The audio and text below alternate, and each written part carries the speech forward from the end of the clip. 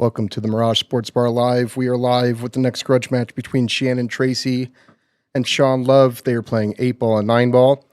Race to 15, winner breaks. They cannot win on the break. Wild 9s after the break in 9-ball. No 3-foul or pushouts today. Delta 13 racks and Aramith balls will be used as the equipment. Ben McGowan will be our referee and racker. And JJ and Eric Donald will be our commentators today. Thanks for having us here. Very excited to be part of the grudge match. Yeah, thanks for having me, inviting me. I'm really excited to see this match. It should be good. So we got 8-ball and 9-ball. They're going to play races to 5 races of 5 games. So 5 games of 8-ball, 5 games of 9-ball, race to 15. Is it winter break, Derek? Yeah, it's winter break today.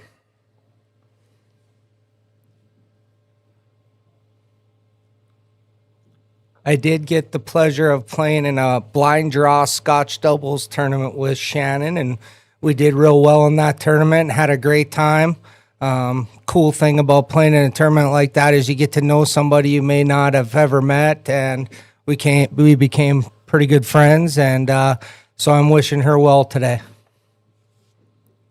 All right, it looks like Sean won the lag, and he's going to have the first break on 8-ball. Not real familiar with Sean. I think he's got one of the coolest names, Sean Love. Shannon won, it looks like. Oh, Shannon wins the leg. Yep.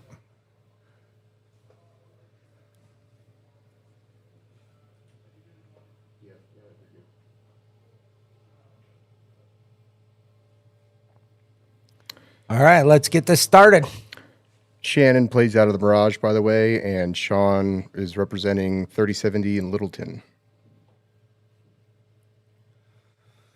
Nice break. I don't think she made a ball. Yeah, dry rake, but he's got a choice between shooting the 2-ball and shooting the 2-ball.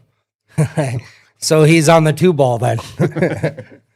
So, all right. So we're taking solids here. We're going to shoot that 2-ball in. I'm going to probably slow roll that and play up for the 5-ball maybe, or the 4 in the side. We got problem balls at 14 3-balls, no fun. That 7-ball, and looks like the 12-ball is tied up. Other than that, it's pretty open.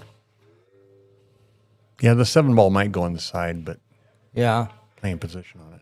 I don't hate playing that 4-ball right off that 12-ball into the side and breaking it out. And then you can even roll up and probably break that 3-ball out at the same time. So one thing to talk about is trying to problem solve the rack early so that you have other soldiers on the table that you have options. Too many people sometimes take all their easy shots and then wait to the end to try to solve the problem. And now they have to solve the problem and get shape on the problem. So if you're learning and trying to get better, remember that. Try to solve it soon. Yeah, the insurance ball is really important if you're trying to get out of a mess. So Shannon's shooting in the 15. Nice, good stroke there. Play this 11. I think she could roll right up and maybe get on that 14 ball and solve that problem next. Good stroke. Oh, yeah. First time I played with her, she hit a lot of balls really hard. So my little pre-match talk with her was just shoot them in, nice and easy, let them go, do their thing. Oh. Good try. Now, she owns that pocket now. So she can, when I own a pocket like that, I'm thinking about how can I position my balls better because I have a safety net essentially there. So if it's me now, I'm trying to take care of that 12-ball that's tied up between the 7 and the 4. Absolutely. But Sean's on solids here. I'm not sure if that 7 goes or not. I don't think it does. I'd probably be shooting that 6 in the side right now. Nope. I stand corrected. It went very well. That was a good shot. He didn't really leave himself a lot, though. He did not.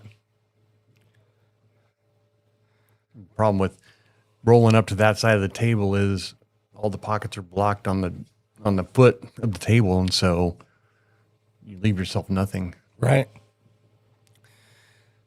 There isn't a whole lot of safe options on the table either because she's got balls in front of all the pockets. But another thing I tell people is if you can't get out, quit making your balls. Start positioning your balls instead of making your balls. And that's it's a big thing. I know that Shannon has been getting a lot of help and putting in a lot of work, and Lara's been working with her, and I'm seeing her when she gets uncomfortable, she'll play a really good safe, and safe is definitely part of this game.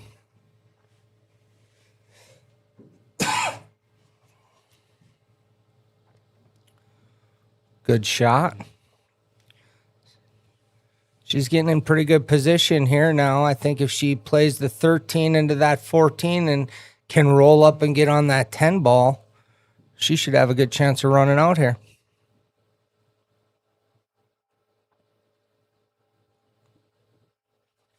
Good shot. Yeah, really nice shot. Sometimes it's good that you don't make them both, right? Yep.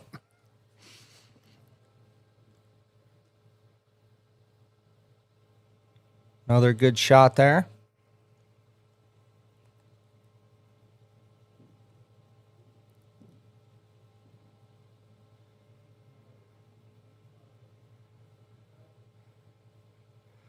Okay. So she shoot this 13 in, just come right up off that rail. I think that 8 ball goes up in the corner. Not sure if it goes by the 6 in the side, but I think I'm playing that up in the top left corner.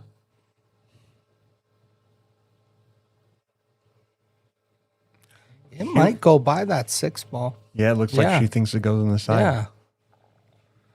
Shannon's actually looking really comfortable. When I talked to her before the match, she looked like she was going to come out of her skin a little bit, but she just ran out that rack pretty well.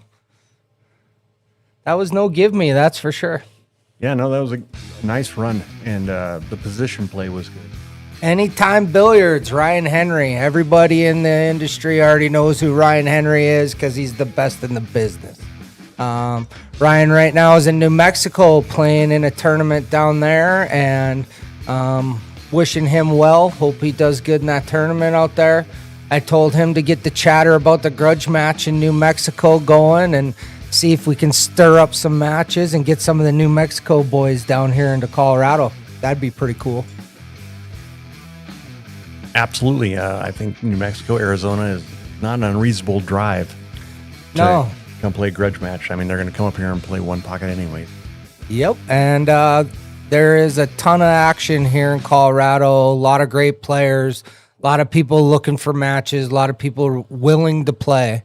You know, there's a lot of places people talk about playing, but here people actually want to play. So, good community. Come to the Mirage, check it out. Great staff, great service, great food, all the things. Love this place. So Shannon dry breaks. So Sean Love is up. Oh, did she make a ball, Eric?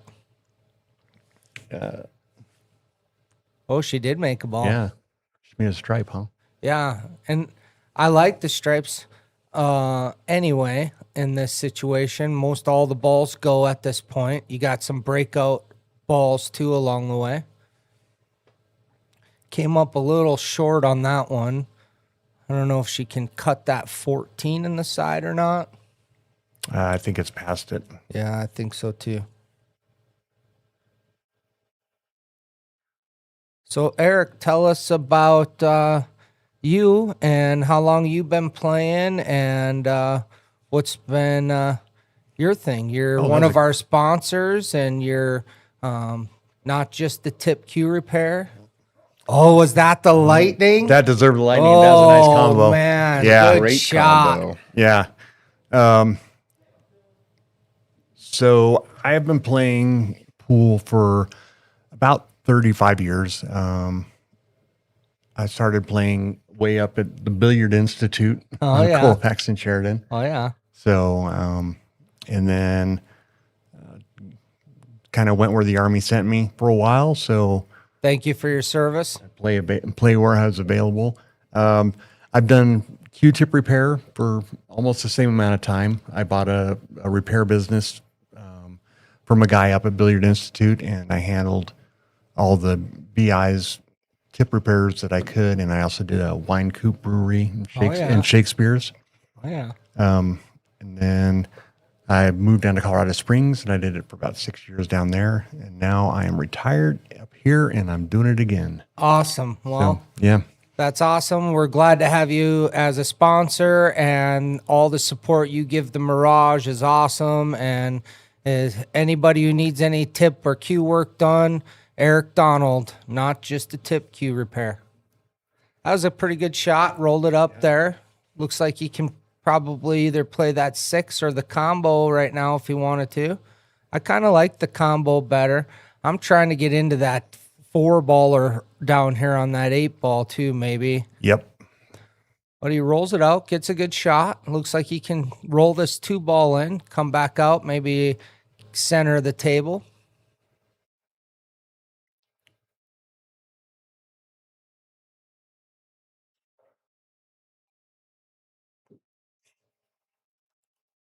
So Sean and Shannon, I believe, play on the same APA team together.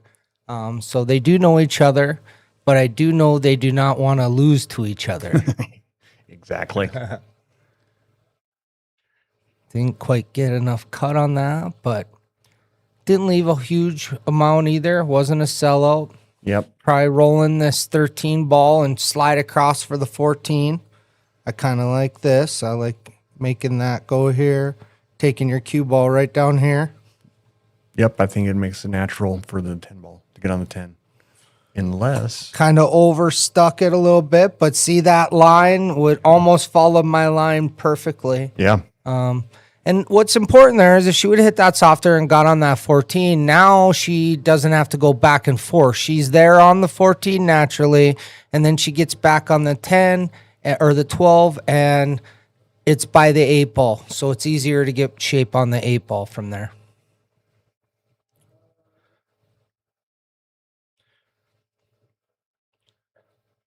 One of my favorite things about pool right now is watching some of the new players while they're learning how to play the game and falling in love with the game. And it takes you back to when you were there and the excitement and the adrenaline. You know, when I started, there was no platform like this for a beginner. You were a beginner, you racked the balls, you asked and begged to try to get the best players you could to play you for as little as they would, and you racked and racked and racked. Yep. Here you get a platform. You get to feel this pressure, which is on a whole different level, playing under the lights with the cameras on and a crowd. You get to feel that even as a new player, and I think that's probably one of my favorite things about going on pool right now. Oh, I absolutely agree. I think he hit that kind of light. So, you know, he could hit that with a little more stun to come over on the 5-ball and make it an easier shot. Right. An easier. I'm still working out the microphone. He can play this shot all the way down, take your cue ball back and forth right out to the center of the table, and then go this way. Yep, that's overcut that a little bit, and that's why his cue ball went a little wide. But right idea for sure. Looks like he's going to be kicking at this one. I don't think maybe April Garcia, or April Erfman, but nobody else is going to be jumping this. Right. I would definitely go 2 rails on this, though. Come up, to here and back. You got a bigger ball to hit than coming straight across. Yeah, the only thing is if you come across this way and you catch this side, your cue ball goes that way, and that helps where it's a little safer leave. Looks like it was a ball in hand or not. Yeah, because he hit the 14 ball. The 6 ball didn't move at all. That's what I thought, too. Maybe we have a replay. Do we have a replay?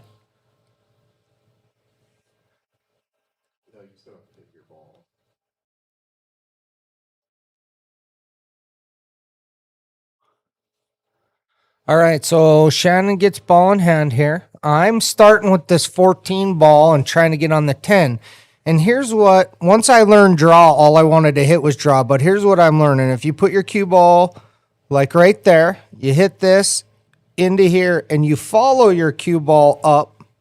Sorry, bad line. Follow your cue ball up here. It's a natural angle.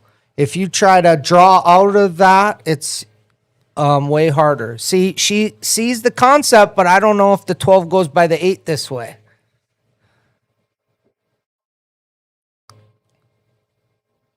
Yeah, definitely send the cue ball where it wants to go. Yes, like natural path of the cue ball. But I think most pool players will tell you once you learn how to hit a draw shot for about a year, that's all you're hitting. Oh, yeah. Because it's so fun and it looks so pretty. That's why Mucci sold so many cues, because so much deflection. You could draw a cue ball 4 lengths of the table, but when you only wanted about 8 inches, you'd never get there. That was my first cue, was a Mucci. Yeah? Yeah. So, you're right. Lots of action. Lots of action. Hard to control, but lots of action. It's funny to me how they're like, they got low deflection stuff when that was like their bread and butter was high deflection. All right, Sean's going to roll this 6 ball in, and I'll tell you, this is what I like to call take your medicine shot. I'm rolling this in. I'm bringing my cue ball right out here and just rolling it, and I'm shooting this ball in and taking my medicine. I'm not trying to get perfect. Just like that. He rolled it in. Yeah, it might not be the easiest shot in the world here, but he's given himself a shot. He's given himself an opportunity. Yeah, it took care of step 1. Make the ball. Yeah, exactly.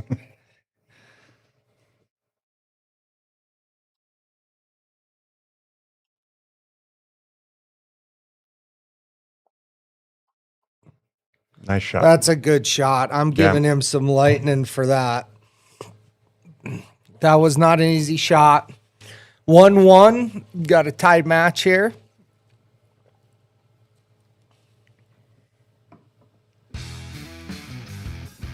There you are, Eric Donald. Hey, there I am. So we just heard a little bit about where Eric came from and the stuff he's doing.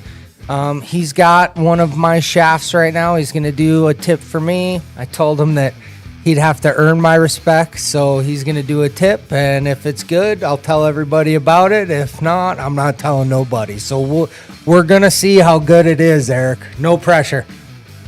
None felt. I understand, the concept of customer service. If you do a good job, they tell one person. If you do a bad job, they tell 10 people. Well, and I'm ultra picky because, like, I don't have my shaft cleaned. I don't like that. I just want my tip done. I want my cue back to feel exactly like it did when I give it to you. And so that's going to be a big part of the test. And I'm not a tip guy. I know I love pool, been around it a long time, but I don't do my tip stuff. I rub a tapper over it, but I don't shape it. I don't do that. If it's mushroomed, I don't touch it. So I like a tip where when it's done, it's done. I don't have to keep messing with it. Yeah. Well, that is one of the nice things about the layered tips is they mushroom a whole lot less. Right. So you don't have to do that maintenance work as much. So what do you like here? You like solids or stripes, Eric? I'm going to go with solids if it was me. I think he's got much more natural pattern. Yep. So. I think a big reason why is that 9 ball. I don't like that because it doesn't go in any pocket at this point. Yeah. Well, I think he thinks the 913 probably goes. Yeah. It's a good shot, though. He rolled that in. I'm going to probably play this 11 ball. And, yeah, you're right. That combo is pretty good. Maybe I'm just bumping right into the 12 ball there and then just going to take my combo next. Get rid of that problem right away. That opening shot was good. It opened up a lot of things here.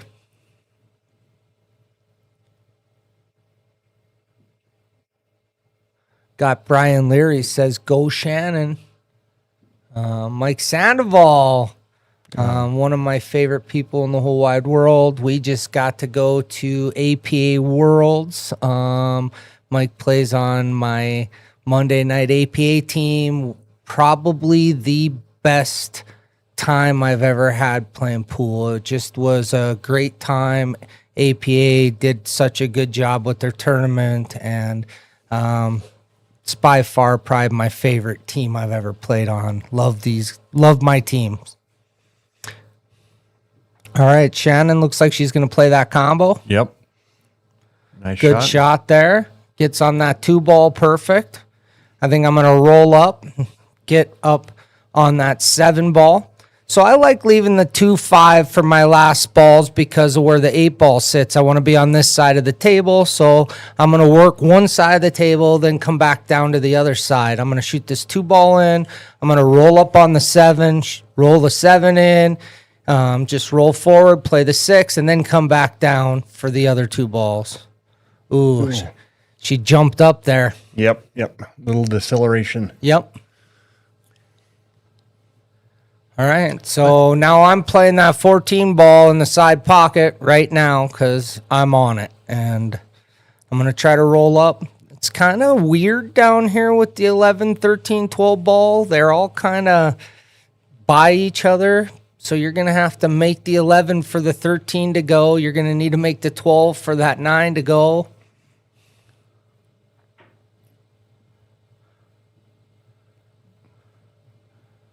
Well, made it different down there anyway. Yeah.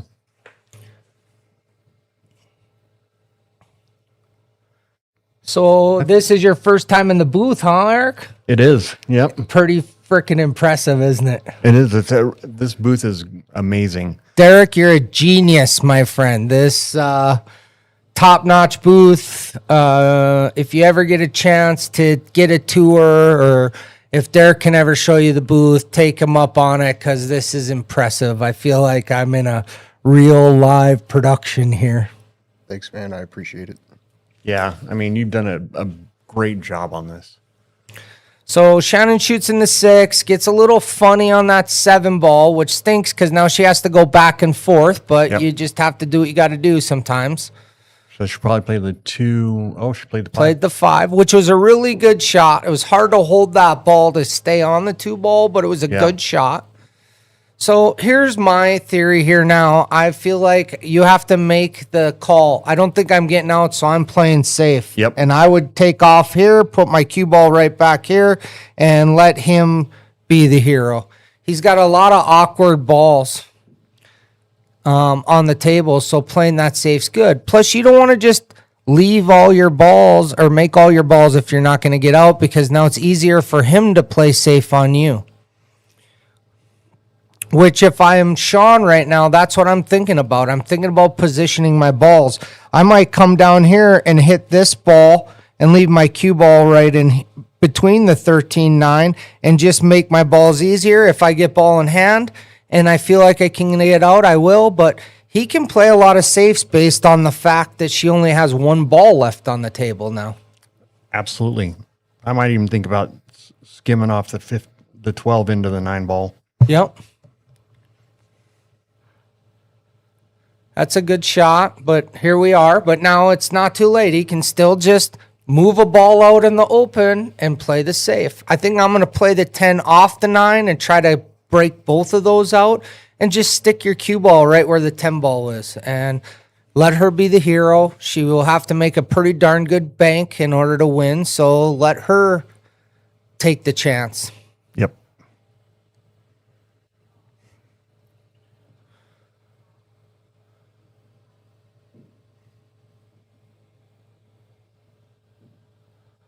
Brian Leary, I think he's up in the mountains or something this weekend. Hope you're having a good time, Brian. Mike and Joan, I think it's Joan's birthday tomorrow. Happy birthday, Joan Sandoval.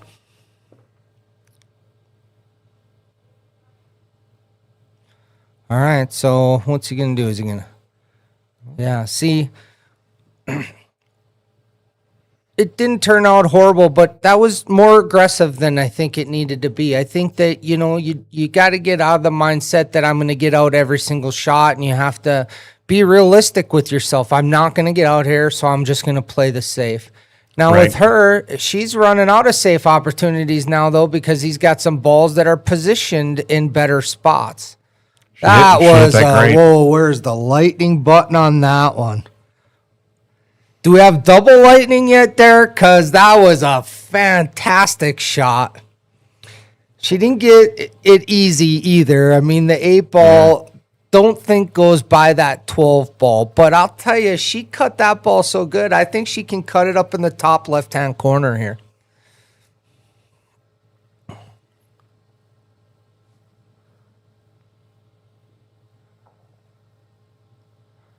Good try. That Good was a try. shot, She yeah. stroked it good. She let it go, and good for her. Good try.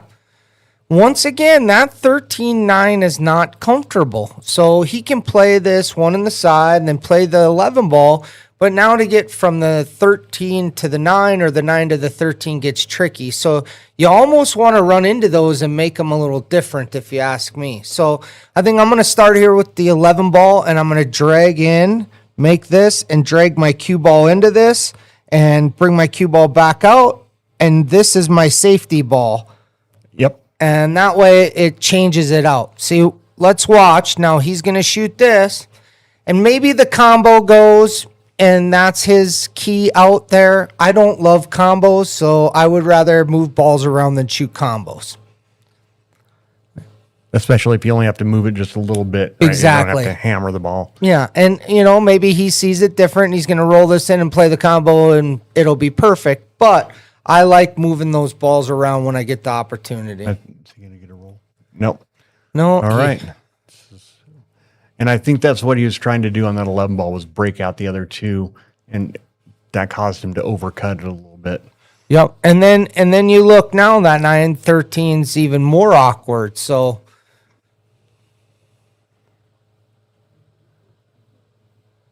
kind of steered that one. Shannon, when you look at that shot, watch how you try to steer that in. We definitely want to just stay down and stroke right through it. Let the cue do the work. Let all the practice you put in do the work for you. But see, that 9-13's not easy. Now the 11's not easy. I'm probably thinking about that 9-13, and I'm going to probably try to play a safe somehow. Yeah. I think he thinks that if he makes the 11 ball, it'll go into the stack there. Oh, Well, he got a pretty Got good a roll roll. there. And now if I'm Shannon here, my whole object is to play a safe where he can't get the angle to break those 2 balls out. So leave them straight in, leave them on this side of the table, but don't leave it where he can make the 11 and run into that 9-13. Because without moving that 9-13, he's not going to get out. So she can just play a ticky-tock safe here.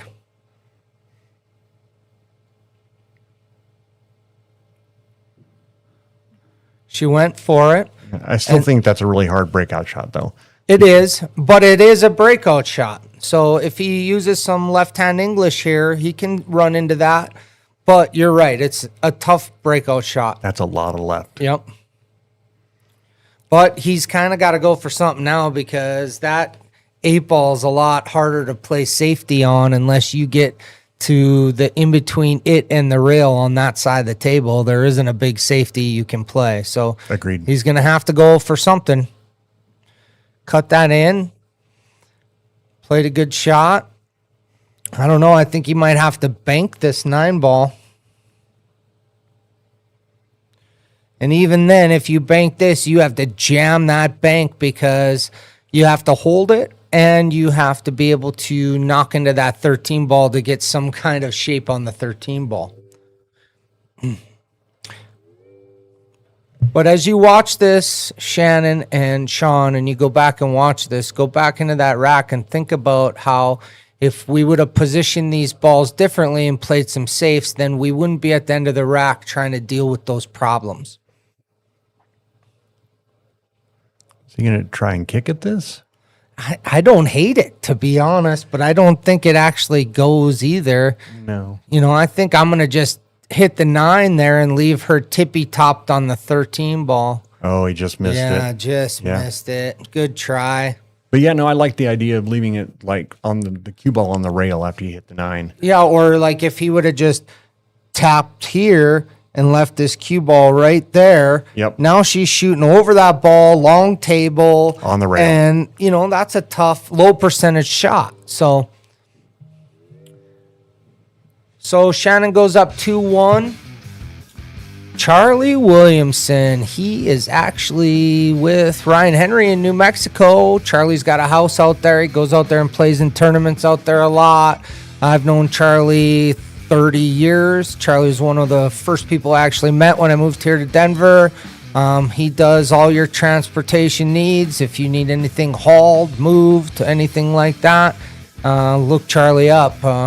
I think he's got a pretty awesome business going, and he's just good people. Absolutely. He plays on my team on Thursday nights, and so, yeah, we can get along pretty well. What I love about the Mirage, I'm just going to say this, is if you look around, everybody who sponsors us, everybody who's involved here, we're all family, right? And our family extends into the pool world, which is all a family. You can like or hate people within that family, but we're all a family because we're all going to be at the same tournaments together. We might be here one day and there one day, and, you never know where you're going to run into people, but we're a family, and that's what I love about the Mirage and the pool players. That was a nice firm break. Yeah. So, yeah. She's making good contact on that break and stuff, and I know she's been working a lot on her break. She hasn't made a ball yet, I don't think. So yeah, she did. She done on the second game. On the second game, Yeah. she did. I'm a very stubborn person, so I keep doing the same thing over and over and expecting a different result. But if you're not making a ball, don't be afraid to change it up. Move your cue ball to the other side. Move it an inch. Move your tip up above center a half a tip or whatever. But whenever you do that, believe that it's going to work, because that's what usually it is that makes it work. That's right. And I think for Shannon, stay down a little bit longer when you break. Don't lift your cue up, because that causes your tip position to change as you're stroking through it. Right. So, Exactly. So you're not hitting where you think you are. That's right. Let me see. Brian Leary, he's having an excellent vacation. He's missing seeing Shannon live at the Mirage. Shannon, I know Brian was telling me the other day, he's pretty sick that it didn't work out, that he could be here to support you. You got a lot of love in this building, and, you're putting in a lot of hard work. Sean Cadell, the lightning shot. Love it. Isn't that lightning button awesome, guys? That's great, man. Ride the lightning. Ride the lightning, baby. All right. I've asked the same question every time I've done a stream. I'm going to ask it again to the chat. If you could put together a grudge match that you would like to see, who would it be? I have a few that I'd like to see. One big one that I want to see is I'd love to see Tony Piazza play Mark Vidal. I'm going to work on that as hard as I can, because I personally want to see it that bad. I'd also like to see Seth Kradchek come up from Nebraska. And sorry if I murdered your last name, Seth, but come up from Nebraska, maybe play Jonathan Lopez or one of our top tier guys here in Colorado, because that guy's a monster. All right, so what do you like better here in this rack?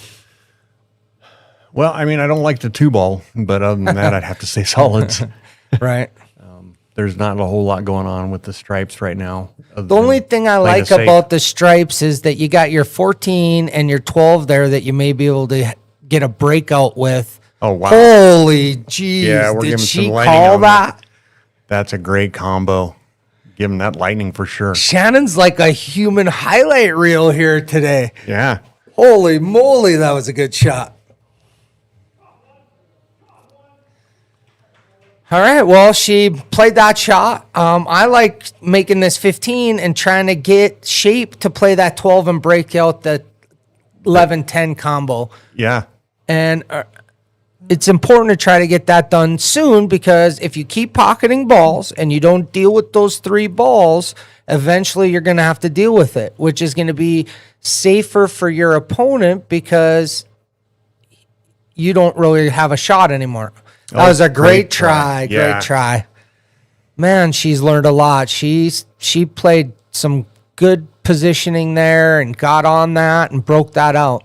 But even now, her balls are in better position because of the 7-5 is awkward. So now he's going to have to figure out what he's going to do with that. I'm not sure if the 7 goes by the 14, but it's not easy. It might go off the 14, but you got to get on it. Yeah, and it's not easy. No. Pool is about percentages, whether you're making a ball or not making a ball, what you're leaving your opponent. It's all about percentages. If you can't get out, leave your opponent a low percentage shot and let them be the hero.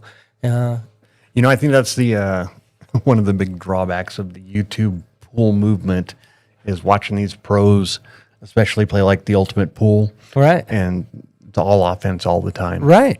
You Which know. is how I grew up, and I like to be the hero. So Sure. like I go for it a lot.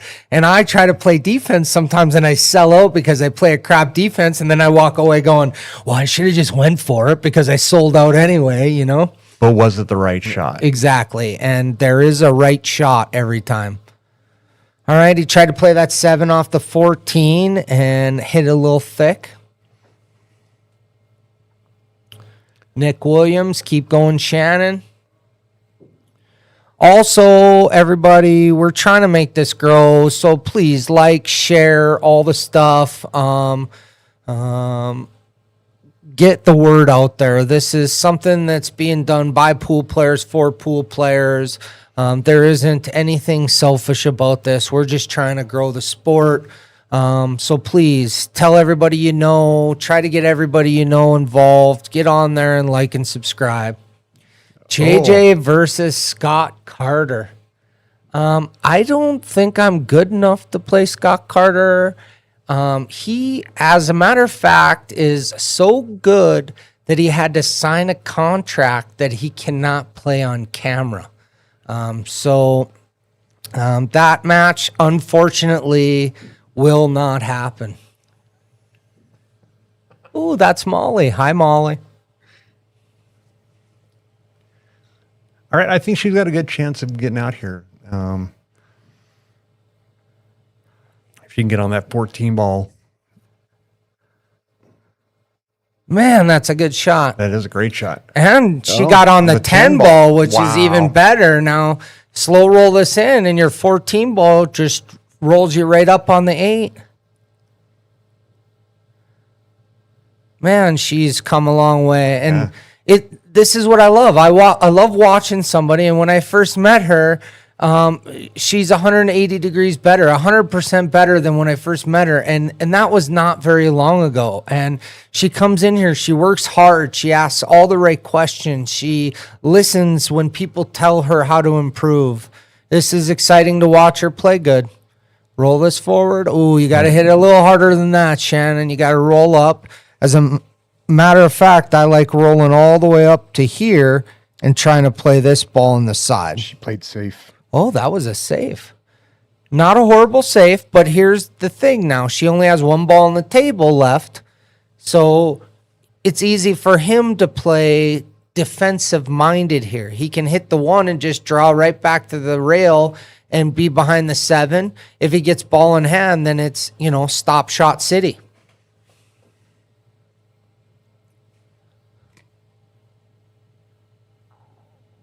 But under the lights too, sometimes you'll look and you just want to make balls, force balls to go, and you just want to get out and you want to get rolling. And so it's hard to sometimes think defensively. He played a good shot there.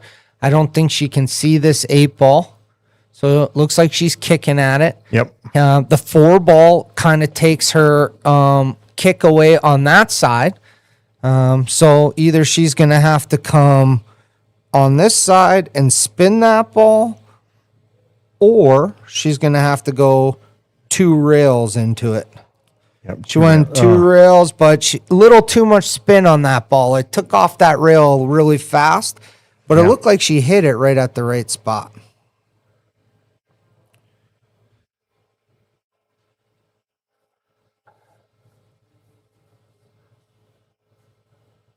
Brian Leary, if you're still listening, throw up there who you think would be a good grudge match.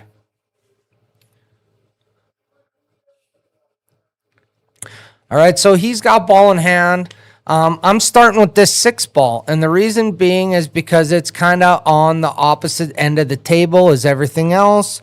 So I'm going to start there so I don't have to come all the way back down here to get it eventually. Absolutely. I think the 6 ball would be the right call that way. But he's kind of doing it the same concept. He's going to start at that end and then try to work back to the 6 maybe. He missed that ball, but once again, she made all her soldiers, so she only has 1 ball left on the table, and he can do a lot of things and leave a low percentage shot for her. I think this time she can see the edge of it, but she can, and I think she can make it, but I don't know if the scratch is there. I don't know if she can avoid that scratch. I think this is the tangent line right there, so... Yeah, it was tough to avoid that scratch. Scratched and made the 8. So now we're looking at 2-2 here. 2-piece. So are they doing a break in between 5 games?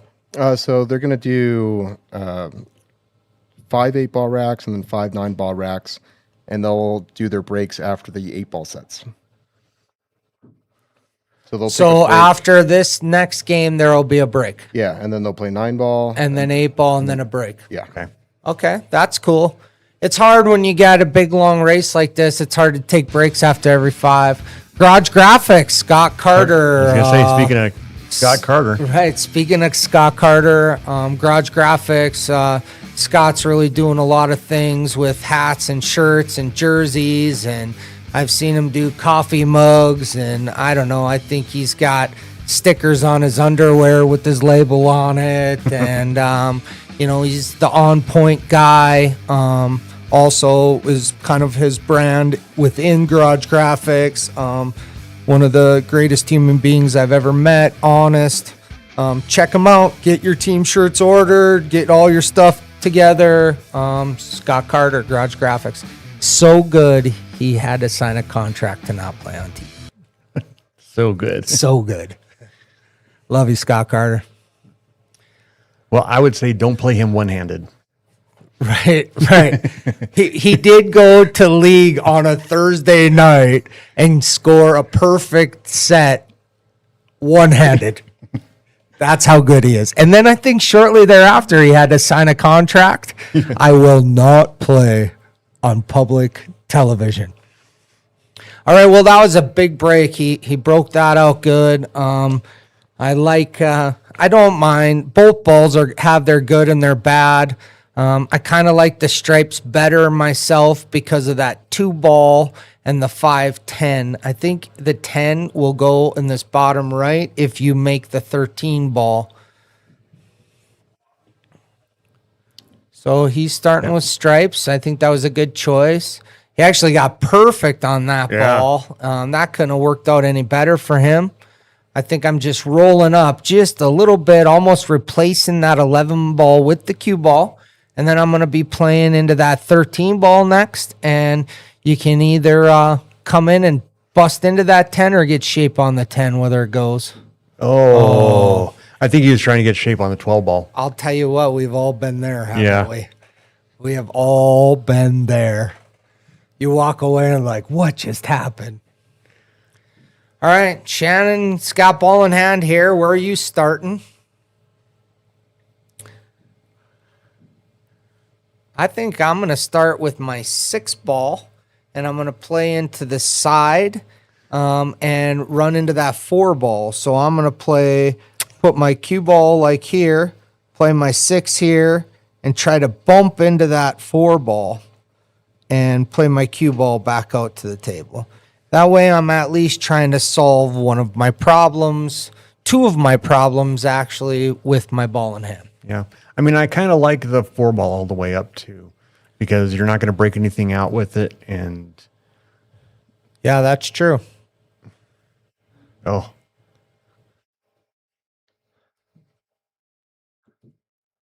And I don't know, like, I've had the opportunity to be able to play in a couple grudge matches and things like that and play on the lights. But the first time that I played where I knew I was being filmed, I couldn't make a straight and ball. I was like so in my head. I'm like, people are watching me. And it was Absolutely. like, I froze. And I grew up playing this game. I froze. It was anybody who doesn't understand what these two people are putting themselves up for is a lot of pressure. It ain't easy out there, as Patrick Roy likes to say.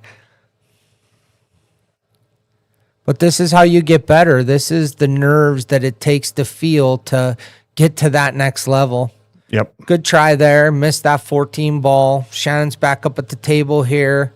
I like rolling in this 7 ball and getting on that 2 ball. And then I don't know if she can get on that 5 ball. Does that 5 ball, do you think she can make that 5 ball without hitting the 10 No. ball? You don't think so? She's going to have to go into it.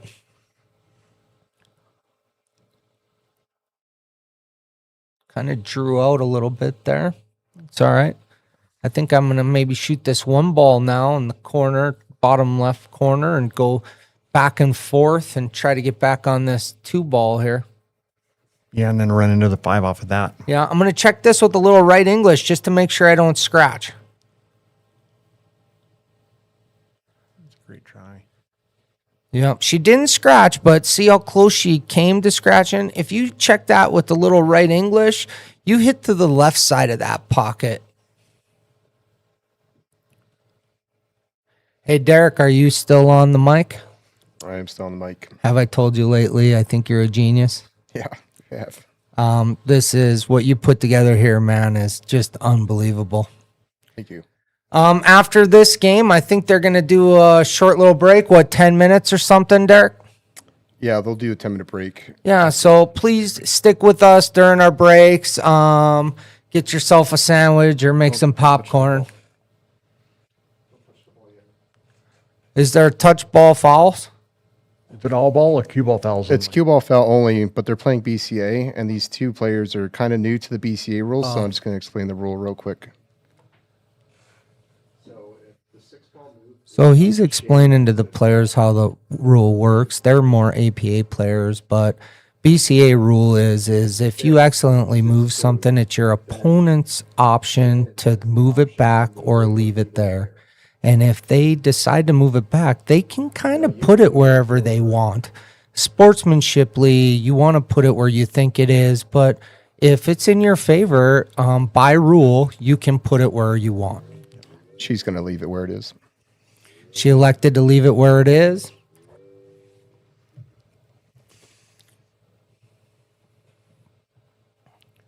So it looks like he is gunning down the combo here, which I don't hate that shot because opens up your 15 ball too.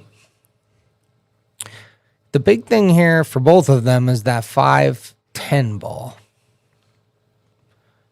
Plays a good shot. I like the speed because he knew he was going to leave it down table and it was going to be tough. Well, now he absolutely owns that pocket. So now both of her balls down here have to go to other pockets. So it makes her her percentage of getting out way lower now that he owns that pocket. And for her, I don't mind shooting this ball, 4 ball all the way down like she is. It's a good shot. Maybe even get into that 5-10 if she hits it good. She played the combo. Oh, and she broke it out. Well, she broke it out, so it's different. She opened it up for him, but that 10 ball still isn't easy to get on. You have to be pretty perfect. That 8 ball plays like a beach ball. So I think I'm starting with the 15 ball, popping out, getting on my 13 ball. I might even get on my 13 ball and go like this and take my cue ball up here and even play this one right in the side pocket, roll up, and play this one here. I think that's a better shot. So Yeah, I might more start natural. with the 15 and get better shape on the 13 to get over, but that's kind of my pattern is going to be the 15, 13, 10, 11, 8. That 10 ball, like I say, it's no picnic, but I think it plays better getting on it in the side pocket than it does trying to get on it for the corner pocket.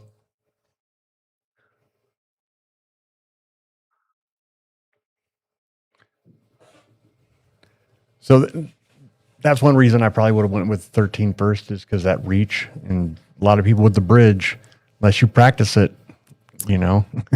Yeah, I don't practice it, and unfortunately, one of the shots that I have nightmares about is Kim and I were playing in a match at Piazza's, a Scotch match, and I had a long stretch shot. I got down, felt confident, and missed it. Funny thing is Joanne Ray got me a bridge 2 days before that, and I didn't pull it out and use it. And had I done that, we probably would have won that match. But if you aren't good with the bridge, practice it, because eventually you're going to need to use it. Absolutely. I mean, I have a 63-inch cue. So Holy moly. Are you bragging right now? Or well, you know. No, but so I have to really focus on, can I really reach that, or should I get a bridge? right. Because it's almost always a 6.5 dozen, Well, and you're what, 6'1"? 6'1". Yeah. So when you have to get a bridge, most people shouldn't even be trying to shoot that ball without a bridge. Right. All right, so she got on that 5 ball. That was a great shot. I'm taking that 6 ball now, and here's why: because it plays awkward too. The 8 ball is a beach ball, so I'm gonna slow roll this 6 ball in, and I'm gonna try to get shape for the 2 in the side. She's going the other way. I think she's thinking 1 then 2. That was a good shot. And she got good angle on it to get on that 6 too, but that 6 is not easy to get on. No, it's real easy to roll behind that 8 ball. Yeah, or the 11 or so on and so forth. You have to hold this ball. She hit that good. Oh, wow. Hit Nice that. shot. Oh, my goodness. That's lightning right there. She hit that good. She held it really well.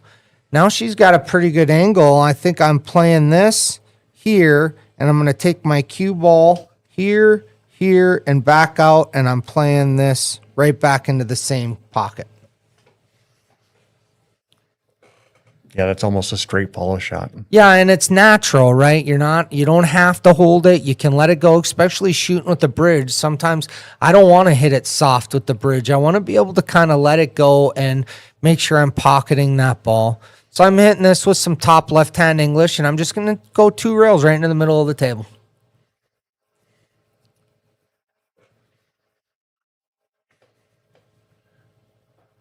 Nice shot. What's up, Chad? Yes, the quality improves every match, and the lightning is freaking amazing. That was McKelvey's idea. We've been like, what are we going to do? What are we going to do? What are we going to use? Because the fire button is signature. Yeah. You're looking for the button, right? Every Yeah. good shot. And he's like, lightning. And we're like, perfect. Oh, she was hit close. that good. She almost made that. She had to really kind of get that to take over. And in order to do that, you have to hit it soft, which she did. She just didn't kind of cut it in the rail enough, but A good little try. too full. It Yep. was a touch full. So he's going to play the 13 ball here. Rolled out. Yeah, that's Kind of got a little funny. unfortunate roll. Yeah. See, and now here, if that doesn't go or it's hard, I might just draw my cue ball right back to the rail right there and let her take a low percentage shot. Yep. He looks like he's going for it in the side. Good try. He almost made that. Side pocket shots are not easy shots. So Shannon's looking to make the 8-ball here and establish a lead going into the break. It's, in my opinion, a huge difference to go into the first break either up or down, right? So when you're going into that first break up, you can breathe a little bit and you get to say hi to all your friends and you get to kind of let all that excitement go. Good Wow, shot. nice shot. Good shot. But so Shannon's up 3-2, gonna go to a break here. Bear with us, go hit the fridge, make some popcorn, get yourself something to drink, and we'll see you back here in about 10 minutes.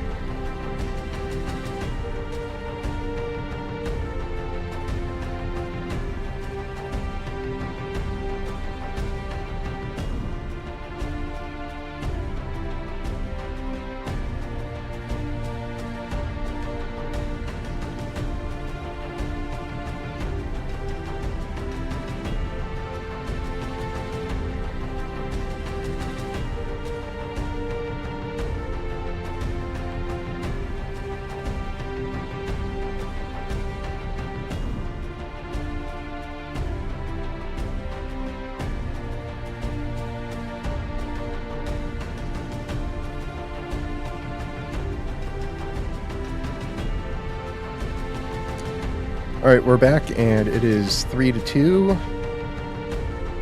And we will be switching over to 9-ball now. 3-2. Shannon's up 3-2, coming into the first turn. This is kind of a cool format where you play 5 games 8-ball, 5 games in 9-ball. I like that. I like that they chose not to have a wild 9 on the break. So. Oh, I didn't know that. That's good. I like that. Yeah, so for 9-ball, it's going to be no wild 9s on the break, but after the break, it's fine. No 3 fouls, no pushes. Shannon breaks, doesn't make a ball, but does not leave a shot. Wish I could push. So no pushes. You just said no pushes, Derek? Yeah, no pushes. Okay. I'm a fan of the pushes. I'm not always a fan of 3 foul out, but I think pushes are good. I know they're kind of learning some of these rules as we go along, so it's okay they don't have it, but I am a fan of the push. That was a good kick and made a good hit there. Sean was telling me that he's actually a really good dart player. He said at one point he was in the top in the world, and so he says he knows how to feel with the pressure, but he goes that first round was a little bit of pressure for him. Hopefully he settles in a little bit. Yeah. So Shannon tries to bank that ball, gets a very fortunate leave, and leaves him behind the 5 ball, so he's going to have to kick at this. I'm guessing he's going to go right here with a little right English and maybe try to make that ball here. Yep.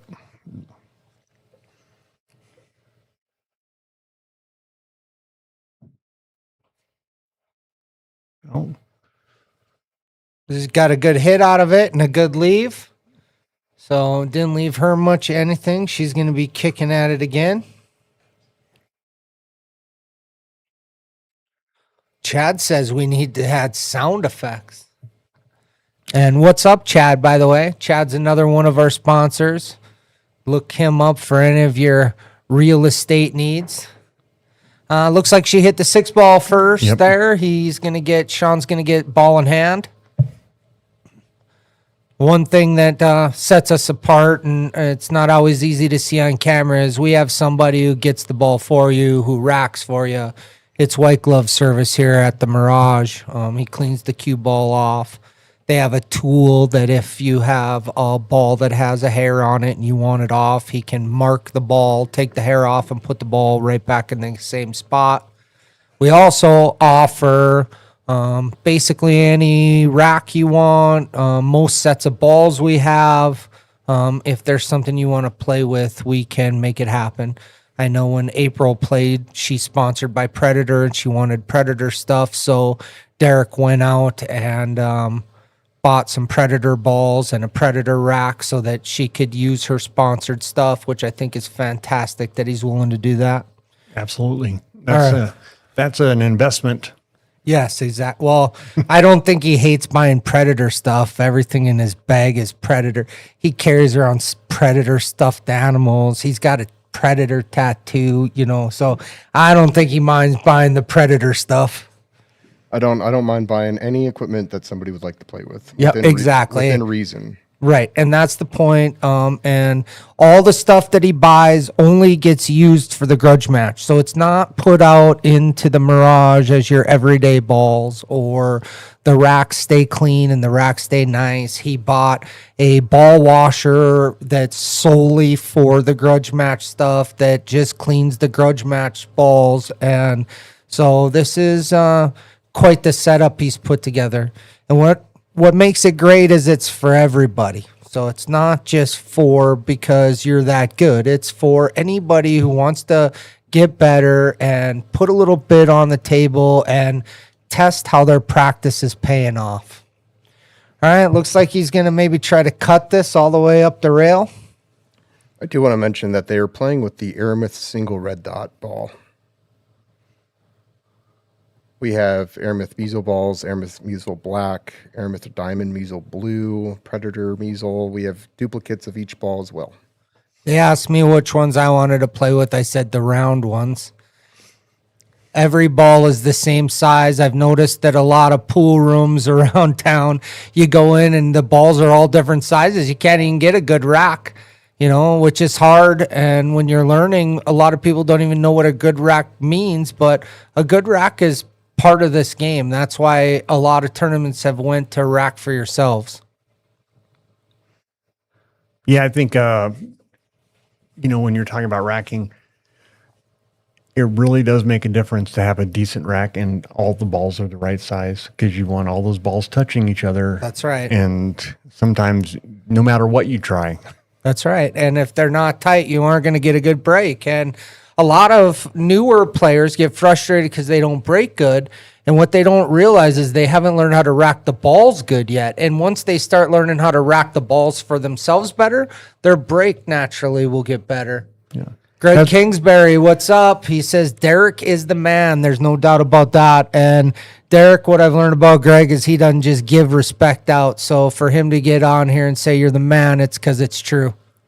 I appreciate it. He's a big fan of the template rack. I don't like it. I don't know. I don't like racking for myself, and I don't like template racks, and part of pool is imperfect, and I don't know. That's my thing, but he's a template guy, and I get it. He made a good point to me one time that I think where a template rack really makes sense is, APA, because some people don't know how to rack yet, and it kind of equalizes that a little bit, but not a fan. That's a good shot on the 2. Got out. Got a shot on the 3 ball here. They're using a Delta 13 rack today, by the way. Delta 13. I didn't even know there was a Delta 13 rack. Remember the old Sardo racks? Oh, yeah, freeze racks. Yeah. Yeah. It was real cool until it divoted up all your slate. I think Scott Carter has one of those still. The Delta 13 rack's just the aluminum-based rack. Oh. I don't know. I like my diamond wood rack. That's my favorite rack. Shannon's on the 3 ball here. She's got to get back down table for the 4. Oh. Ooh. Yep. Jumped up a little bit on that. And Yeah. I think that in her mind, I don't think she knew exactly what she wanted to do to get back on that 4 ball. So when you get down and you're feeling a little tentative, looks like there's a 1 ball rolled across the table there. Cue ball. Somebody's Scott Carter and Brian Leary. Well, you must have just tuned in. Scott Carter is so good, he had to sign a contract that he can't play on the TV table.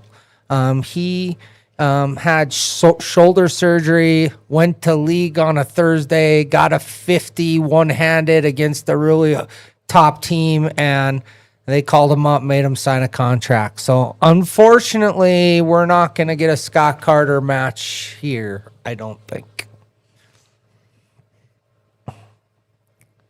He's too good. All right, Shannon shooting at the 4 ball here. Banks it. And Holy moly. wow. Lightning for that one. Just drills it. There's your sound effects. I am the sound effects. That's a great shot. Yeah, Greg Kingsbury, it'll be the battle of the broken shoulders, because I think Brian Leary had to have the same surgery Scott did. So Brian had to play one-handed for a while, which I remember he was supposed to play one-handed and I had to play him, and he didn't play one-handed. And the next day he was feeling it. Yeah. That's a good try on that bank. Sean tried to bank that ball back. It's going to drip up in the side. Shannon should have a pretty good chance of getting out here. She's going to play this ball, and then I like to just drip my cue ball and go right off of here and back out here, and I'm playing the 7 here. Let's see that line she did? Yep. She hits that a little harder, and her cue ball gets out here, and she's a lot better line. But now she's going to have to cut this ball in here and take her cue ball, boom, boom, boom, and try to get here. Oh, she tried to bank it. But see how her cue ball almost hit my line perfectly. Yeah. So it was a good try. I don't think she left much. I think he can only see about a quarter of this ball.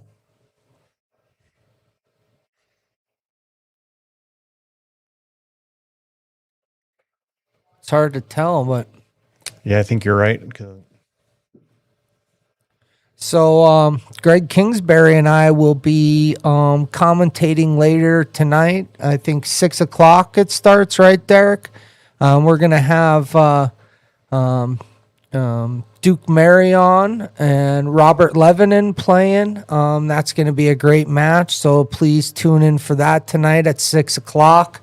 I'm really looking forward to getting in the booth with Greg Kingsbury.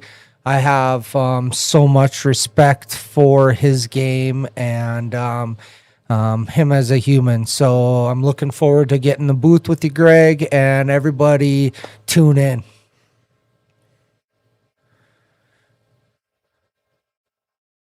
Man, Shannon is shooting the ball very well. She played that 7. Yeah. She gave herself a chance, right? So it's a long shot, but it's a take your medicine. She the perfect natural angle, got all the way down the table, got a shot on the 8-ball, shoots this 8-ball. She plays that nice, rolls it up. Looks like she can make this 9-ball right in the side pocket. Now, with this shot in the side pocket, I'm not shooting it in, I'm rolling it in. I want that ball to just fall off the edge. Yeah, because if you hit it too hard, it's going to Yeah, go. exactly. And see how she just nice and easy rolled that in? That was a beautiful out. I'm going to give her some lightning. Well-deserved lightning on that. That was a good couple shots. Played real good there. There's some really good matches coming up. Yeah, so here's the one I was talking about tonight, 6 o'clock. Robert Levinan versus Duke Marion. They are friends, but trust me, they do not want to lose to each other. There is a lot of good rivalry going on between these two. Very, very good players. They play all the time, and so this is going to be a great match. Looking forward to it. They're also people we don't get to see a lot here at the Mirage, so it's kind of nice to get some players that aren't always part of the group. All right, Shannon's break. Hit that good. Oh, almost made the one on the side. I don't think she made a ball here. Nope. Looks like he's got a shot. It's a little thin cut here on the one in the side. Hard part with that is holding this cue ball because you got to hit it hard enough to cut it thin, but you got to kind of hold it for the 2 ball. You just come right up like that. Yep. Go off that end rail. Yep. Don't try and baby it. Yeah, and I like to hit this with inside English. I feel like when you're trying to cut the eyes off of a ball, inside English kind of helps that. I think that probably made him really uncomfortable to try and hit it that thin. Yeah, it was a thin cut. It was no give me there at all. He got really fortunate. He left her over 2 balls, and and she doesn't have an easy shot here. So I'm looking for some kind of safe. I think the 1 ball goes for him, but once again, it's it's a big cut here, and you got to cut it and miss that 2 ball. So take your time. A little bit of pace because it's got to get back over. Another thing that I like to mention, and I know it sounds like I say a lot of the same things over and over, but it's because it's important. But when you're new, take the time to walk around the table a little bit more. When you watch great players play this game, they're constantly looking at the table from a different set of eyes, which means go to the other side of the table because you might see something you didn't see from standing in one position. So she misses the 1. Looks like she jumped up a little bit on that. When you jump up, you tend to bobble them. If you stay down, those balls tend to fall a little bit more.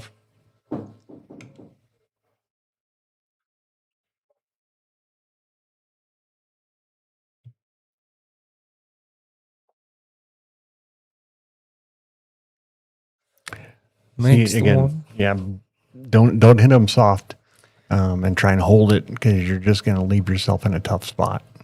Yep. But for me, I associate pool and golf a lot, and like I'm a much better pool player than I'm a golfer, but sometimes you gotta know when to let it go, and sometimes you gotta not. And unless you play all the time, you don't really know the feel of the table and the cue ball and where it's gonna land. Just like in golf, you can play every day for a summer and get real good, and then next summer you haven't played in a while, and it's like you've got 2 left feet again. Same thing in pool. Sure. So it looks like she's going to have to bank the 2 ball here. My mic's not on, but you guys can hear me. So I forgot to hit instant replay on that, so I'm going to go back and look at it on my phone. Oh, they're looking at a shot here. Pushout. Yeah, so I forgot to hit the instant replay button to record the shot. So I'm going to look at it on my phone. The call was a double hit. Looked good to me, but we're going to just take a quick look at it. Those ones are so hard to judge live with the naked eye. Sometimes you got to get those on film. But once again, I'm old school. I don't like filming. If somebody calls me over and asks me to watch a shot, first thing I'm going to say is, do you trust in my opinion? And if they do, I'll watch the shot. But I'm not going to pull out a camera. I'm going to listen to it, hear it, and watch it. And that's how I look at it if I get asked to judge a call. I think James Brothers does that too. And he is, an actual certified ref, I think, in every single chapter there is, from APA, BCA, and VNEA. And I think He's a Hall of Fame referee he in the is. BNEA. Yes, absolutely. We're looking at the shot now. We're looking at it slow motion.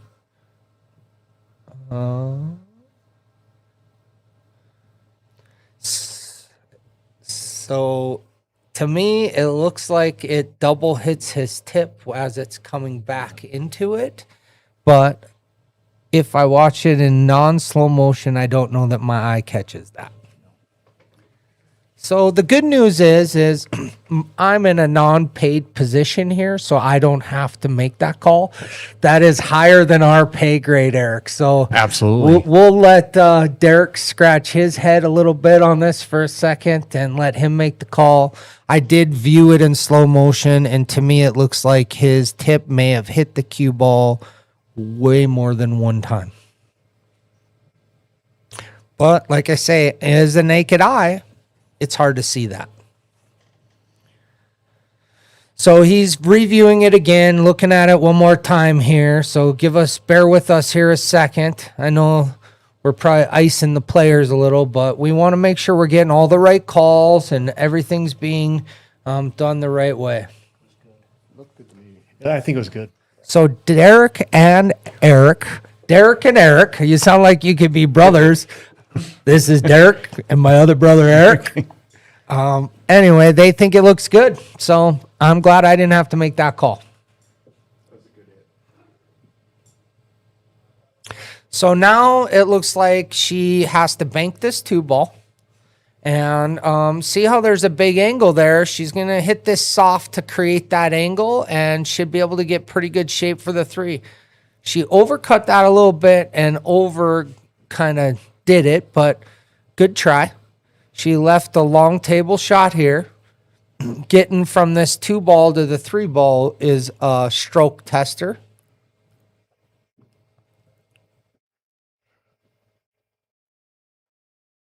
Oh, I think he's going to take a whack at it.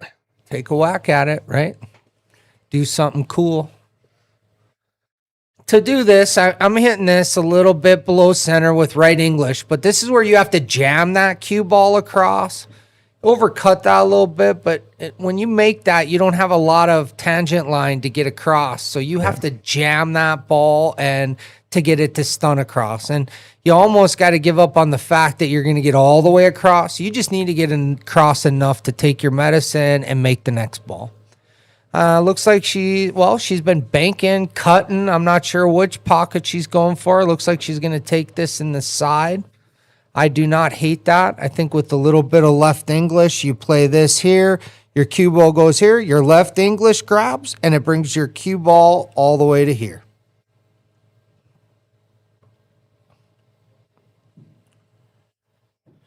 And looks like he can see the 2-ball, but I don't think he can see enough of it to shoot it down here in the corner. I think he's got enough to make the 6-ball. He does. Yeah. And I do think it goes by that 6-ball, but I don't know if he can hit it clean enough. Bobby Disco. Aha, it's good to see you on the stream, my friend. How you doing? Welcome, Bobby. Bobby, are you coming down tonight? We got Robert Lebanon and Duke Marion playing at 6 o'clock. Come down and I'll buy you a drink.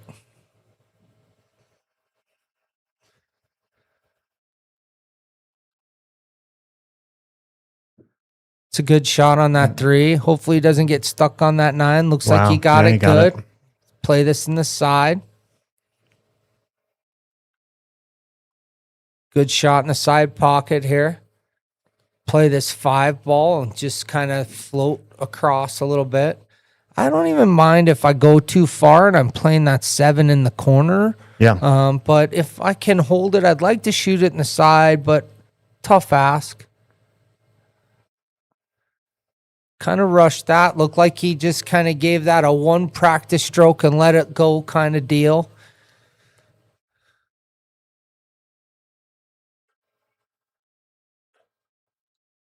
Chad, I appreciate your kind words on the commentary. I'm really a shy guy, so like this is hard for me to sit in here and put this out there. I get so nervous. So thank you for your compliment. Indeed. Yeah, thank you so much. All right, Shannon makes a good shot there. She's shooting this 7 in the corner. It's tough to get on that 8, but oh, good try. And see what I'm liking about what Shannon does a lot is she plays natural with that cue ball. See how she didn't try to do something fancy? She makes that ball. She at least has a chance. She hits that ball a little harder. She's even got a better chance. But the line that her cue ball took was natural. Man, we're getting a lot of good commentary compliments today.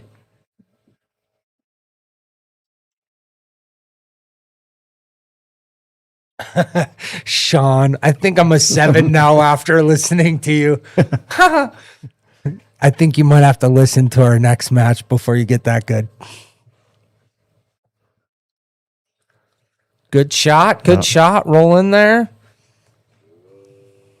Looks like he just didn't quite give it enough cut on that and it bounced off the rail. Yeah, it looked like maybe he was a little scared of that. Yeah, and I get that. The edge of that side pocket. It wasn't an easy shot. No.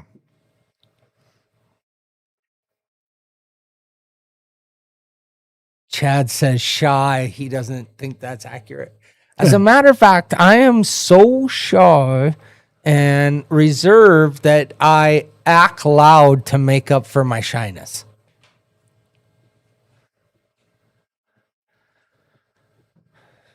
Shannon's dialed in. I like this. See, I like this. She got down and didn't feel comfortable. She got up. That's the hardest thing for me to learn because I'm too freaking stubborn. She got down, didn't feel comfortable, stood up. Make that part of your shot routine. Everybody listening. She gets down, feels comfortable, and drains it. We're going to give her some lightning based on the fact that she did one of the hardest things in pool, and that's stand up when you're not comfortable. And don't just half stand up. Stand all the way up, get back down on the shot, and make it.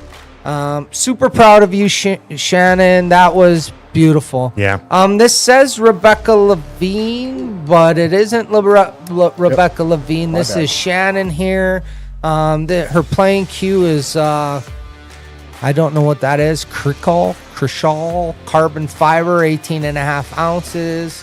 Carbon fiber shaft. She plays with a 12.5 millimeter tip. She's got a Pathline 21 ounce break cue. And I didn't see about the chalk.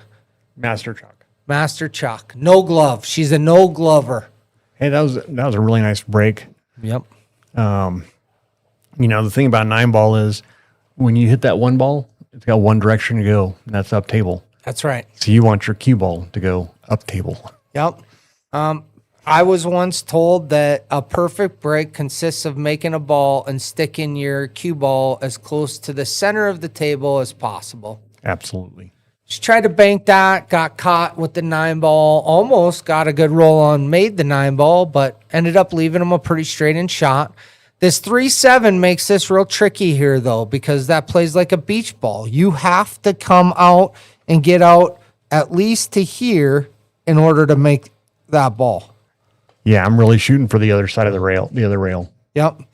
So if you don't get out far enough, you're kicking. If you go too far now, you don't have a good shot, but you definitely want to get out. So your path is this to this. Anywhere in here, you can make that ball. And he got there. See, nice he's right shot. inside that area. But the 7-ball's big too. You got to pop out here. Yep. See, he followed. Now, on that shot, if you would have used the little bottom left, he could have popped off that rail back out into the center of the table. But even just center. Just stun it over. Yep, just stun it over. Sometimes, we get into these high pressure situations and you get down and you think you're hitting your ball at a certain point, and by the time your tip gets there, it's not even close to where you're aiming because you're nervous and you're going fast and you want to run out and all the things. Looks like he's going to kick here, maybe go like this. We'll work on that, Sean. Right here. Ooh. Sean, the reason why my lines are not straighter is because I have this disease called tremors. And so I shake all the time. And so it's hard for me to draw straight lines. And I just can't. So if you get a chance, please share the stream and tag Grudge Match, tag JJ, tag Derek, tag Eric, share to your pool groups and league groups. Blow this up. These two are amazing, and we get to learn a ton. That couldn't have been better said, Bobby. Thank you. I know that you're one of the most popular pool players here in the state of Colorado, as far as I think everybody's gunning to play you. So when you get on here and you share those kind words, that's what helps this grow. Thank you for being part of this, Bobby. You're definitely my pool family, and much respect to you and what you give back to this game all the time, every time you put your cues together. And please come down tonight. If you don't have your kids, come down tonight, sweat the match. I'd love to have you come and check out the booth, and maybe we can get you in here to commentate with me sometime. So she played for the bank, missed the bank. She left him a pretty good shot here on the 7-ball. But this 9-ball is not as easy as it looks either, because you have to get on the right side to cut this. If you get on this side of the table, you're not doing well. See, he hit that, and he didn't scratch, but this is a tough cut here because even though it doesn't have far to travel, he played, that's a lightning shot right there. Good shot, Sean. You recovered well on that 9-ball, because that was not as easy as he just made it look. Sean Love. I love that name.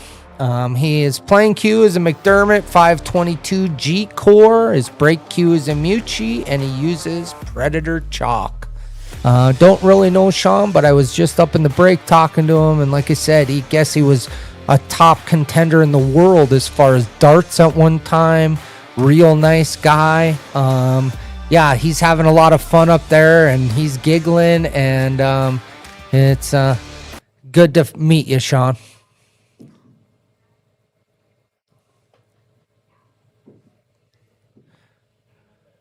I jokingly said darts pay better than pool, and he said not really, but he said that at being a top contender, he wasn't making enough to keep going. It's a good contact on that one ball. Unfortunately, it drew right back into the side pocket. Scratching 9-ball and 8-ball, I guess, your head ball break, the odds of scratching in the side pocket is pretty high. So what I'm just learning after playing pool my whole life is how important the break is. So I have a table at home, and I don't practice a lot, but every once in a while I go down and I just break a few racks of balls, because if you get a good break and you scratch, when you get into higher levels, now you lose 2 games because they're going to run that rack out on you, and then they're going to break and run the next rack out on you. So that break becomes ultra important. So practice your breaks, everybody. It is worth it and will pay off. Yeah, arguably, the break is the most important shot of the game. I agree with that. So she misses the 1 ball, leaves Sean here with the bank on it. Looks like he's going to maybe bank this in the bottom left corner. What I like to do here is I hit this here. This bank's here. I'm hitting bottom right English. Your bottom right's going to just drag this down here. And I'm hoping to miss that 7 ball, but I'm just kind of dragging down here and trying to get somewhere over there on the 2 ball. Yeah, I hope that 5 isn't going to interfere. No. He almost made that bank. That was a really good try. Unfortunately, he left Shannon with a pretty good shot on the 1 ball. Now, this is kind of funny, too. Like, you want to kind of float this down, but there's a lot of balls in the way. So you got to make sure you get all the way down table here and not run into ball. See how she ran into that ball? Had she have hit left English, she could have took this path and probably been less likely to run into a ball.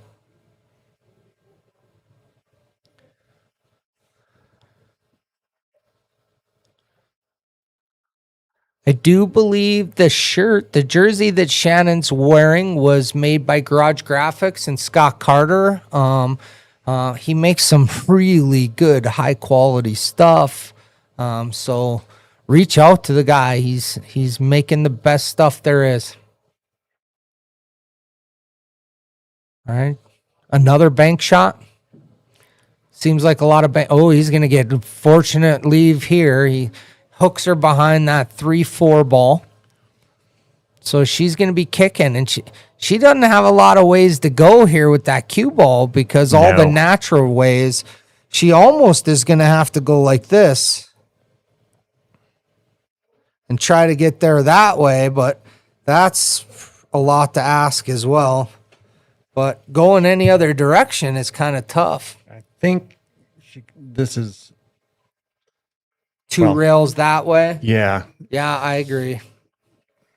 She's going to go 3 the other way. Look at that. Oh, my goodness. Me and Eric are racing to the lightning button over there. Wow, great hit. I think Shannon's new nickname is going to be Shannon, the human highlight reel. All right, so we're banking again. It gets frustrating, too, when you're a player and every leave you're getting is a bank or a kick, right? And so I think Sean's banked now the last 3 or 4 shots in a row, and that'll start to wear down on you. They're playing a big, long race to 15, and, that stuff starts to wear down on you a little bit. I'm just going to hit it. I would have rather picked where I want my cue ball to be and where I want the 2 ball to be, and tried to do that and banked it into those positions. He did get in a fortunate roll. Yep. Yeah, that's one of the things when I was learning to play pool was like, if you can see the ball, don't introduce new variables. That's right. Like the rail, right? Right. And I was also taught, if your balls go, don't touch them. Yep. Like, just play shape on them. Don't try to run into them. Don't try to move them, because bad things happen. Yeah. So, unfortunately, she didn't get a good hit. So, Sean's got ball in hand here. He's down 5-3. So, getting this game becomes pretty important. You don't want to come out of this 6-3. You want it to be 5-4. So, I'm going to take my time here. I think I like where he's putting that cue ball. I'm shooting this 2 ball straight down this rail. And I'm going to just follow it. And I'm going to try to get my position on the 3, maybe not so much to make the ball, but to play a safe and stick them right on that 4 ball. So the two things I see about this shot that I'm not a big fan of is, one, the rail, the edge of the side pocket is always huge. Right. You try and shoot past it when it's frozen. Yep. And two, he could have shot this way and come across, and he would have had 3 ball On that side. on that side. That way Yep. you're not shooting past the side pocket. Yep, I don't disagree with that.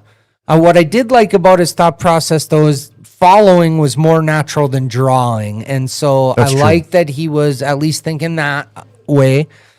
Shannon makes a shot on the 2 ball here. Now she's got a shot on the 3 ball. That 6-9's kind of funny. Getting back on the 4 is not real easy. Just misses it. Gets another fortunate leave. So now look, he just banked 3 times in a row. Now he's kicking at a ball, right? So when your opponent is missing and getting the fortunate rolls, that starts to, Wear on you a little bit. I was going to say it in a different word, and I was looking for the right words there, but it pisses you off. I'll just say it. You start to get a little grumpy.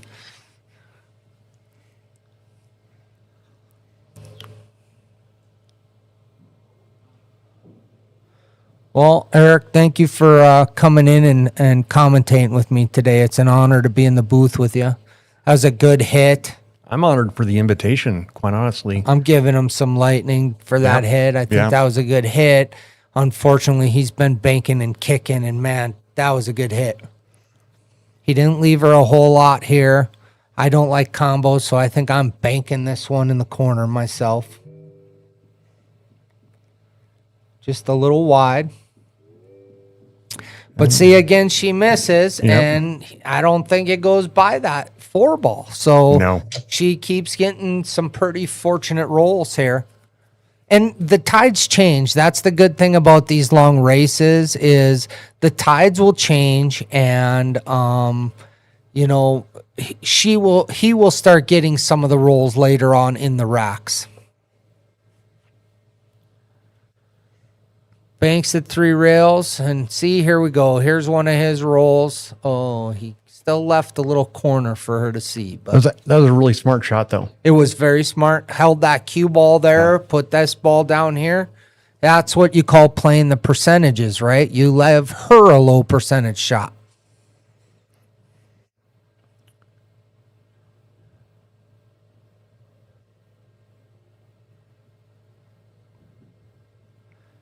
Tried to bank it. I think she left him a pretty good shot here to make this right in the side pocket. It's hard to hold it for that 4 ball. I think I even like maybe just running into this 5 ball here and using it as my stopper. I don't know what happened there, but Yeah, I think he hit that just a little bit full, trying to do that.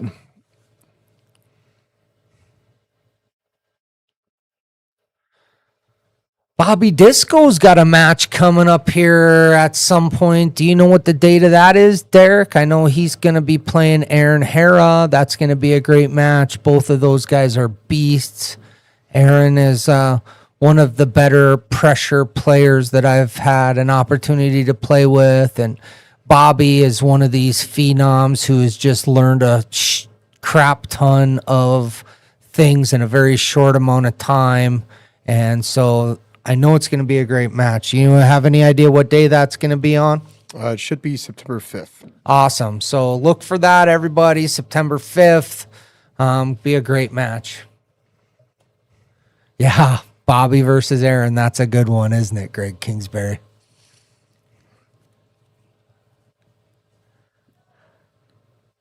It's funny. There's certain people in this world I have to say their first and last names together. Yeah. Scott Carter's one of those. Greg Kingsbury's one of those. And Eric Donald is one of those. I can't just say Eric, Greg, or Scott. All right, left a tester here. But have such an uncommon name. Right.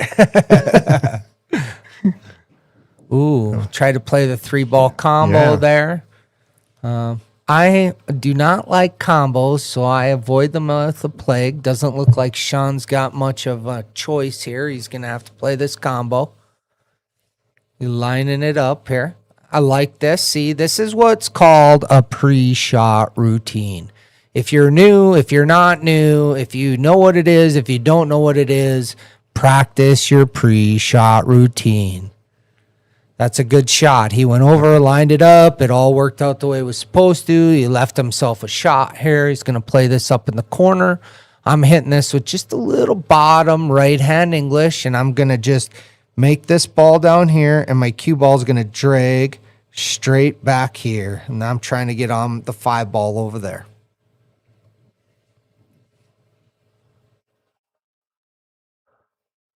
Hit that good. Hit that good. He didn't draw it as much, but, that's fine. And I even like that he gave himself an angle. He can just bump up and play that 6. Hit that pretty hard. Maybe he was trying to break out the 6. Yeah, I can see that. But he let that one go. Shannon's got a shot here on the 5 ball. I'm not sure, but it looks to me like that 6 ball goes. Yeah, I think it does. It looks like from this angle it goes. So she bumps back out here and she'd be good shape. She hit a little too hard or not hard enough there.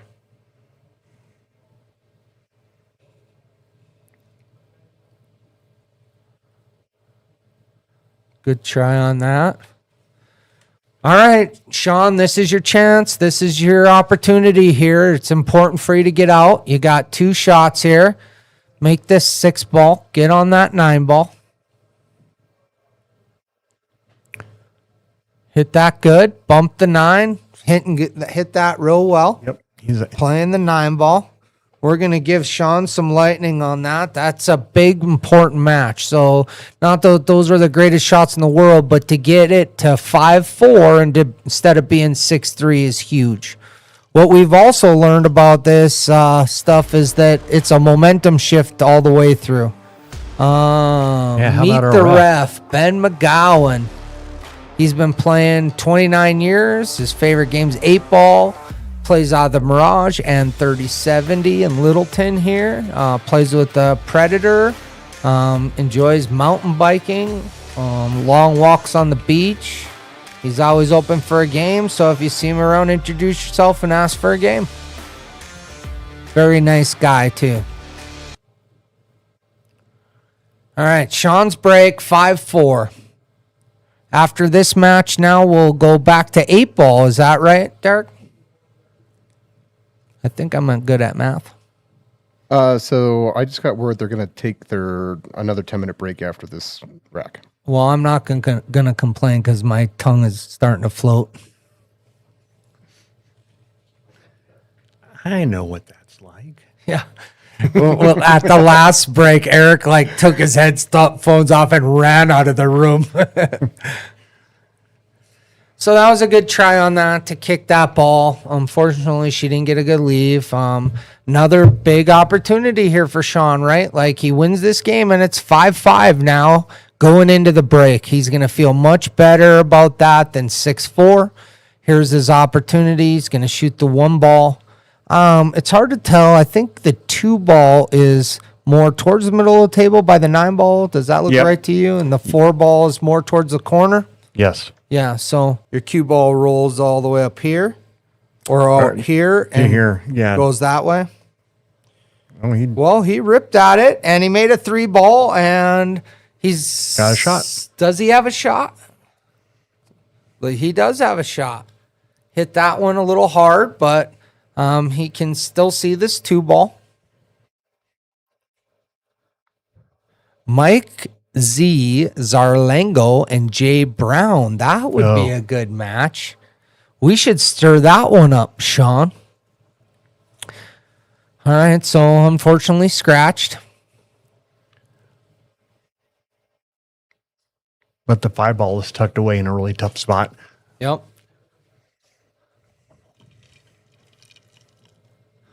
I would play this with a little stop, and then you can use a 4 ball to break out the 5. Yep. Well, even that. She rolled it, and I think she got a little straight here. Like you said, you didn't want to get straight. You want to leave some angles so that you can do more with your cue ball. Straight generally is not where you want to be. But she played it smart, right? She didn't try to force anything. Roll that ball in. Give yourself a chance. I like kind of just thinning this 5, leaving it behind the 9, and sending my cue ball up the rail and playing the safe. Yeah. She went for it. She did leave a long table shot here, but a very makeable long table shot. See how he's eyeing this down. He's thinking it through, and then he walks into his shot. That's very good pre-shot routine he has.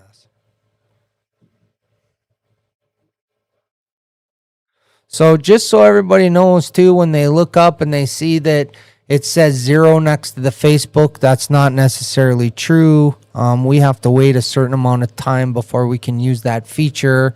I know Derek tried to argue that rule, and I'm not sure what came about it, but give us a little time here. We're working some things out, but hopefully eventually we can see how many people are watching on Facebook as well.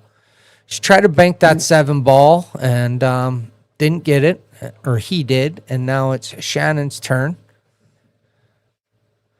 So you shoot this. It's hard to hold it. I like going back and forth on this. Absolutely.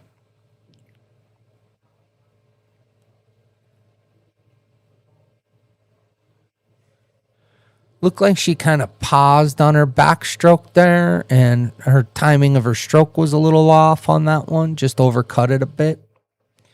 I don't hate like playing safe sometimes in 9-ball too, because they only have 1 ball to shoot at, so it's easier to play long table safes or bank safes or things like that, and just give them the opportunity to be the hero. All right, he misses that, but leaves another tough shot. Shannon's been hitting these though today. I think she can make this all the way up here. Take your cue ball straight across.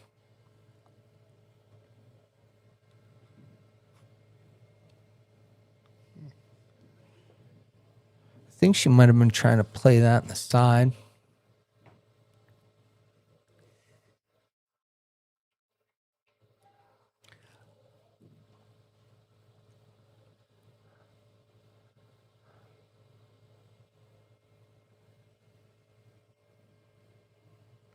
All right. We're going to see. It's going to be a tough leave here. So if you make it, you just got to take your medicine again. Yep. Once again, I think I'm trying to go back and forth. So I'm going to make this ball down here, and I just want to hit a check of left English, and I'm just coming back and forth. Yeah, because it's very close to being jacked up over that 9-ball. Yep. Oh, he tried it in the side, just nippled out of it. But she's pretty straight here, right? So this is not easy to get back up down table on the 9-ball either.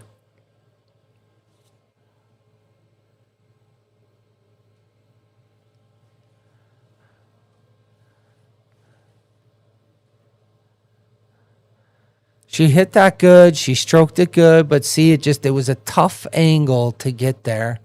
I think now, you're forced to make a decision. Am I going to go for it and bank it, or am I going to try to play it safe? Right. I think I'm banking this. Ooh. Oh. I think she was thinking safe and just Yeah. tippy tap that. And that is very fortunate for Sean. He gets a big, huge opportunity here to tie this up going into the next break.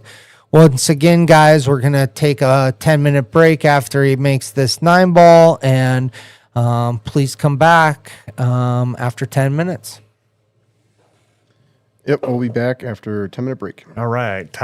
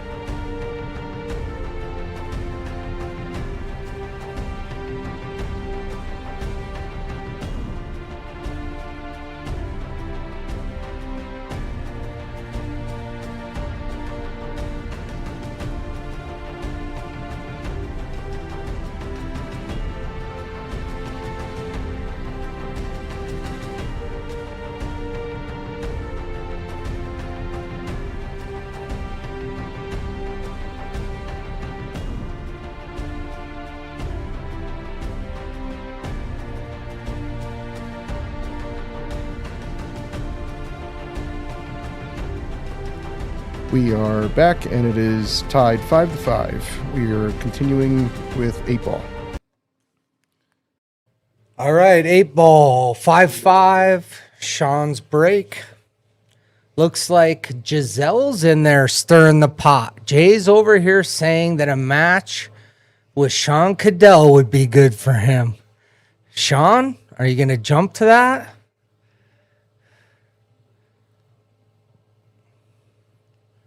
You know, this is what we used to call pump checks back in the day, right? You got the heart? Right?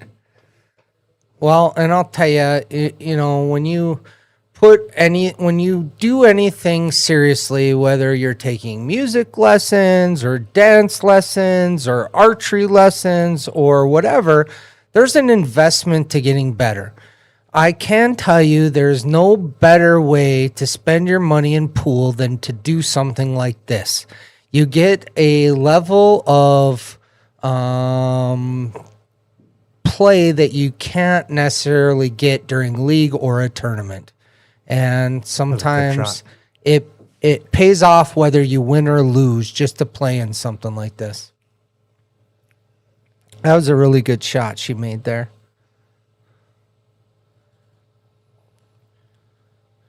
Looking at cutting that 14 ball over.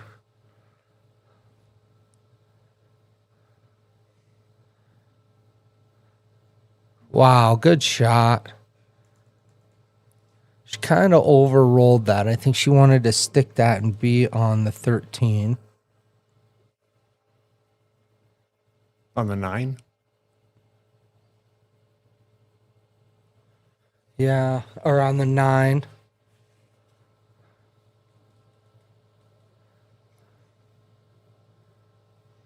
Sometimes it's hard to tell what ball is that what. I think that was the 10 ball she just shot at. Yeah. You know, I like that. That was not a bad play. She left not a whole lot for Sean Love to shoot here.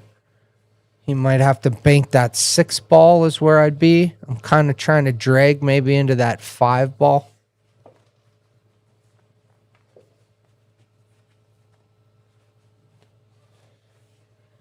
Good try. Once again, he left a pretty good leave. Yeah, it looks like she can make that 12, but that's quite a reach, right? And then she's tippy-topped over a ball on top of that. So it makes the way harder to make. And even to make it, you can maybe do that. But now controlling your cue ball is tough. Yeah. Hopefully she runs into that 8 ball going through and doesn't scratch. Ran into the 6. What a good shot that was. I think that deserves some lightning. Yes. There we go. That was a great shot. Tippy-topped over. Looks like she can roll this 10 ball now up to that top right-hand corner. Looks like that's what she's calling. Yep.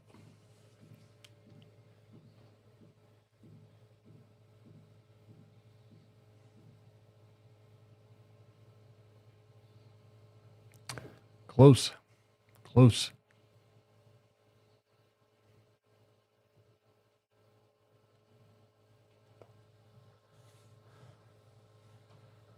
Good try there.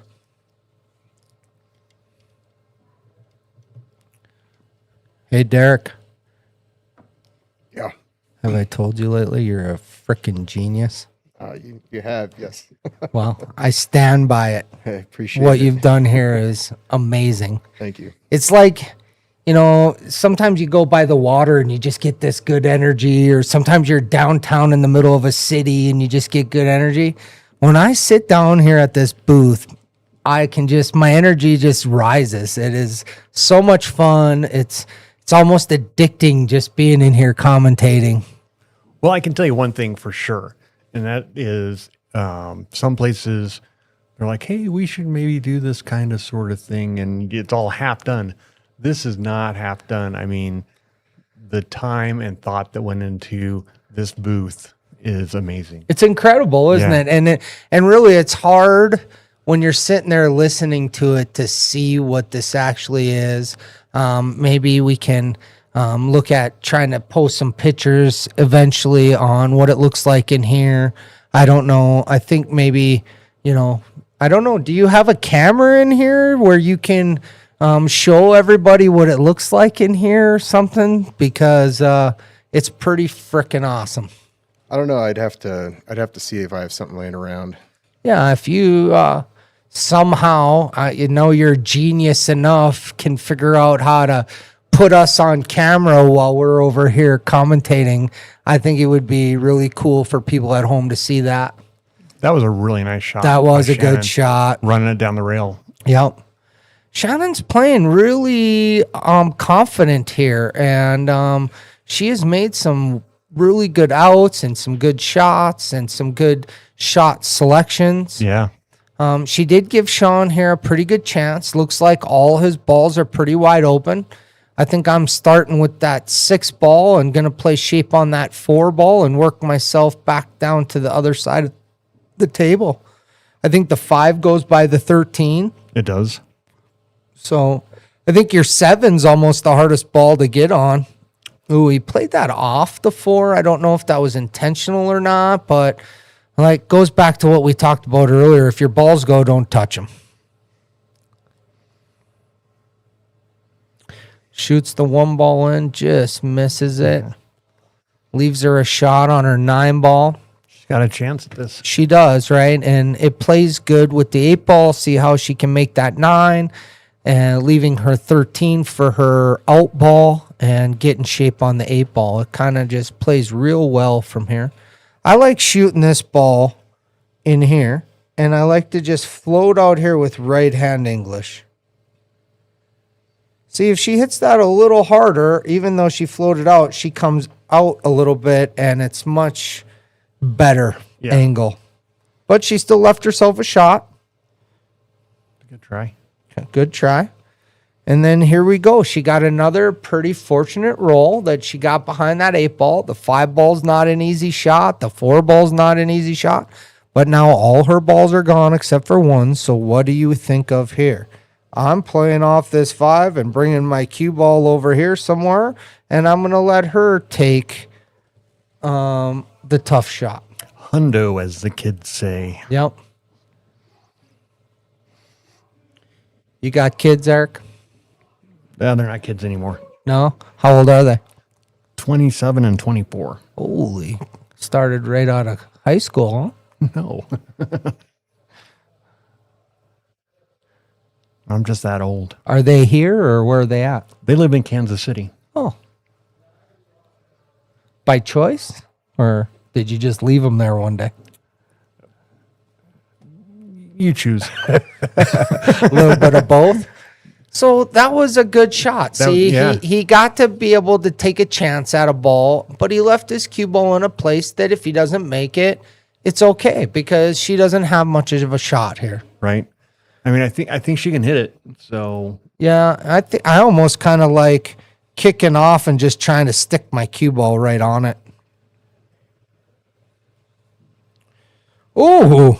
Yeah. Did she hit the rail or did she overcut that ball? It was hard to tell.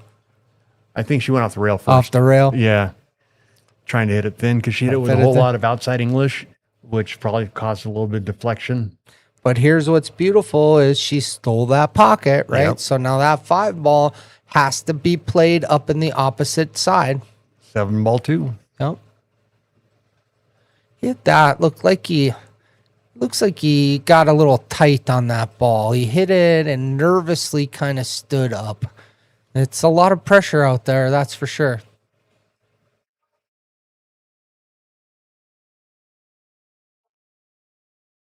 Giselle, you should be calling somebody out and playing in one of these.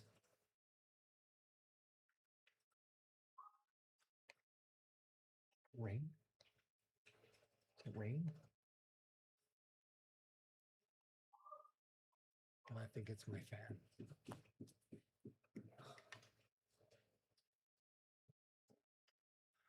All right, so I like that he's taking his time, right? Slow your pace up a little bit.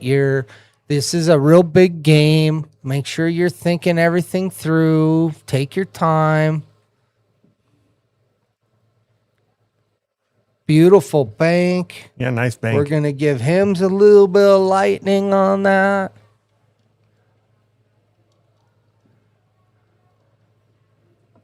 That was a pretty good bank he made there. He left himself still kind of a tough shot, but he's got a shot, and this is the time to take it, because are you going to get any better on it? Right. No. Overcut that a little bit. Jumped up on that a little. Another important element of pool is to stay down and stroke the ball. The only thing that should move is from your elbow down to your wrist. Everything else should stay down. Plays a good shot there. Yep. I like how she didn't try to get too fancy. Just roll across and give yourself a chance. This isn't an easy shot, but she's got a shot, right? And so this is where all that practice comes in, all that work you put in, all your pre-shot routine, that you got to trust in all of that. Yeah, I mean, that's one of the things that I tell my students, right, is when you're practicing, you're over-exaggerating how slow, it is before you get up, that you're staying down like 2-3 seconds as far as you can, as long as the balls aren't going to get in the way of where you're at. That's right. Oh, nice shot. Oh, my goodness. Nice shot.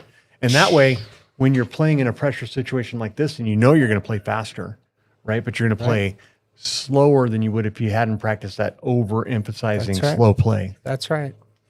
And you do, look at this genius. What? Hi. So this is the booth. It's pretty amazing. What you can't see is right where the camera's sitting. That's where Derek sits. He's the production of all of this. So he gets to go behind and change camera views and stuff. We each got one of these little pads here that this is what we get to draw on and draw all my curvy lines. But this booth is amazing. Like I say, even if you're not an avid pool player and you want to see something cool, look Derek up and ask for a tour of this booth, because it's amazing. Booth cam. Gee, see, I can dream things and Derek makes them happen. This is what I love about it. I can tell him dream something and poof, there it is. Told you you're a genius. I just try to do my best. Oh, and a humble one. He does like walks on the beach. Ladies. Nice break. She made a ball that time. Trolled her cue ball pretty good. What do we like in here? Solids or stripes? I think I like stripes better than solids. I don't like that 4-2 ball too much. I think I'm going to start here with the 14 in the side. Yep. And I'm just going to drip my cue ball forward, maybe just kind of put it right by where that 7 ball is, and shoot my 12 ball next.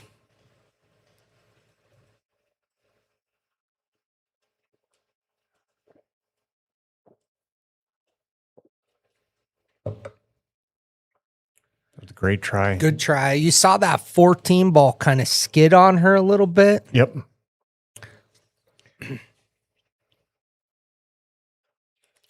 All right, big opportunity for Sean here. Sometimes you just got to be grateful that you get to pick what balls that you get, right? Because sometimes one ball is positioned just way better than the other ball. So, getting to the table with an open table is such a gift. Yeah.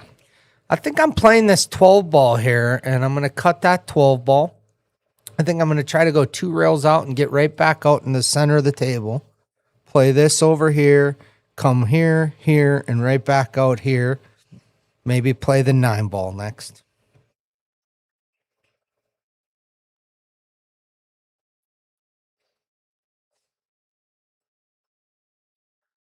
Yeah, I like that, because then you pay the 9 and then the 10, and then the rest of your balls are on one side of the 8 ball, which makes it easier to play position.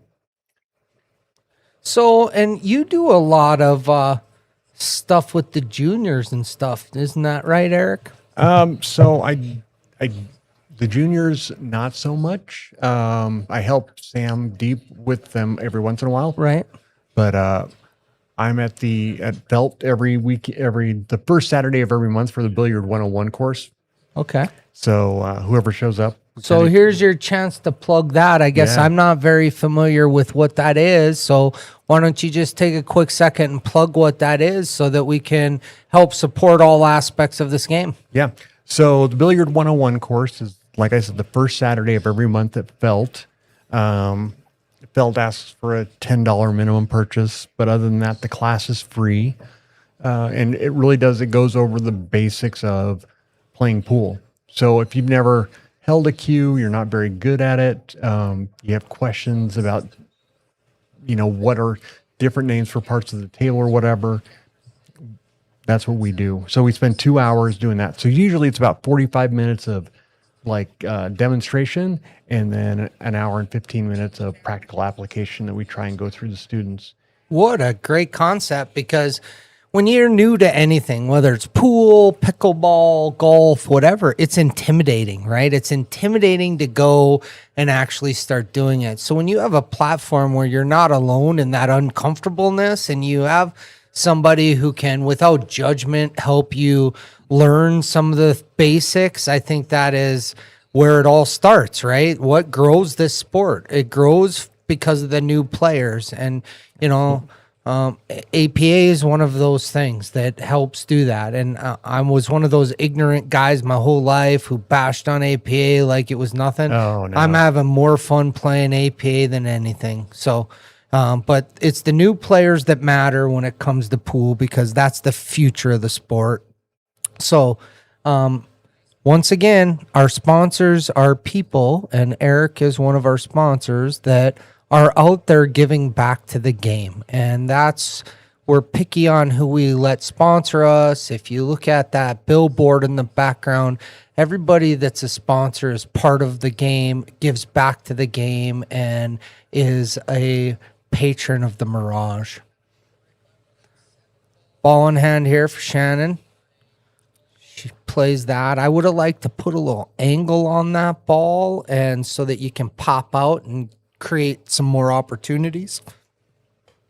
Yeah, I don't think that the stop shot was what she was aiming for. Nope.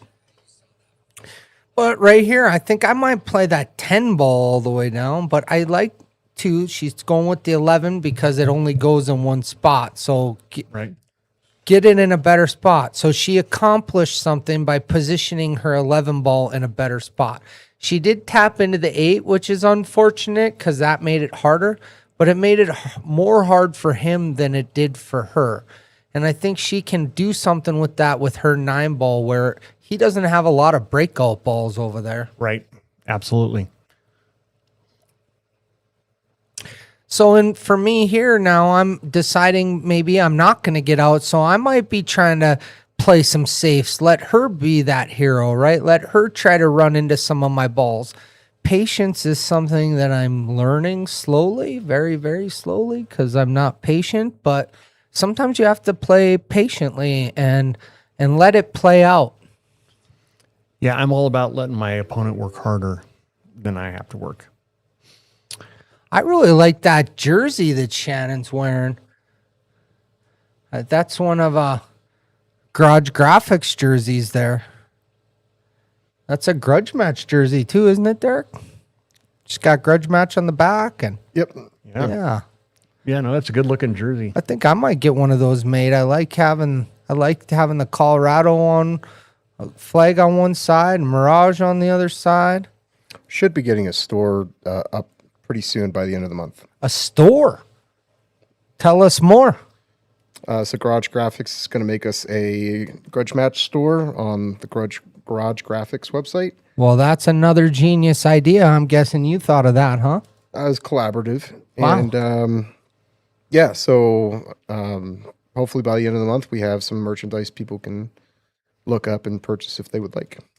That's great. Hopefully I plugged them enough. Maybe I'll get one before the store comes. We're also going to be giving away free day of pool during the next rack here. All you have to do is read the question on the screen, and the first one to answer correctly in the chat will win a free day of pool at the Mirage. Did I hear that right? A free day of pool? Yep, all day free pool. Man, that's better than a spa day. Holy moly. I don't know any other pool halls that's giving away a whole free day. No. I've heard of an hour, maybe 2 hours max, but a whole day of pool. I could probably get a lot of work in a whole day. All right, it looks like it's Shannon's shot here. What do you think she's sizing up? She going to cut that ball in? Can she get by there? I think she's going to play it safe, try to play it safe. And I would be wrong. Ooh, but she got a pretty good leave out of it. Yeah. But once again here, it's not all easy. That 10-4 ball make this pretty tough still. I don't hate not making balls when I can't get out, so if she would have made that, it would have been tough leave. Yeah, that 10 ball's in a spot. I don't think it goes in the corner. I think you might go, yeah, it looks tough. I think you have to run into it.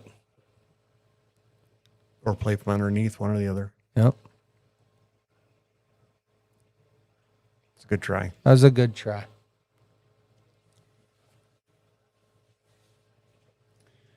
You know what's really cool? I asked for a shot of the booth, and 10 minutes later, we had a booth cam. I know, right? Like, how good is he that he can just create something like, what did he have that in his backpack? Like, he just pulled out a Derek. camera and he throws it up there. It's just like, hold on, let me move my Pikachu off my case and open it up, and I have a camera in here. Sometimes things happen pretty quick. Yeah.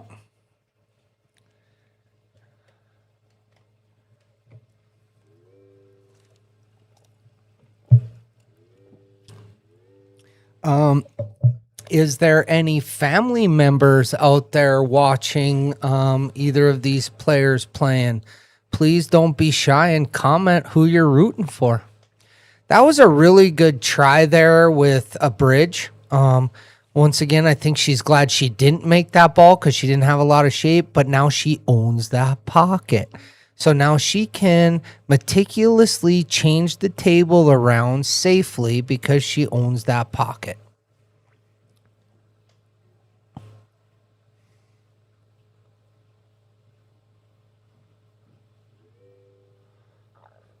All right, so should we ask for another one and see if our genius over there can make it happen?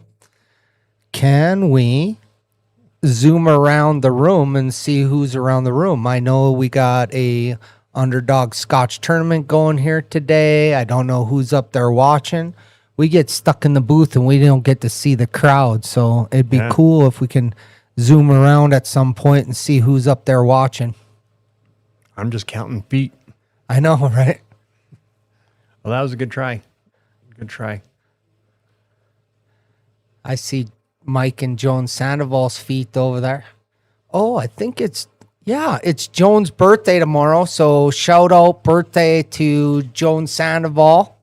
I think she's turning 34 or 35, something like that. So shout out to Joan.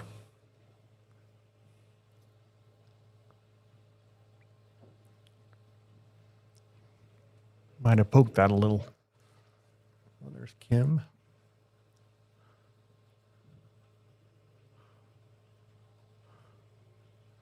Oh, look at that. Look at all the people here watching. It's a full house for 2 in the afternoon, it looks like. See? Genius. There's Joan. Joan and Mike in the background. Happy birthday, Joan. She's not listening, but happy birthday, Joan. Thank you for doing that, Derek. Sometimes it's cool for us down here to be able to see who's up there. Motivates us even more knowing there's people up there watching. Okay, so here, the 8 ball's a little tricky, but I think if she starts up there in the top and starts with that 10 or 12, whatever that is, the 10 ball, I think, shoots that in the corner, rolls straight up, plays the 15, and then gets a little angle on the 13 to get over there for the 8 in the top left corner. But she's going to play it safe, which is not a horrible thing to do. I would have liked to see her move that 15 ball out a little bit more so that you're actually not making it harder but easier.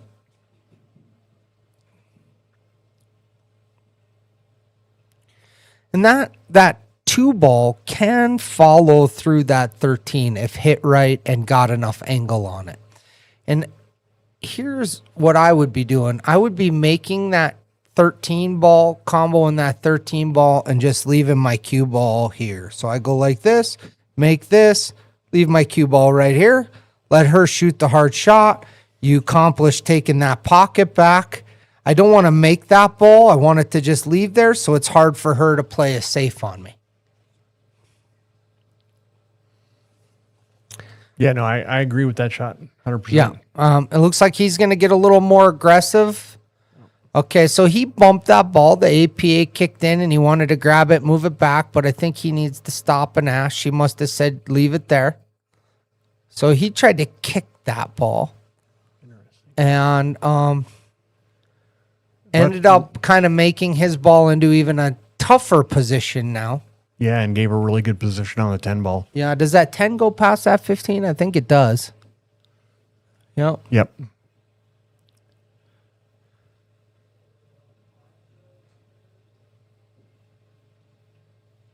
So after this rack, you're going to do a question. Is that what I understand? And you get a free day of pool?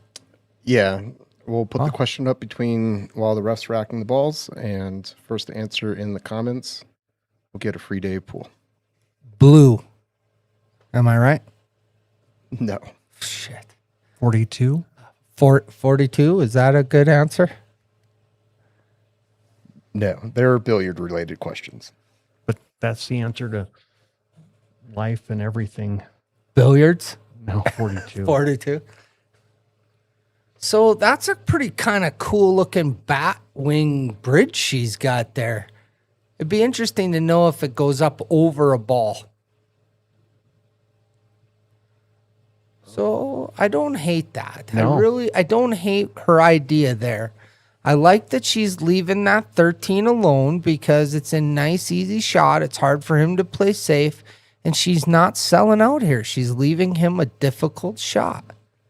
If she didn't hit by the nipple on that side pocket, that 15 ball would have dripped to this side of the table, and it would have been even better for her because then 2 stop shots on the same side of the table as opposed to having to go back and forth, back and forth. Right. And I think that's really what she was trying to do with that shot. Oh, wow. Oh, my goodness. Yeah, We are racing to the lightning button on that one. That was a great That was combo. a great combo. It left himself a shot here. You can't hold this, so I like to hit this with a little inside English and just kind of go back and forth. Hit it good enough to make it.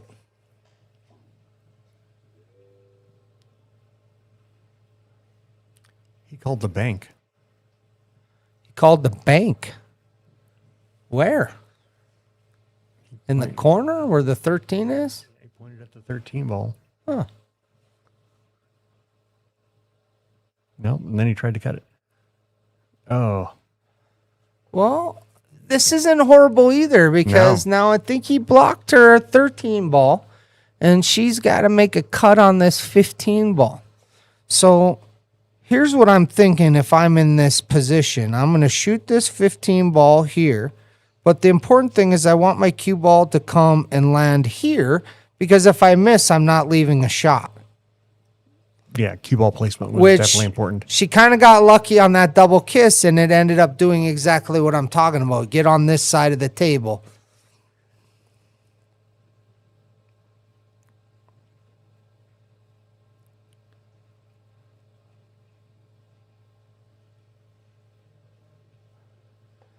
He's finding his line, it looks like. I don't know. It's hard. That's a tough kick from there. Yeah. Almost kind of like trying to come up here with some right-hand English and trying to spin into that ball, but it's hard to tell the angle on that, if he can get by that 8 or not.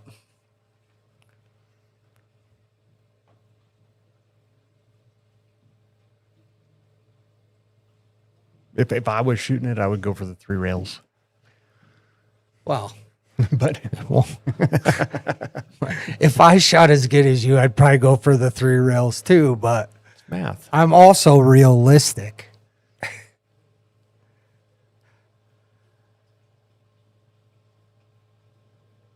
Oh, he almost got it. You almost got it. So now here, I'm starting with that 15 ball, and I'm just going to try to draw back a little bit. I want to put my cue ball maybe right here, shoot this ball in, draw back a little bit, and I want to leave kind of on the rail because this ball I want to shoot and just come right here like that. Yes. If you get out here now, playing this is a little tougher. So with ball in hand, why make it so you have to reach over the table, Yep. right? So I agree with that 100%. And what Eric's trying to say is you have ball in hand, you shouldn't have to reach. If you have ball in hand, you shouldn't need a bridge. And there's maybe rare circumstances that's not true, but with ball in hand and an open table, you should not have to reach. She played that beautiful, Yeah. good shot there. Got good on the 8 ball. Looks like Shannon's going to go up 7-5 here.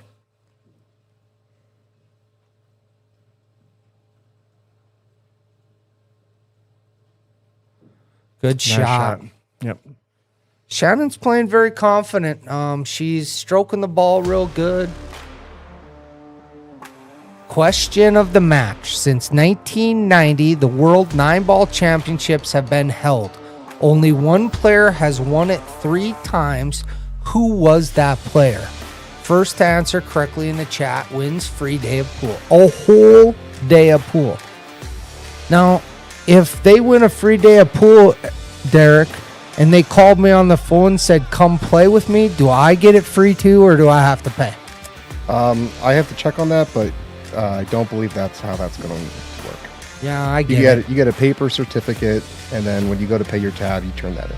I get it. Which is how it should work. But I was going to say, if it's free for both of us, hit me up. I'd love to come and shoot some with you.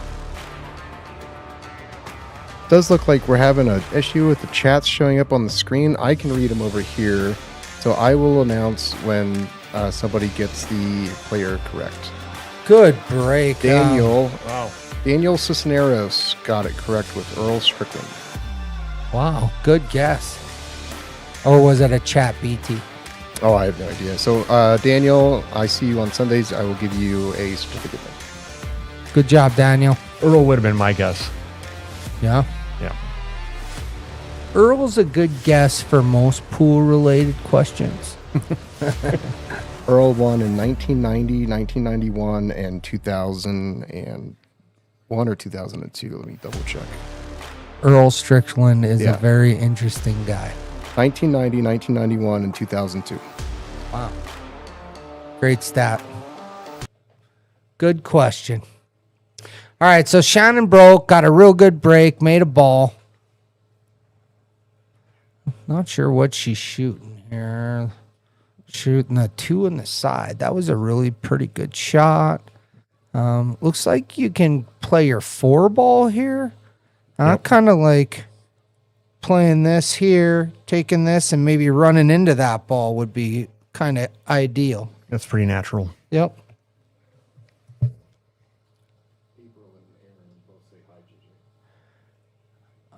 We are having a difficulty seeing things, but chats on my particular screen. But Derek said April and Aaron say hi. So hi, April and Aaron. I hope you enjoyed Vegas, and I think April, went to California before that, if I'm correct. I hope you're having a good time and winning and making beautiful memories out there.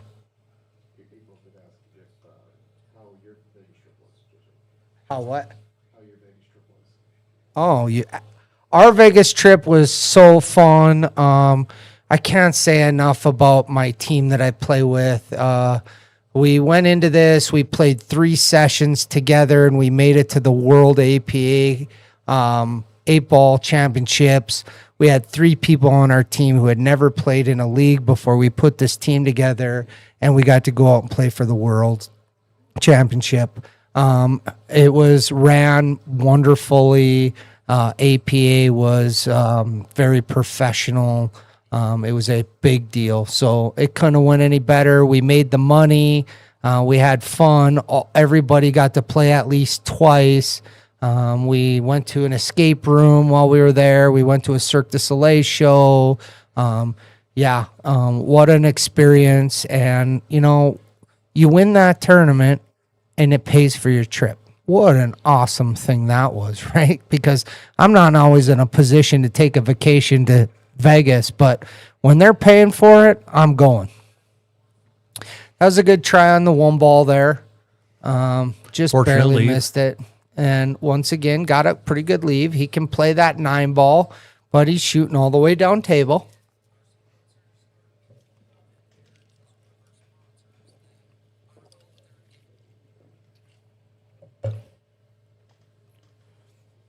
Was that your first time going out to an APA championship? Yeah, so I've been playing most of my whole life, and I just started playing APA 3 sessions ago. Everybody who's around here knows Scott and Laura bought this division, APA division here that plays at the Mirage.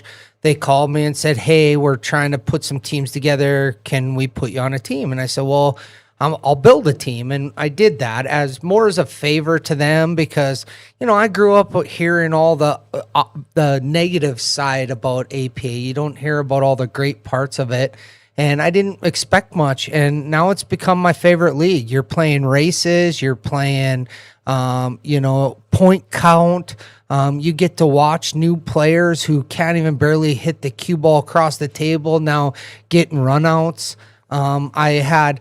Rebecca Levine was practicing for her match a couple weeks ago and came to my house, got her very first break and run in my basement against me. And to watch her excitement, that's what pool's about for me now. I'm not going to get any better. I am who I am. I don't practice. I just flail balls. So I play good, but I ain't getting any better. But to watch other people get better and to be part of that journey, that's where it's special, I think. And I think that's what APA gives. I'd love to flail balls like you. Oh, get out of there. He hit that good, too. That's unfortunate roll. He's gotten some unfortunate rolls. Even some I don't think he realizes are unfortunate. And when I say that, I mean she's left him tough quite a few times in a row. And so he's kicked a lot and banked a lot, but he hit that ball good. Yeah. So now I'm thinking, what are we doing with that 3 ball? Okay, we don't want to just make all our balls. Oh, she played it safe. But why not play safe and leave your ball there? Right? Like you don't have to make your ball. You could have just tapped it and left your ball up because now you only have 2 balls left and you have to get shape. If I'm him right now, I'm saying I'm in better position and I'm going to start playing safe. So I'm going to force her to make that 4 ball and not get the breakout. And now all she'll have is the 3 ball and you're going to just tippy tap safes until she breaks it out. Yeah, I definitely would shoot the 12 ball here, not the 10 ball. Yep, I agree. And not even to make it, just to... Yeah. It's a good try, and that wasn't. I don't hate that either because now he took an awkward ball out of there as well and positioned it into a better spot. But he also took a ball that was close to the 13 that he could have used as a breakout ball as well. Well, and he opened the window for the 3 ball too. Yep. Oh, does it go? Do you think? Ball. Oh, it's hard to tell. We'll see. Wow, Eric, you called that. I didn't even think she could make that ball. Yeah. That was a good shot right there. See, now, and here's another thing. I don't think I'm going to get fancy here. I think I'm shooting this ball in here, and I'm just going to float my ball here, and I'm going to shoot my 8 ball right in that corner. Yep.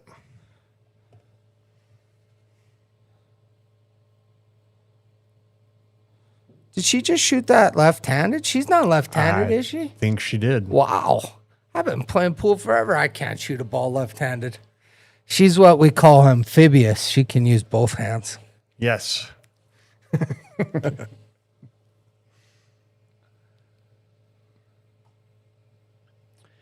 All right, so 8-ball side pocket, I think, is what she called. It's a good chance here for her to go up 8-5. Good try, good try.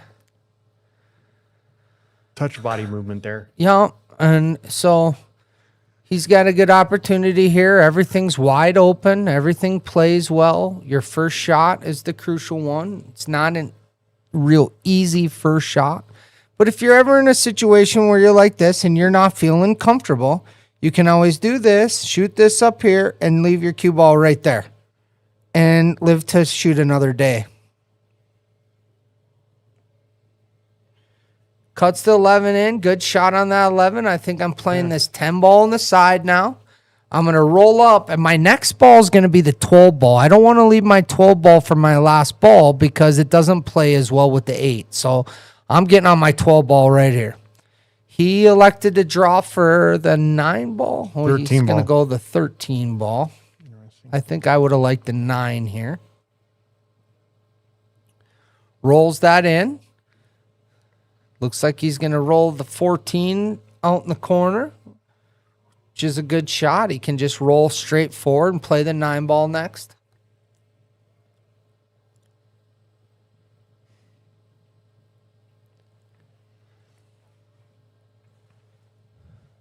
Slowed down his pace there. I like that. The first couple shots, he ran right up and fired them in. This is a little harder shot, so I like that he stopped. He's kind of taking his time on this one a little bit more. It's a big shot right here. Good try. Yeah, good try.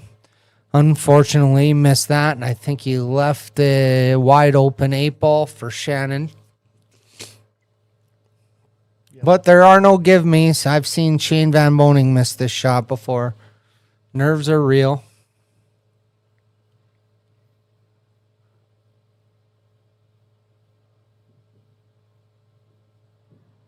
Nice shot. Good shot. She stayed down on that, stroked it good.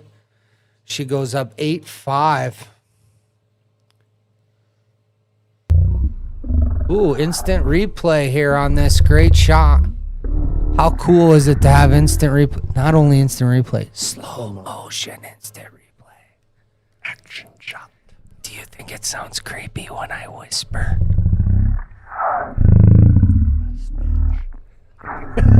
Everybody out there, does it sound creepy when I whisper?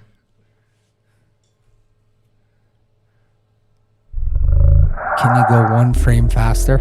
I don't think I can. Oh. We might not be able to see it before the rack breaks. That's all right. Keep it there anyway, even if she breaks the balls, because let's see it at this point. We're waiting too long to not see it. It's the suspense. There we go. What a great shot. Jeez, that's a good shot. That was worth waiting for. Perfect shape.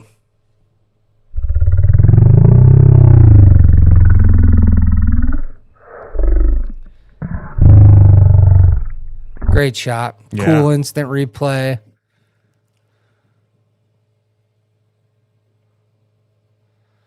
All right, so she's making balls on her break now very well. Last few racks, she's made a ball. She made a ball there. I'm looking at these. I personally like solids better on this rack, only Absolutely. based on the 13 ball. Although I think the 13 ball might go in the corner here past the 8. But I just like solids better. I think I'm starting with that 7 ball right there. And I'm going to try to get on the 2 in the side next, and then the 4 in the side.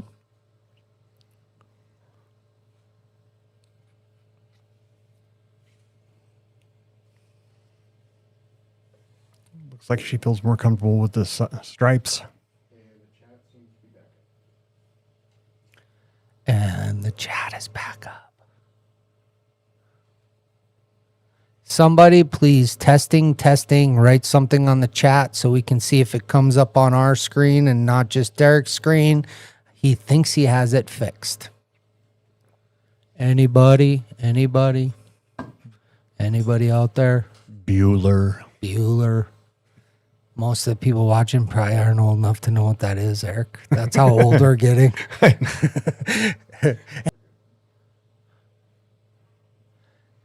April Earthman, thank you. The chat is back. She says, let's go, Shannon.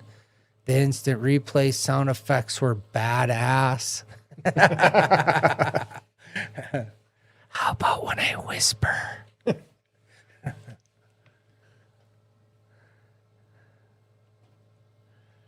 was a good shot. I think she would have not wanted to hit that by ball, but I mean, she made the shot. She made the shot. She's still shooting.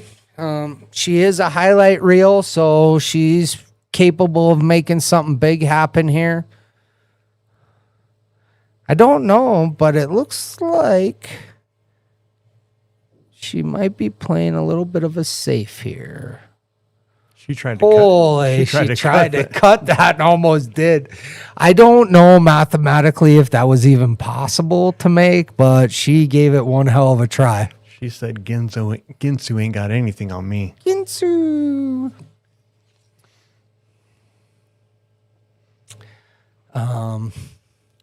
Hey, Derek, have I told you lately you're a freaking genius? You even got the chat working real quickly.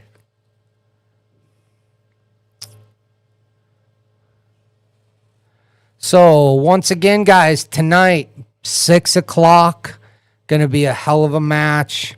Some frenemies. They love each other, but they definitely don't want to lose to each other because whoever wins is going to have bragging rights wherever they go. So, Wow. Please tune in tonight. Man, he drew that, played it off the nipple like a pro. He's going to shoot this one ball. Greg says my whispering is really creepy. And as usual, Greg is correct. Greg, I think that you should put together a 30-minute clinic down here on the Mirage about racking the balls and breaking the balls. Most people don't understand that there is a concept on how to actually rack the balls and how to break the balls. And I think that you have that theory very well laid out, and I think you can explain it in a way where it makes sense, and I think you should pass that information along. Nick Williams, I do think Derek is a genius. I mean, have you... Oh, yeah, you've been in the booth.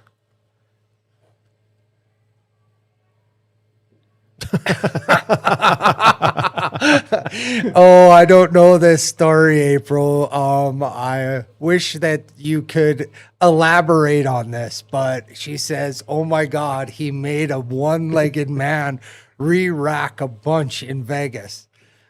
Do you know what that means? He taught that guy how to rack. It probably wasn't his fault. He probably didn't know how to rack. And he met up with a guy who actually understands the theory of racking and made the guy give him a good rack. So what? He's got one leg. Now he's a leg up. Now he's a leg up. Oh, this can't even write itself better. So we have a Facebook chatter, Jen Nyquist. She lives in Arizona now, but she is a Colorado native. I don't know if anybody out there knows her, but I met her when I was living in Arizona for a while.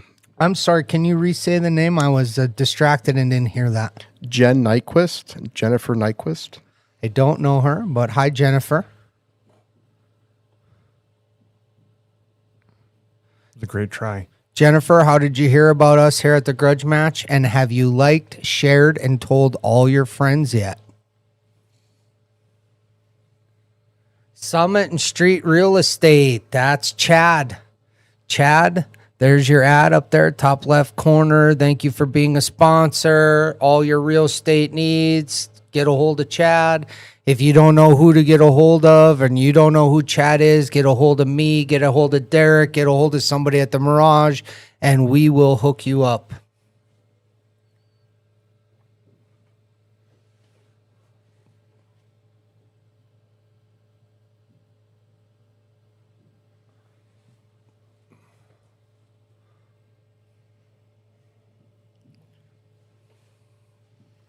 What do you All right. just hit straight follow and just go up table and opposite back down? Yeah, it depends now. Do you play this in the side or do you play this in the corner? I kind of like I like playing this in the side and jamming out and playing the 8 in the upper right corner. So I like playing this down here and just taking your cue ball here and right back out and playing this way. The reason I say that is that corner pocket tends to be just a little bit bigger of a pocket than the side pocket is sometimes. Not always, but sometimes. So see, he shoots that, and even if he makes it, it's not easy, right? He's floating his cue ball into position instead of trying to pick a place. When you shoot that in the corner, you can kind of let your cue ball go a little more. So that was a good shot. On camera, it's hard to tell, but she was much straighter in than that looked. So you just have to make that ball and try to get off the rail the best you can. Her 9 ball was a safety ball for her. She didn't have to do a lot. She's playing very simple and smart pool today.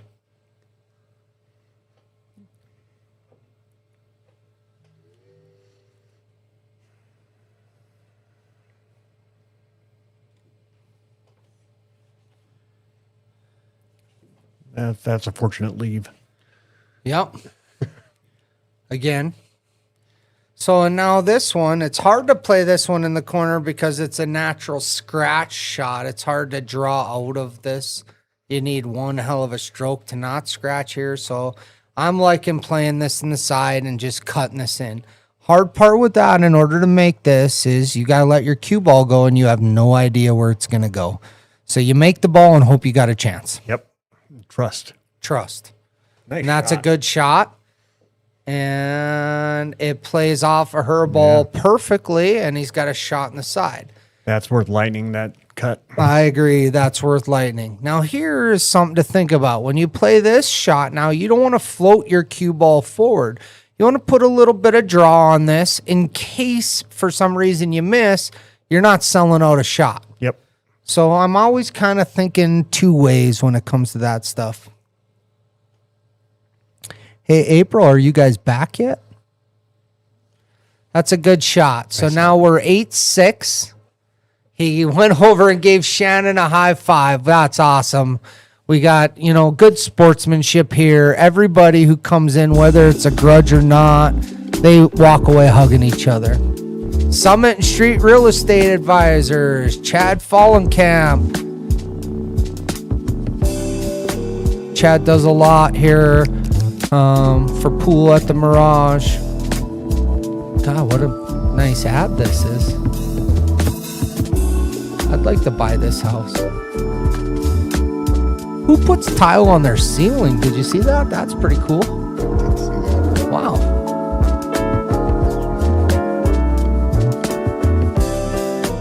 That is a very good ad you got there, Chad. That's pretty professional. Did he submit that or did you create that, Mr. Genius? He submitted that to me. I think your new nickname's going to be Derek the Genius Stringer. Yeah, he submitted that one to me. So that was all him. Well, he did great. It's very professional done. It looks beautiful. Thanks again for being a sponsor. All right, we got Sean breaking 8-6, close match here. This is an important rack for him. He gets to 8-7 instead of 9-6, makes a ball, got a shot on both solids and stripes. I think I'm liking the stripes better myself. The 13 ball is in a good spot. Your tough ones are the 11 ball, but you got your 15 ball to break that out with. I don't even hate starting with that 15 ball and trying to run into it right away. Shoot it right here like this. Little right hand English, spins it right back into these balls. Then you have all these balls are your safety balls, your safety net. He's electing go for solids, which I don't hate that either.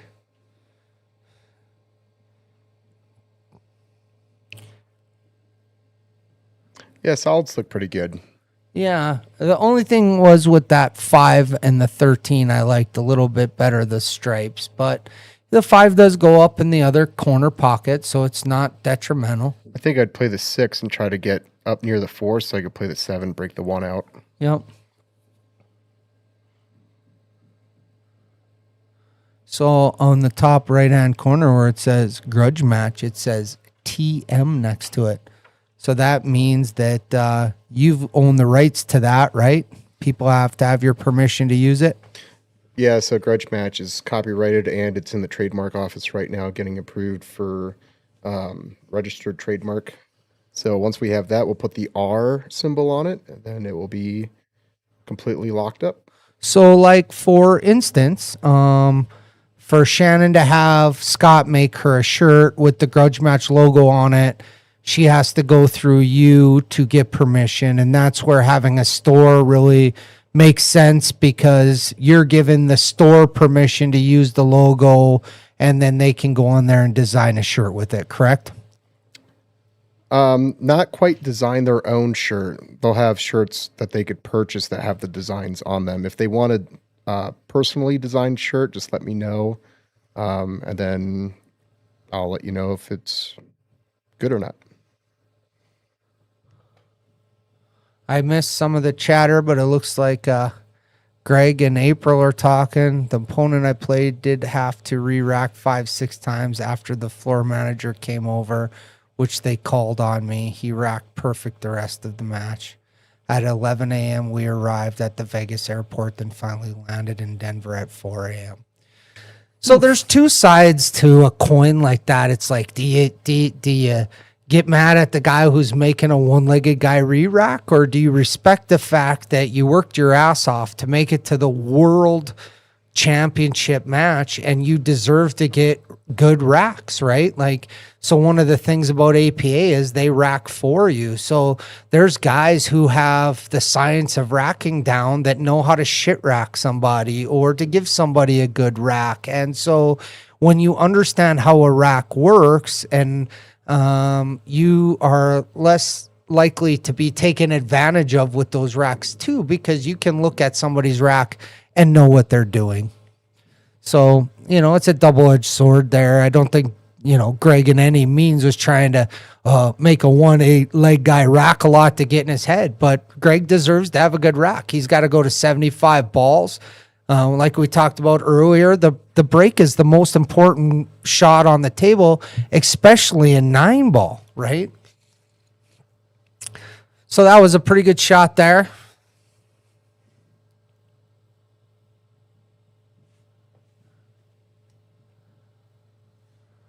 I don't know what he's sizing up exactly, but I think he's going to try and play the 1 off the 11. Holy moly! You called it, and that is lightning worthy. Lightning worthy. Wow, that was a good shot.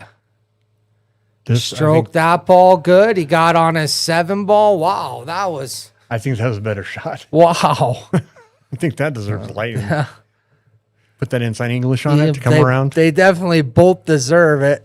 Yeah. Now here, do you tap this in and just use your 11 as a stop ball, or do you try to jam back out? I like to just run into that 11 and shoot the 8 in the corner. He drew that a little bit. Good shooting, though. That was a good couple shots there. April called it. Back-to-back good shots. What do you think of the lightning button, April?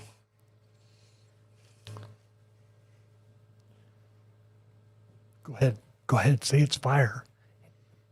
I know you can't whisper it, but it's fire, isn't it? Good shot, Shannon. She drilled that ball. She's got a good leave here on the 9-ball. And drip into this 9-ball, just pocket speed and float your cue ball up. You should have plenty of options after that. Most important thing is make that ball so that you got the next shot. She makes that, drips up, plenty of shots. Yep. I think I'm shooting the 12-ball next. And then I'm going to come back for the 13-ball and then I'm going to try to get on the 10, then the 11.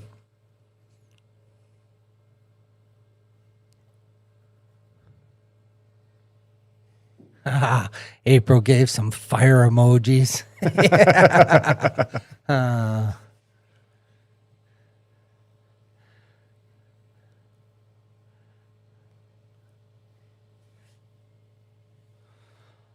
Also, guys, next weekend, April 22nd, 6 o'clock, we got Adam Cisneros going to play Ryan Henry. I know Ryan Henry's been putting in a lot of work and is excited for the match. Ryan's playing some of the best pool of his life, if not the best pool of his life. And, you know, Adam Cisneros is one of those true champions. He plays good every time he puts his cues together. He's nice to everybody, and he gives back huge to this game. Please, everybody, come down and watch this match. Give us the love. Give us the support. It's going to be worth coming down to watch. That's going to be a great match. Oh, man, I'm excited. Oh, no. Ooh. She hit that pretty good. Yeah. Left him in the pocket. There's nothing comfortable about shooting out of the pocket with those little leather pieces around the pocket.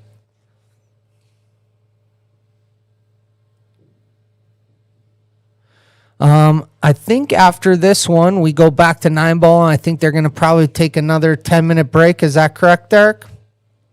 Yeah, that's right. So we'll be taking a 10-minute break here once this rack's over, and then going back to 9-ball. Okay, did Sean just get a roll there? It looks like he got a roll, bit. right? So he was fortunate enough to get stuck behind the 11 there. Or can she make it? I think it goes, but it's a tough shot. Oh, nice. No rail, huh? That's a huge one for Sean. Roll this in and play the 8-ball on the side or in the corner, and he's 8-7 going to break. That was a big shot right there. Once again, guys, thank you for being patient during our 10-minute breaks. We all need to go use the bathroom, get something to drink, just kind of move our legs around. So thank you for your patience. It looks like Derek has kind of put together a new little ad slideshow that plays during that time. Go grab yourself a sandwich or a drink or something and come back after 10 minutes. Send some applause in the chat for JJ. All right, 8-7 going into a 10-minute break. I'll see you guys back here in about 10 minutes.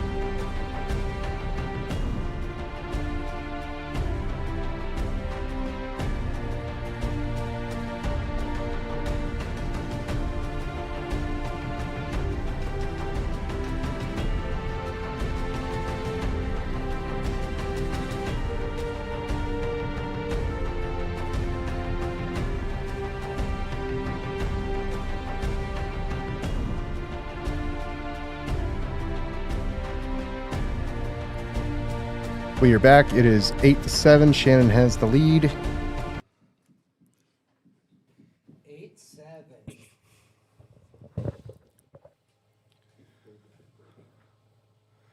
All right, I think it's Sean's break, right? Sean's got the break. 9 ball. Shows our mics are off. Oh, they're on. Mics are on. All right.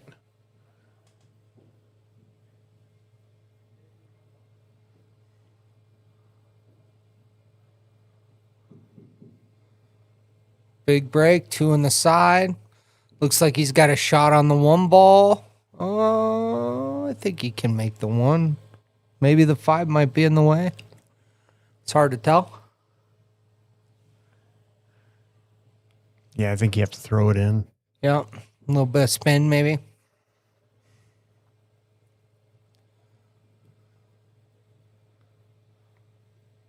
Or Holy moly, you got to play pool a long time, learn that shot. Makes the 1 ball, perfect shape on the 2 ball. Here's the dilemma now. Do you run into the 5 ball? Do you try to not hit the 5 ball? well, he's on 3. He made the 2 and Oh, that's the 4 ball. Okay, he's on Yeah. the 3 ball. I thought that 4 ball was the 2 ball. That's a good try. Oh, well, he didn't scratch. Looked like he was about to scratch. But this is an opportunity where I'm letting that 3-9 ball go. My big thing here is I'm not going to hit it soft because I don't want to just bobble the 9 and leave it in the pocket. If I miss, I don't want that 9 ball to be just sitting there. So I'm going to fire it and let it see what happens. yeah, you got to put some pace on it for sure. Yep. Like that. Oh, and unfortunately, Yep. she scratched and she left it in the pocket. I don't know if he can make it. It looks like the combo is pretty easy here. It's definitely plastic Now in the let- corner. Wait for Ben to rub his ball.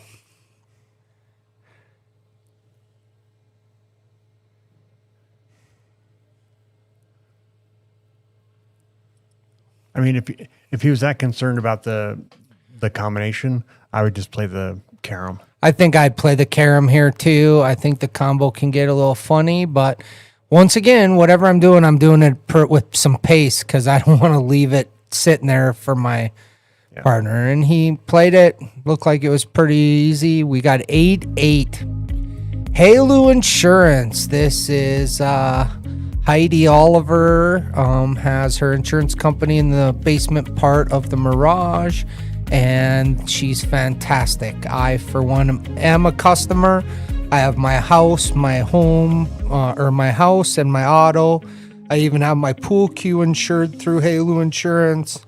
What I love about it, it's a one-stop shop. I don't have to keep shopping every year. As soon as my plan expires, they're shopping around and finding me the best deal. They find the best deal, they email me and say, hey, we have a better deal. You want to sign up for that? I say yes, and now I'm getting a better deal. So it takes the hassle out of it. Insurance is tricky. There's always a better deal somewhere if you know how to shop for it. They do that for you. All right, Sean's break. Pretty good break. Doesn't look like he's going to make a ball. Doesn't leave much of a shot here. Nope. I think all she kind of has is maybe trying to kick this way.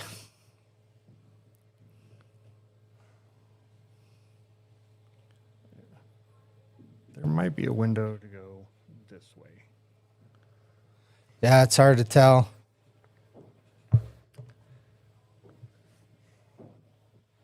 Looks like she's electing to go the side rail. Good try. Good try. A little bit more English on that, and it would have ran out a little further for her. Or a little softer pace.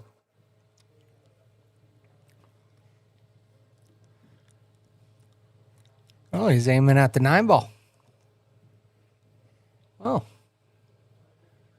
I mean, I for one would not do this. But I can also tell you I don't hate it because there's a lot of balls on the table, and if you miss, it's not like you're leaving this easy 1 ball out, right? But how many times have you done this? The 9 ball rattles, and now they're shooting the 9 ball in because you put it right there, right? Yeah. So sometimes running the balls out are easier than the combo.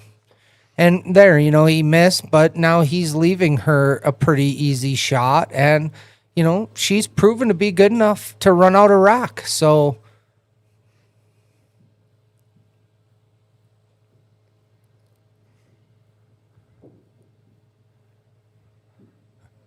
I'm not sure if I mentioned it, but tonight, 6:00, Robert Lebanon versus Duke Marion playing here. Do you know what the race is and how much they're playing for, Derek?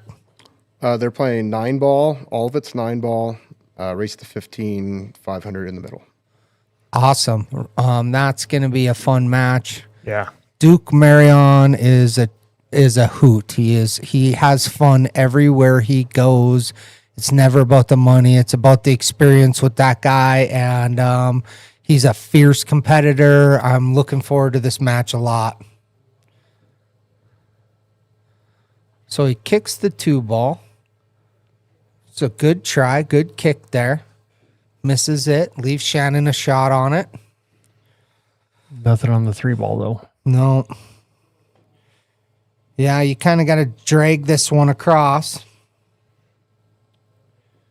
See, she plays that natural angle. Now, had she lengthened her stroke a little longer and put a little right-hand English on that, she would have had a lot better shot at this. But she let that cue ball go in such a perfectly natural way. Ooh, I think that was a good hit. Yeah. That was a good try. That was almost fire. Almost lightning. So now he's got a reacher here, and you're also kind of uncomfortable with where that 8 ball sits. So I'd be grabbing a bridge here. Another thing, I know I see this a lot. When I grew up, I was taught when you use the bridge, you never hold the bridge in your hand. You set it down on the table and push it down on the table. Yep. I'm seeing a lot of newer players where they grab the bridge, they hold the bridge in one hand and stroke with the other hand. I was also taught, see how he's doing where he's holding it? Now stick that elbow out. Get that elbow up in the air and you get a little bit better of a stroke. Man, another unfortunate roll for Sean. I mean, he makes the ball and goes right in the side pocket. It'd be hard to shoot this in the side pocket from where he came off that rail. All right, another golden opportunity here for Shannon. Shoot the 4 ball right here in the corner. Bottom left corner, drag over, shoot the 5 ball in the top right corner, shoot your 6 ball in same pocket, 7 ball in top left corner, and then the tricky thing is getting on that 8. You want to get on short side on that 8 ball. Good shot there. Well, I think the important thing is you're not shooting the 7 ball this way. You're shooting it from this way. Exactly, correct. And when you do that and you shoot it from this way, this is what's called the kill rail right here. You hit that rail and it floats right in perfect. Good point on that, Eric. In 9 ball, it's because you're not playing patterns and you only have to get on 1 ball. It's about getting on the right side of the next ball all the time, right? So I like it in the fact that I don't have to be confused. Am I taking the right ball? Am I shooting the right pattern? I only have 1 ball to shoot at. So I was just trying to get on the right side of that ball to give me as best chance of getting to the next ball as I can.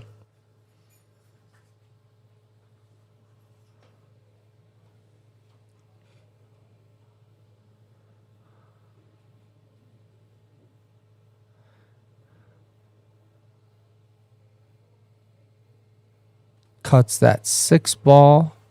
Nice shot. Got a shot at the 7.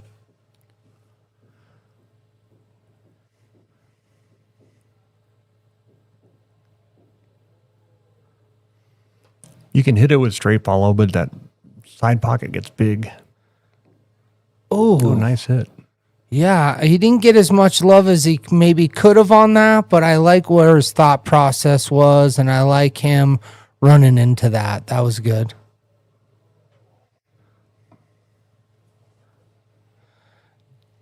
Adam, Perko, JJ, who's your favorite golf pro? You compare pool a lot to golf.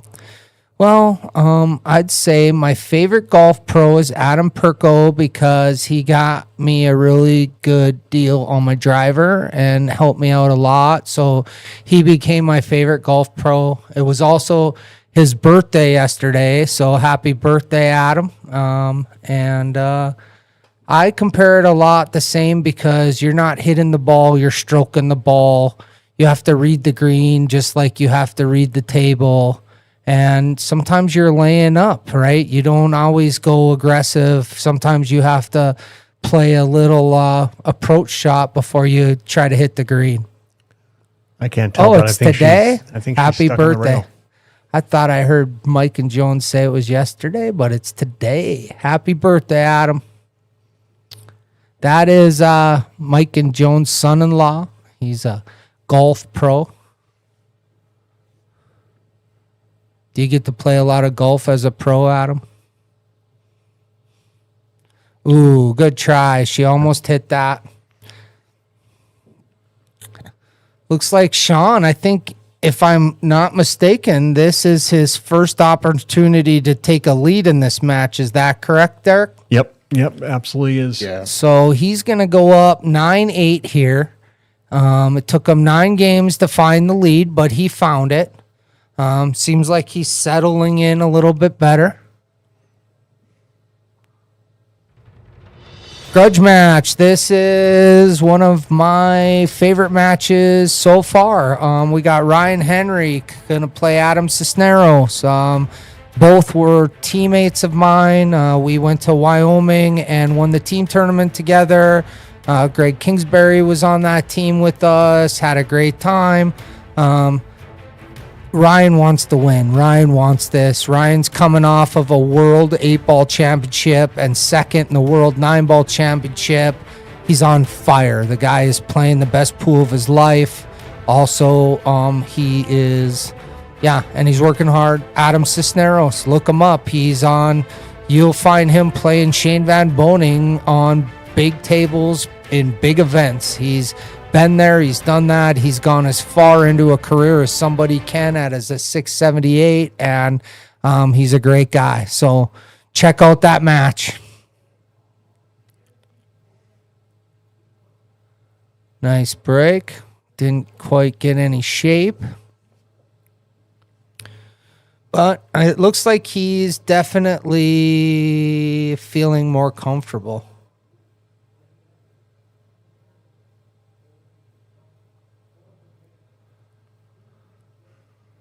Yeah. I bet they wish they had the push-out option. Absolutely. Yeah, I bet Sean's like, hey, do you want to change that push rule? You're right. thing?" Exactly. I can almost guarantee that's probably exactly what he said. But, I get it.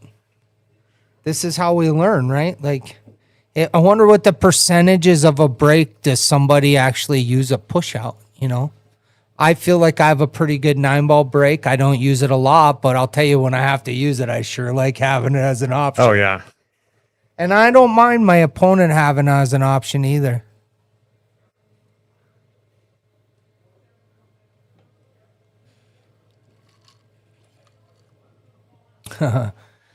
You want to play me in golf? I don't know. I'll tell you what. Whatever you beat me in golf, we'll play double in pool, and then you might have yourself a match. But I'd love to play golf with you sometime.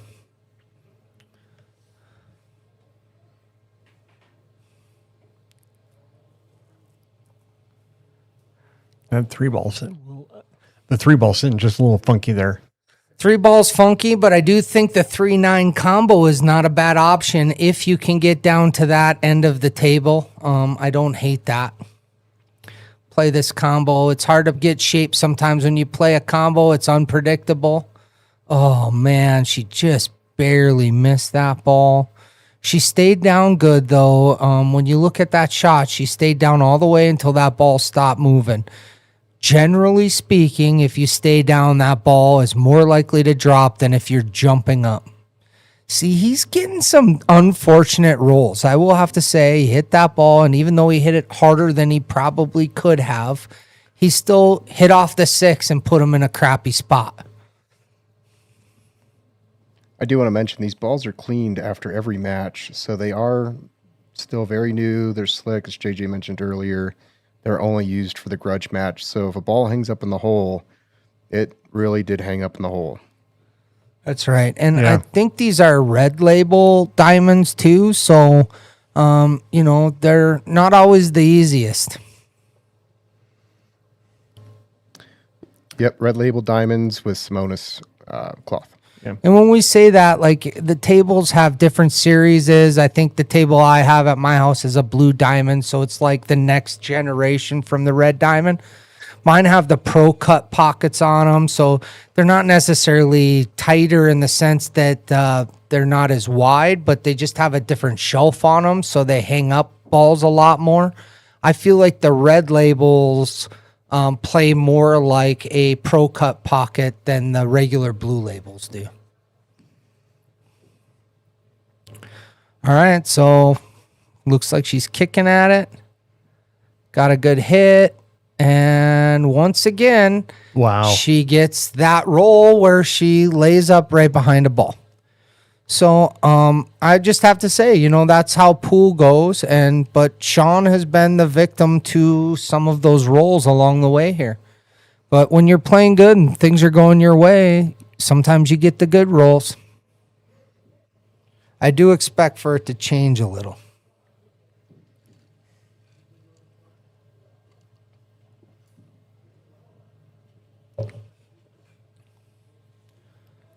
Great hit. Wow. I was reaching for the fire button for that because the lightning button, which is fire, but it just didn't quite have enough. Lightning makes fire. Yeah. Lightning. Oh man. So kind of got behind the 9 ball and doesn't look like she can see enough of it to make it. So he got a roll in the sense that she... Oh, wow. Never mind. I take it back. He almost got a roll because she hooked herself, but she kicked it right in the side pocket. She did have to leave herself for a bank here, but the bank is natural. If you make the bank, she should have pretty good shape on the 8 ball. Ooh, I don't know what happened there. Did that hit her cue? That was weird how that 7 ball curved a little this way.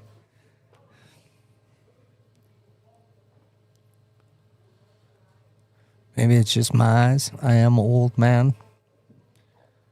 Poked at that one a little bit. I don't think he really committed. It seems to me that Sean is a pace player. I think when he's feeling comfortable, he goes pretty quick. It looked like he just kind of rushed that one just a little bit to me. Another big opportunity for Shannon here. Hit it a little light. Little light. But see, here's a good example of what I mean by 9 ball. You can take this, bank this here to here, and leave your cue ball down here, and it's a pretty darn good safe. Yep. Or you can double bank and almost make it. That was a pretty good try. So Jen Nyquist on Facebook is asking about the skill levels.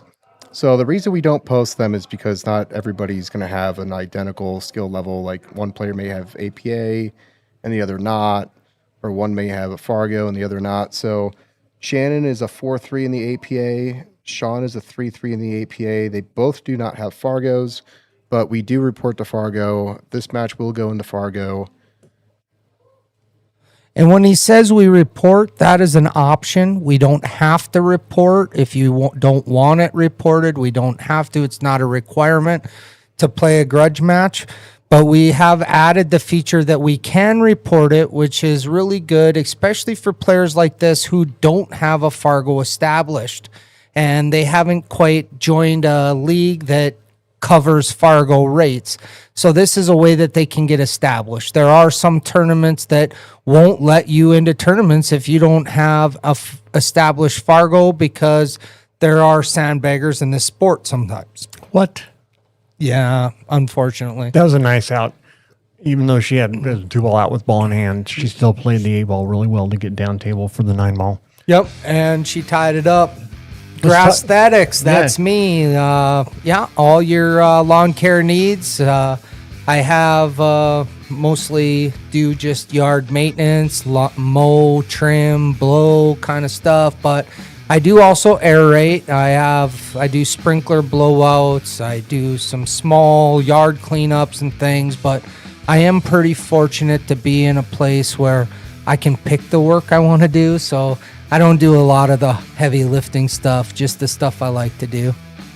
But if you need anything, I'm mostly in the Ken Carl area, Ken Carl Valley, Ken Carl area, so hit me up.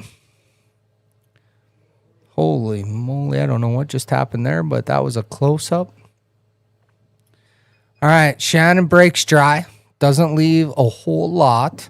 The 9-ball is close to the corner pocket, but it is blocked by the 7. Oh, she did make a ball. 3-ball.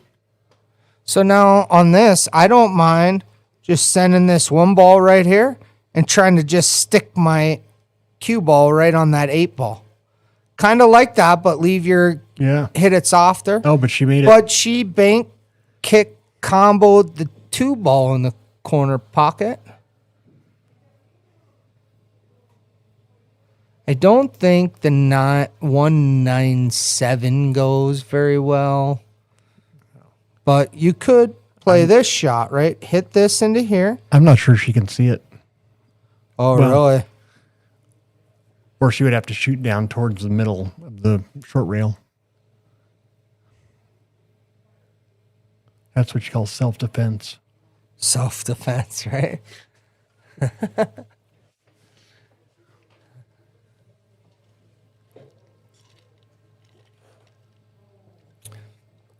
Oh, wow. Grudge Match is also very proud of that we get to play on diamond tables, hence pushing diamond as one of our things we throw up there around our sponsor boards, because in my opinion, diamond makes the best bar box in the world. And so we are very grateful that we get to play on some beautiful diamond tables here at the Mirage. Agreed. Although she does have some valleys, so when you're getting ready for some of those tournaments like in Wyoming where you got to play on a valley, you still have a place to come practice. All right, so there's another challenge here. I didn't think it was close, so I didn't hit the record button for that, so we're going to take a look here. Challenge. Another thing, another question. Let's hear some comments out there. Who thinks we should be able to challenge, and who thinks that it should be up to the people up there to make the call?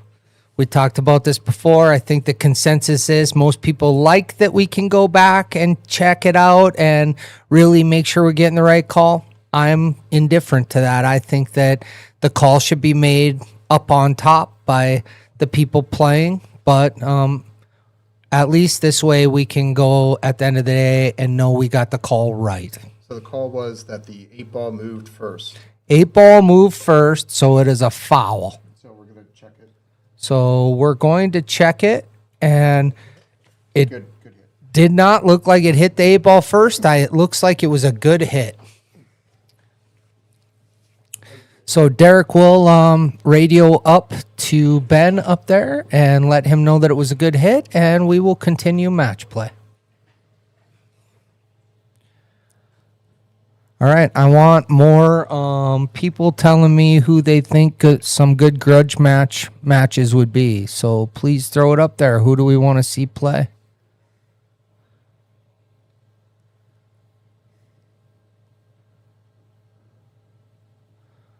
Played the combo. Think he's got it. I think he left himself for it. He's letting her rip now, huh? No lack of confidence in that stroke, those last 2 shots.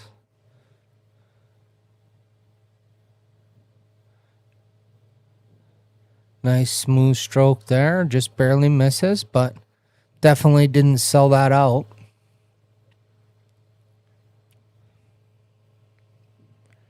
Yeah, he definitely left her tough. I would go.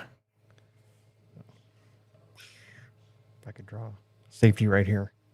Yeah, I don't hate that. Oh, Or unless you know that shot, because that shot worked out pretty good too. Sometimes in I nine forgot we were dealing ball, with the highlight reel. well, right. Sometimes in nine ball, you just got to let it go, right? And the nine ball is more about energy than any other pool game, in my opinion. And when you're feeling it and you got that little let it rip thing, let it rip. Aaron Erfman is the king of letting it rip in nine ball. And I'll tell you what, it's magical to watch. He gets out on things you don't think he can. He makes shots you don't think he can. And he believes. And it works out for him a huge amount of the time. All right, so Shannon's up here. She's shooting at the 5 ball. Do you back cut this or do you try to play the combo? Combo.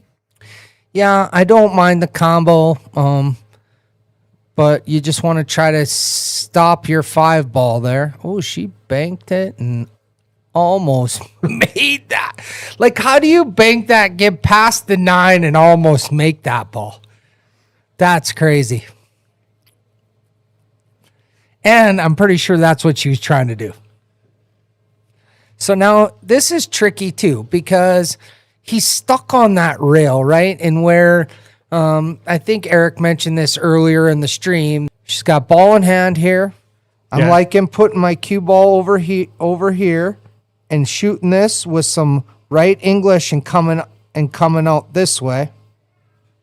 I don't really like this because she's drawn out of it. Draw shots can be tricky. Sometimes you overdraw and sometimes you underdraw, but you don't want to stick it there.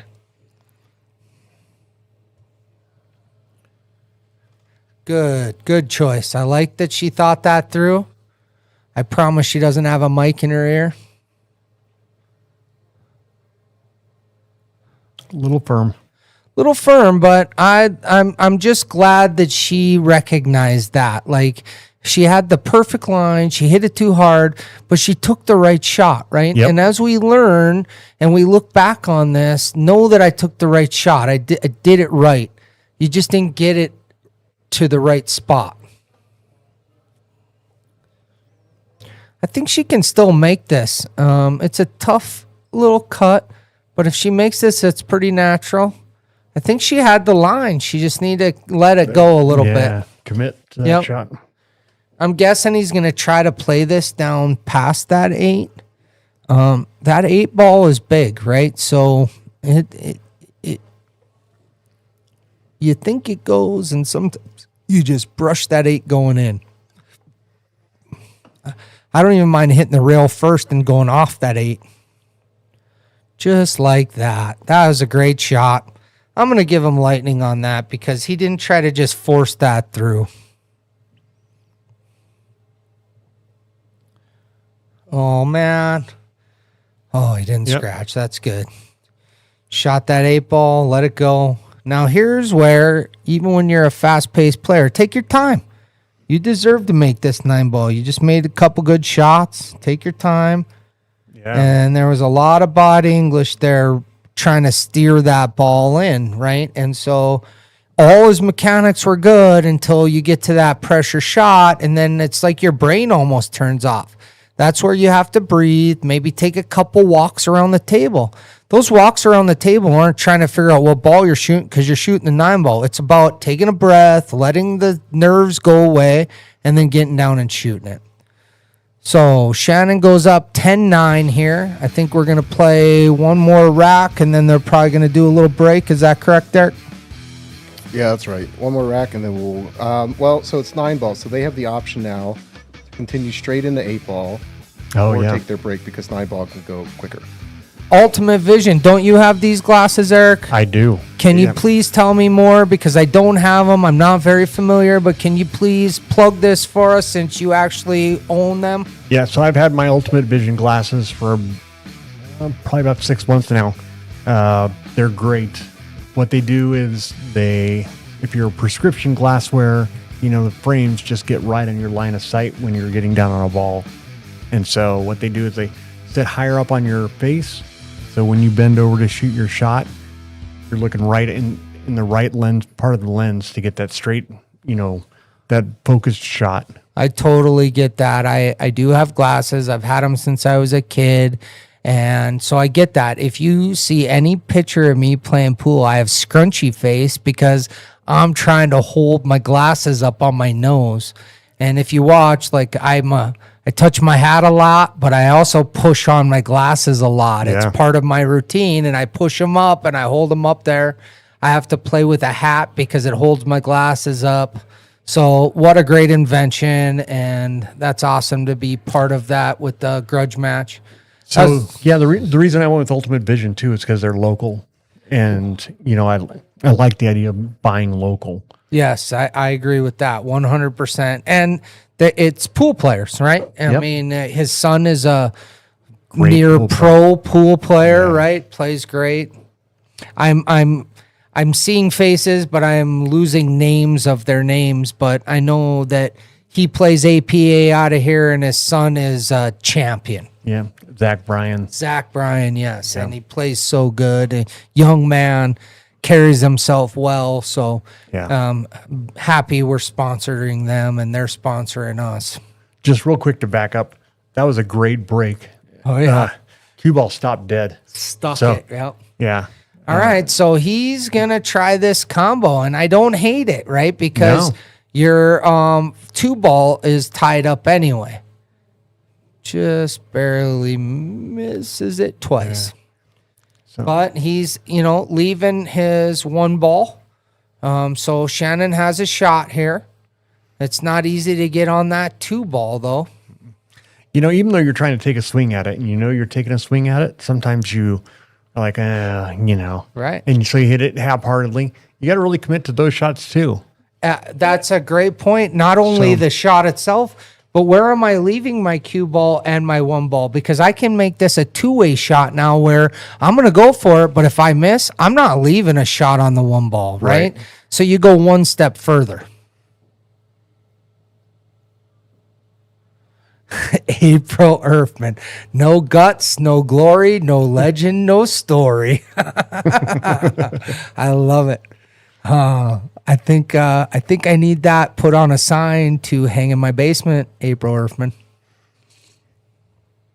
That's a really nice kick shot by Shannon. She also put luckiest human ever. She is talking about her husband, and she means that he's lucky because he got to marry her. And so I'm pretty sure that's what she's saying. He's pretty lucky when it comes to pool sometimes too. He's actually getting good too, so it's even scarier now because he's good and lucky. So he knows how to run out when he has to now, but he also knows how to fire at the 9 when it counts. All right, good shot on the 2-ball. Just played it simple. Shoot this 4-ball in the side. Now, when you get to this point where you're jacking up like this, the odds of making that ball go way down, and here's why. When we get up and we jack up, our body starts to tighten and tense up, and we tend to automatically grip our cue harder. So if you get in that place where you got to jack up just a little bit to stun a ball or stop a ball, go loose, go limp with your backstroke. Don't grip that cue very hard. Just let it be and drop your cue onto that cue ball. All right, he let it rip. And I couldn't have explained that better myself. yeah, but it's the truth because your odds go way down as soon as you're not level with your cue, right? And why is that? Why are the odds that way? It's because you tense up. You just grip so hard, and then it causes what's called chicken wing because you're gripping the cue so hard. When I watch new players play, that's one of the first things I look for is what does their grip on the cue look like? Because you get the new players who put their thumb on top. Well, that causes chicken wing. You get the players that are just gripping that cue like they're about to choke it to death. Well, that causes chicken wing, right? So pool is about being comfortable. It's about being relaxed. It's about just going with the flow, right? And when you're just tight like that, nothing lines up well. All right, looks like he's going to kick at this 4-ball. Oh. So once again, he takes a chance, he goes for it, he hits it, and then a bad roll. He scratches. So even if you hit that and you don't scratch, at least you're not giving up ball in hand. But he's had just some unfortunate rolls in this match.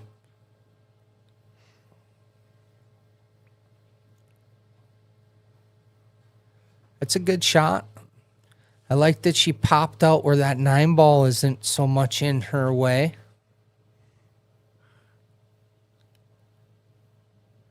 It's a tester to get on that 6-ball. I don't know if she got far enough on it. Yeah.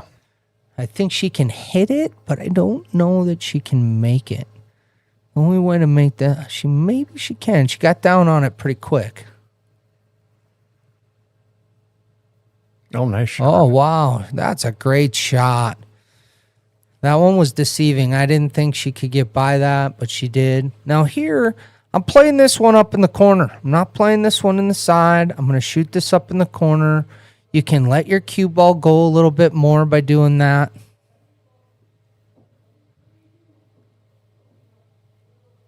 Good shot. Get in there. Oh. But that was a good shot, right? Yeah. And where she's at and how little time she's been playing, to know to shoot that in the corner and the side, it goes to show that she's listening. A lot of new players want to play that ball on the side, and it's just harder.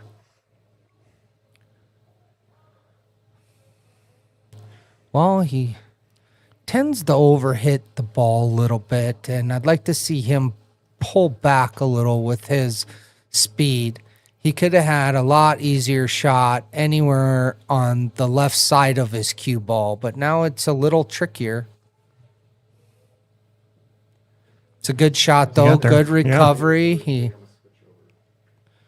All right. 2020. 10-10. I mean, We're asking if they want to take their break or if they want to continue into 8. 10-10. We're checking to see if we're keeping going or if we're taking a break or what we're doing, but it's 10-10. They're going to take a break, so we'll be back in 10 minutes. 10 minutes. We'll see you in 10 minutes.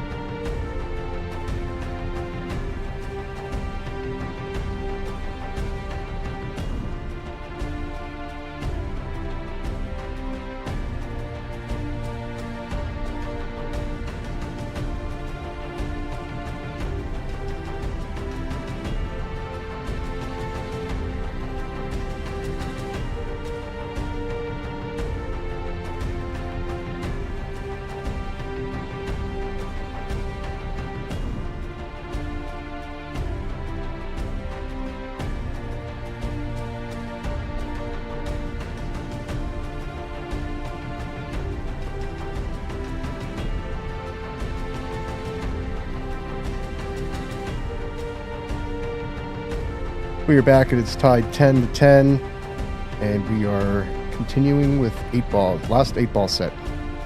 Doesn't get any better than this either, right? Like, I don't care what skill level you are, how good you are. When you match up against somebody and it's 10-10, race to 15, it's a good match. Absolutely. Your skill levels obviously are very close, and it's a good match.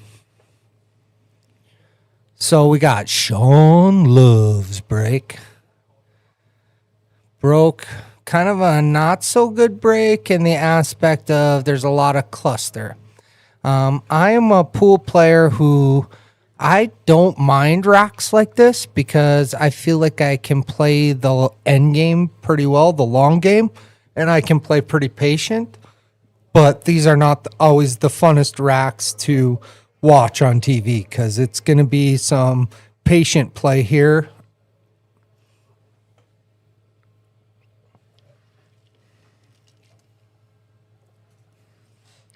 I agree with solids, though.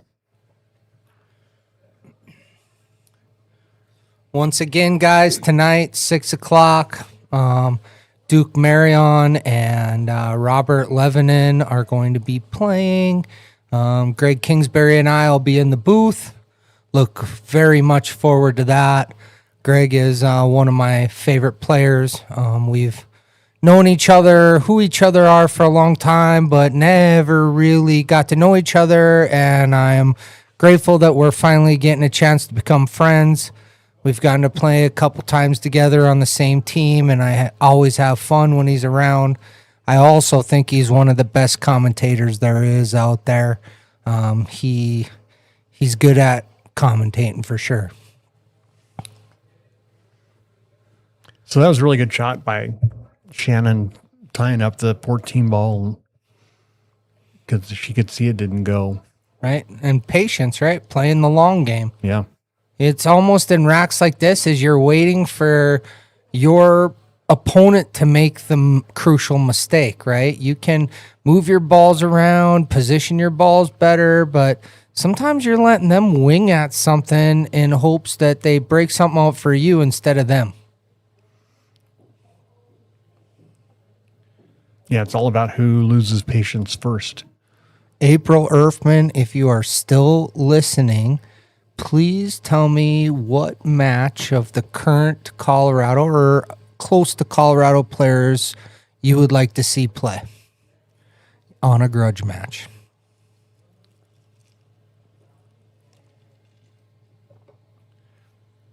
Aaron, same question to you, even though I'm sure April was texting for the both of you.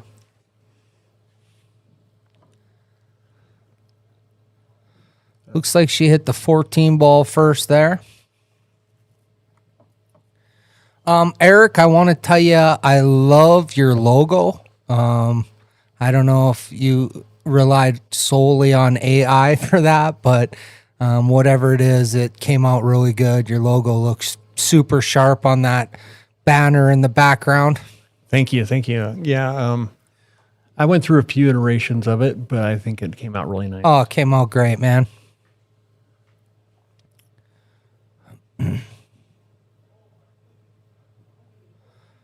So another thing coming up here is you're getting pretty close to hanging them lights, aren't you, Derek?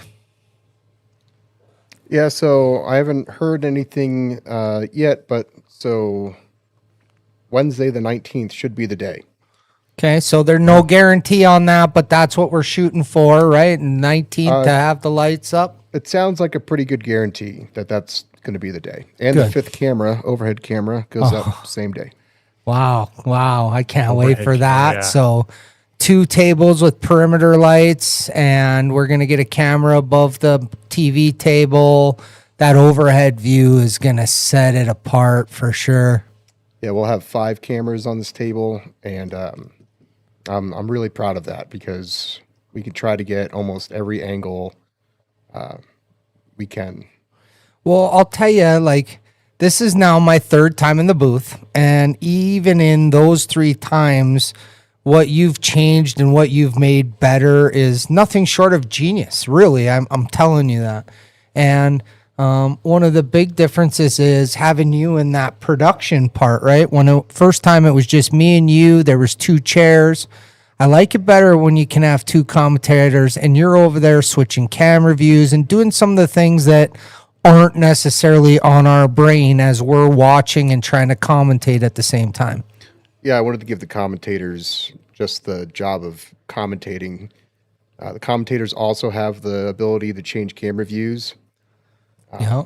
But other than that, I am sitting back here making sure everything else is running smoothly and doing all the extra. Another great feature here in the booth is when this all started, there was one pad that you could draw on that 2 people shared. And it was kind of awkward in the fact that every time you turned to draw on it, you were off the mic and you didn't hear us as well. Now we each have our own pad and it's right in front of us. And man, what a feature that is for both of us to just be able to draw on there whenever we want. And I will not be drawing any rockets like some other people do. But I didn't draw a rocket. you didn't draw one, but I know somebody who likes to draw rockets on their stream, that's all I'm saying. Oh, Heather versus Laura. Once again, so I think with Scott and Laura owning the APA, I think contractually, I think that they can't do that. Don't quote me on that. I'm not 100% sure, but I know that I was excited. I think Laura was going to maybe commentate with me tonight because she works with Shannon a lot, but I think that contractually with the APA, she was not able to do that. So I don't think we'll get that. Miguel Martinez and GQ, that would be a very good match. Let's stir that up, April. You know both those guys better than I do. Let's see if you can get that match going. Have them give us a call. We'll schedule it. I do think that would be an awesome match. It's also a good match for Grudge Match because it's not our locals. It's people that we don't see as much here at the Mirage. So it's different content for a lot of the viewers, which I think is super important. Ooh, good try. Heck of a try. Good try. Yeah, that was a good try. He was locked right up on that. All right, back to the match. Shannon shot. I think I'm starting there with, well, I think what I'm doing is I'm starting with the 9 ball. And I'm going to try to, she's solid. Well, then it's even better. I don't mind her starting with this 2 ball because it's on the opposite end of the table. But I would have liked to see her get shape on that 4 ball instead of the 7 ball. Yeah, the 4 ball is going to be difficult to get shape on from here.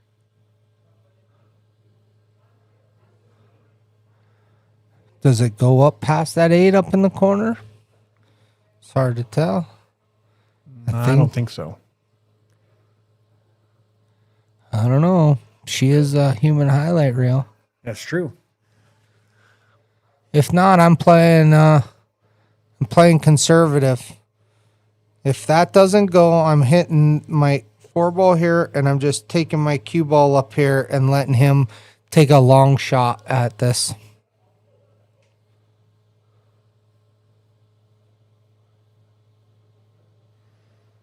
Oh, she tried to. Good try. Yeah. Good try.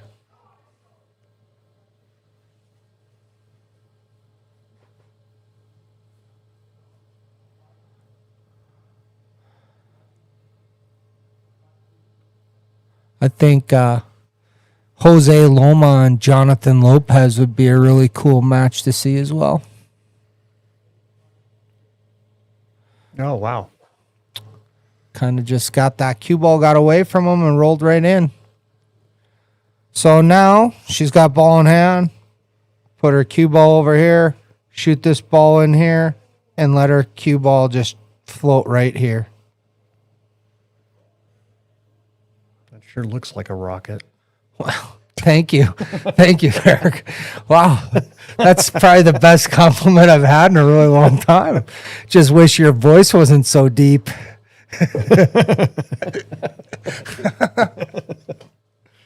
I think I blushed.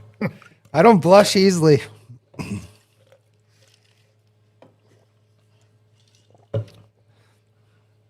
You better be careful. All my fangirls might get jealous out there.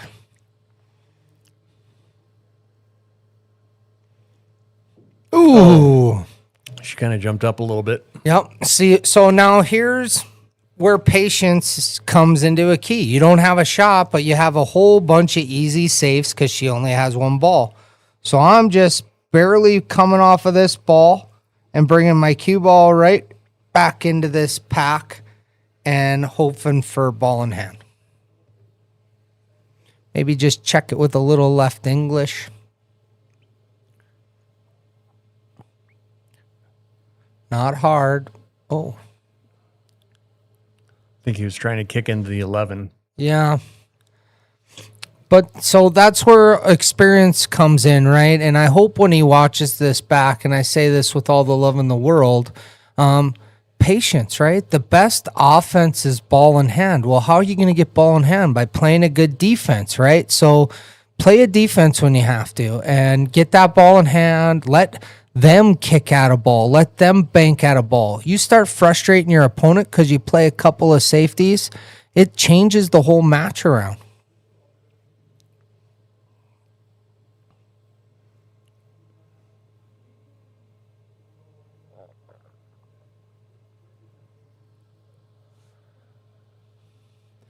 Maybe a battle of the Joshes would be cool. Which Joshes?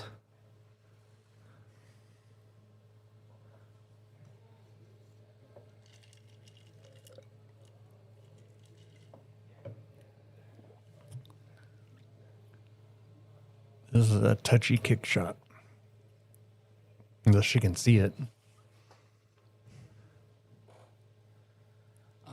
You know who I think would be a cool match is April Earthman and Tiffany Haas.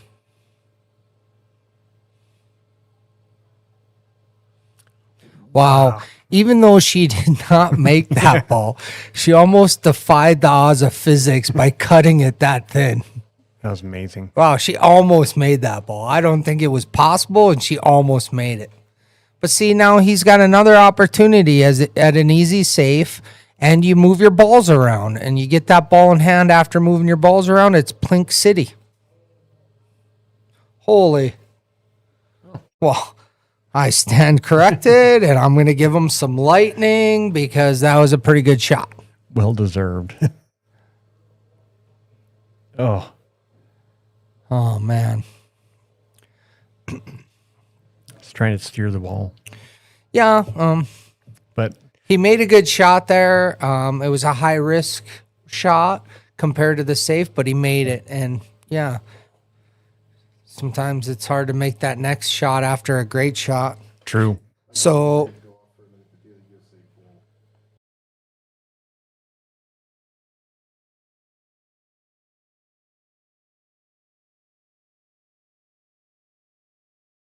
every game begins with a single shot, but every player knows the next game is already waiting. Whether you're looking for a tournament, a local league, or just an open table, USA Pool Madness brings the entire pool community together. Discover tournaments happening near you. Find leagues that match your skill level. Connect with local venues. Follow player rankings. Explore upcoming events. And never miss another opportunity to play. From your neighborhood pool hall to championship competition, your next match is only a tap away. Play, compete, win. Visit USA Pool Madness today and discover where your next game begins.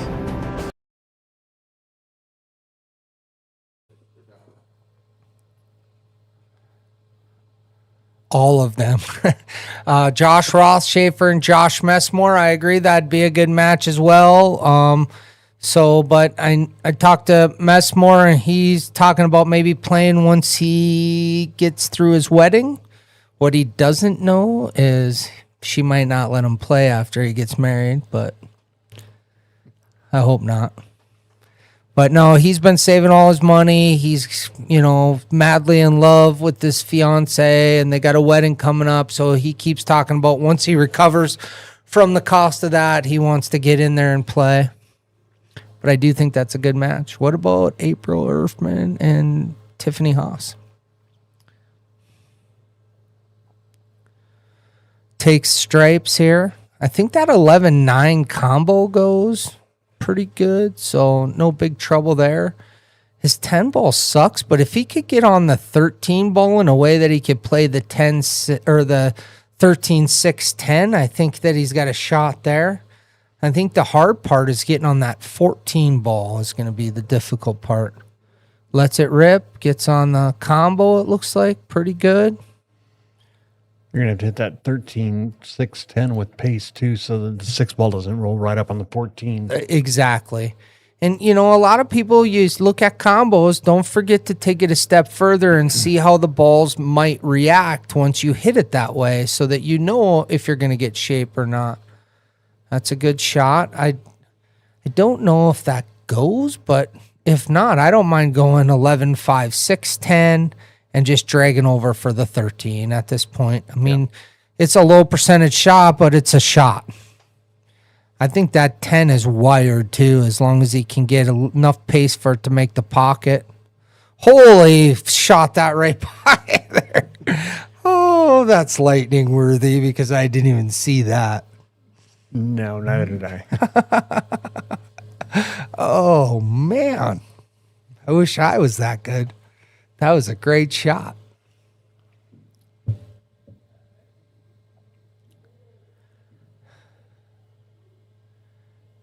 Derek, are you still with us? I am still here. So I know you're a genius and everything, but are you ever going to play in one of these things, or are you going to stay neutral because you have to stay neutral? I'm going to stay in this chair because there's a lot to do back here. Well, I get it, but I mean, like, for one match, we could probably do it without that chair for one match. I mean, I think we could make it happen. Be tough. I also told myself I wouldn't play in any of these and just focus on making sure that good quality goes out. I hear you, but I know, unlike the Carters, you have not signed a contract. So I will not give up on the idea of getting you to play one of these. I think I know a guy. Ball in hand, I think I would take the 6 ball and come back out because that opens up your 5, and then everything's open. How nice of you to bring me back to the match, Eric. Thank you very much. Ball in hand. Eric's saying 6 ball. I don't disagree with that. Even though the 5-6 goes, that the way the 5 comes off the 6 is funny. So you don't want to really take that combo. It's going to land right on the 14 ball. Looks like April said book it for the April versus Tiffany. Did you talk to Tiffany? Because we will book it.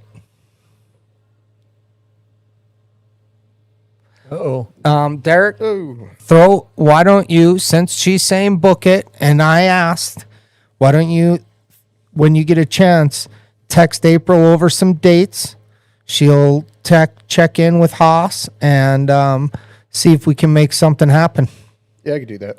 I think that'd be a really good one. I think that'd be a fun one to watch. Out of curiosity, who do you think I should play? Because you want me to play so bad. Well, I got a couple guys in mind, but out of curiosity, are you willing to play before I tell you? No, I'm probably never going to play a grudge match. Well, I don't think that's a fair statement. Never is a long time, Derek. It is a long time. Plus, you're one of the feature matches. Nobody even knows you. You walk around. You're a walking billboard for fucking... Oh, sorry for my language. I think that's my first F-bomb ever in 3 things. I really do. I work hard to not say that word. Yeah. But you walk around as a human pool billboard.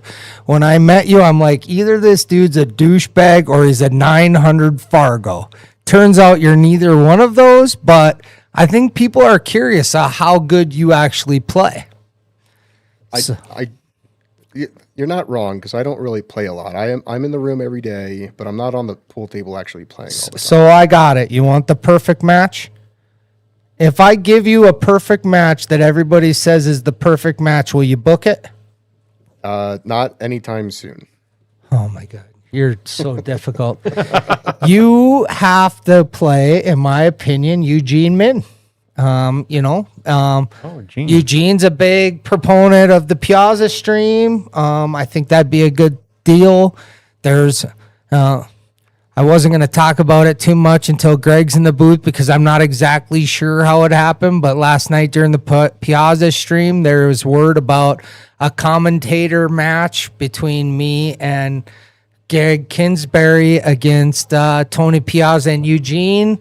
I don't know how it's going to play out, but I'm in and I don't know anything, but it would be my honor to do that with them. And so to me, the perfect match for you would be Eugene.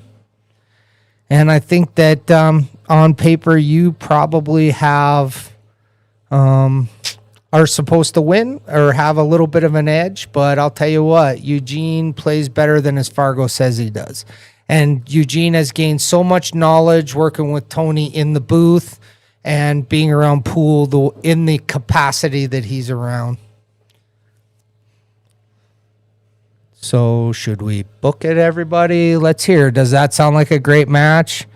Derek versus Eugene. Eugene, if you're out there listening, chime in. Joan just slapped my wrist and told me I need a swear jar. I'm so sorry, Joan. I work so hard not to say that word ever, but every once in a while it just comes out. I almost feel embarrassed that you're on there telling me to be careful with my words. I don't hate that shot. Aaron Erfman thinks it's a good match. Derek? Yeah, I see that. I can also. So these are how most of the conversations between me and Derek goes in the background, just so you know. I try to talk him into things, and he back there going, maybe, kind of, sort of. I could see that, but I don't think so, but maybe. But then every once in a while, he makes something happen. I can't even believe he makes happen. I asked for a video of us in the commentating booth, and 10 minutes later, there was a video of us in the commentating booth, which is kind of maybe creepy. I think he pulled that out from his sock, that camera. All right, back to the match. Got a tough kick shot here. He does. I don't know how many rails he's looking at, but I'm kind of thinking that's your most natural shot at it. Oh, he's trying to go 2 rails? I'm not sure. Going off the nipple? Or he was trying 3 rails maybe and got a bit confused. I get it.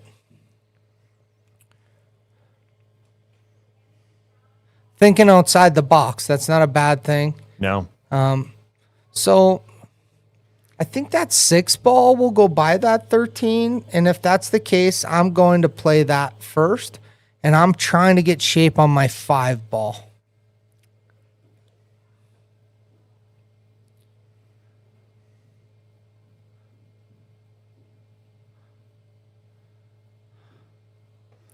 Well, she bumped into it. And, I think she had the right idea there, but she floated her cue ball, right? She picked her path. She knew how she wanted to hit it, but I don't think she really picked the place on the table where she wanted her cue ball to land.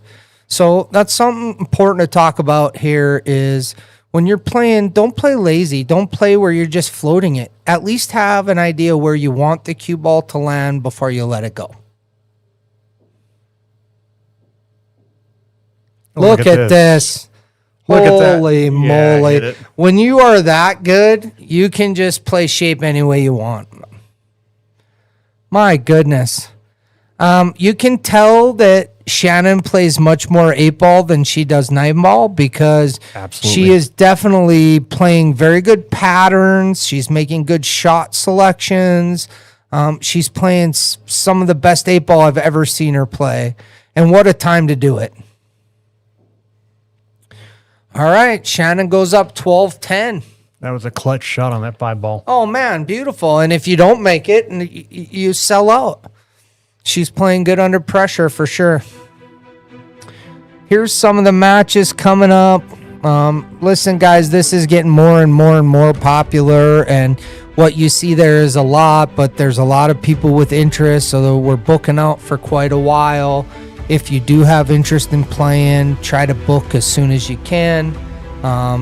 You can talk to Derek, talk to me, talk to anybody. We'll give you information. There's some great matches coming up, like Robert and Duke tonight.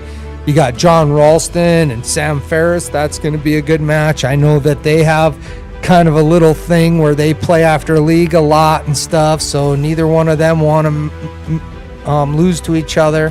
Ryan Henry, Adam Cisneros, in my opinion, it doesn't get much better than that.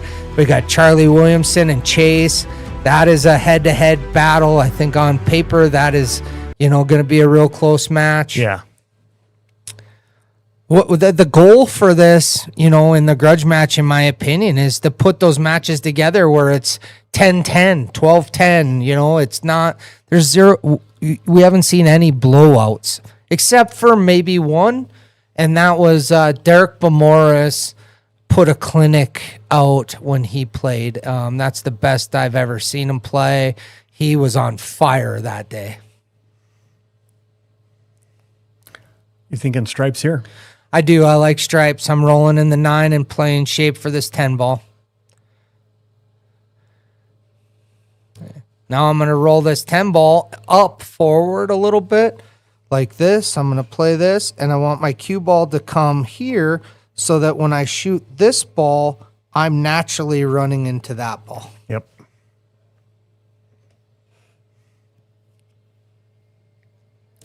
A little over-rolled on that, but she still has a shot, and she can make this 10 and try to use your 13 ball to get shape on that 14 ball. So plan B is what we call that. Look at that. That's a great shot. Very good shot. Yep. And some lightning for that one, for sure. For sure. I love the lightning. Sean McKelvey, great idea with the lightning, brother.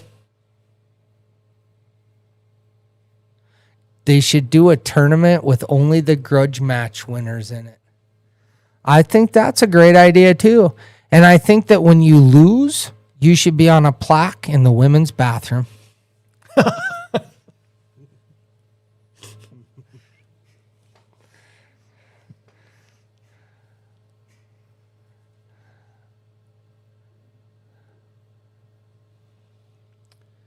All right, Shannon shot here. Good shot. I like that she kept the 8-ball tied up. Yep. And yeah, she played smart. So now here's my thing. I'm going to say it again, and he's been in this position before. I'm not playing aggressive anymore. I'm done playing aggressive. I'm going to play 2 of her balls. Her only 2 balls are tied up. I have so many soldiers. My first objective right now is I'm breaking these 2 balls out. Yep. So I'm coming off of here, and I'm bringing my cue ball all the way down here, letting her wing at this shot, but I'm going to start moving my balls into a position that I can run out. Because without moving those, you aren't running out. And you most certainly don't want to start making all your balls and leaving the hard ones here. Aaron said you just want to get into the women's bathroom. It's 2026. I can go to whatever bathroom I want.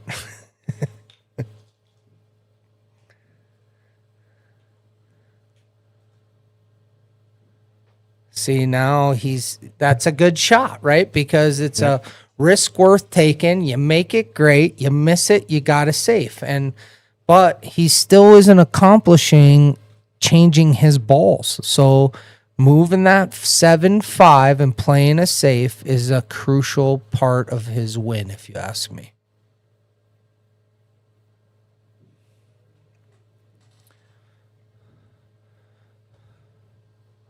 So you get ball in hand here. You take your cue ball here, and you just shoot that 7 out and stick your cue ball right where that 7 is and play the safe. And then if you get ball in hand now, You have more balls out in the open. We had a double or a sudden death match in Vegas, and I had to beat this guy at the end 2 games in a row in order for us to win. Each game was worth double the points. The only way we could win is if I win 2 in a row. And the very first game, it was a cluster rack, and I just played patient. I probably played the first 7 or 8 shots that guy played. He was kicking at a ball, and by that time, he was so frustrated that I played that many safes that I was already in his head. So I ended up winning that match just because I outsmarted him. And then the next rack was, I was able to get out on him. But he was so frustrated by the fact that he was kicking so many times in a row that I beat him just mentally, in my opinion. That was a good shot. Shoot the one ball up in the corner. Nice shot. Nice. This is a really good angle he's on here. So naturally, if he makes this ball here, his cue ball's coming right into the stuff over here. Yep. It's right on that tangent line. That's right. Tangent line. If you don't know what a tangent line is, ask April Earthman or go online and Google it, because everybody who plays pool should know what a tangent line is. I say April's name because she's very good at simplifying some things. I'm not a good teacher of the game. I understand it in my own head, but it's hard for me to say it and make sense. She can really explain the tangent line very well. She has this little finger thing she does. That was a good shot she played there, right? She's playing the patient game. She's letting him wheel at his balls, and that's smart play right now.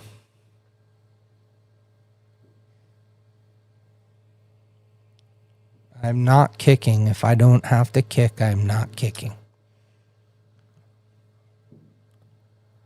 I don't even mind giving her a shot on the 13 and get my 6 out of there. I just make sure that she wouldn't have angle to break her ball out. Let her make that last ball. Yeah, he got a bit of a roll there because the way the cue ball was, she could have broke out her 14 ball. Right. 2 ball for the save.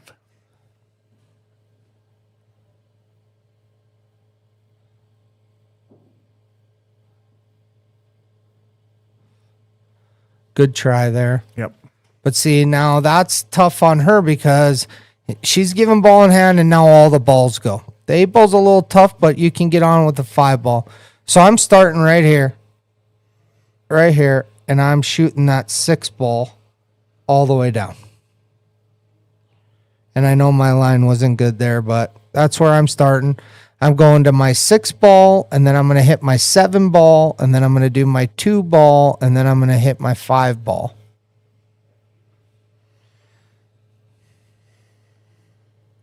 You only really have to nudge the 14 ball in order for the 8 ball to go.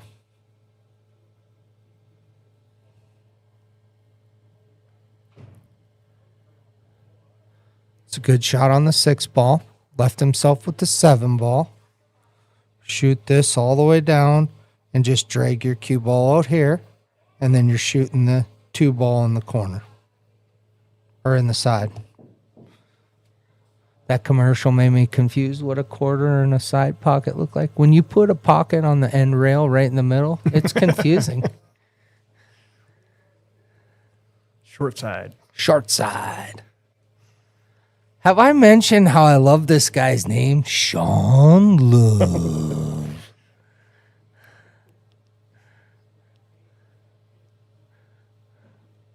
Sounds like he could be in the movies is all I'm saying. Professional wrestler. Like whispering isn't so creepy when he's playing.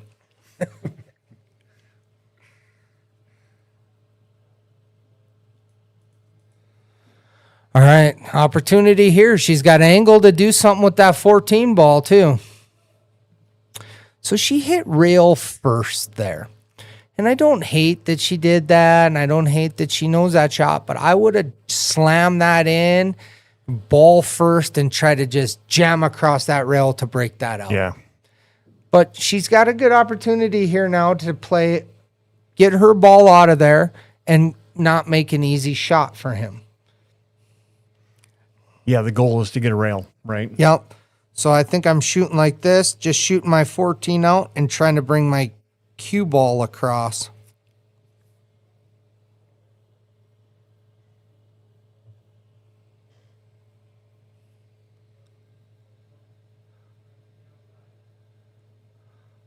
That's good. That was a good shot. Yeah. Yep.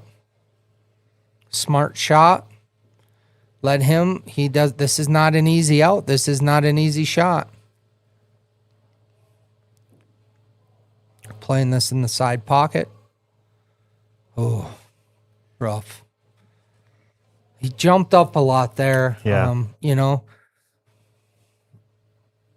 It's hard when you get nervous and you want it so bad, but got to stay down. Fundamentals are everything in this game. Ooh, he got away with it, though. So the 7 balls is tough ball here, right? So how are you getting on that? You shoot the 2 ball, leave yourself for the 5, and try to draw back for the 7?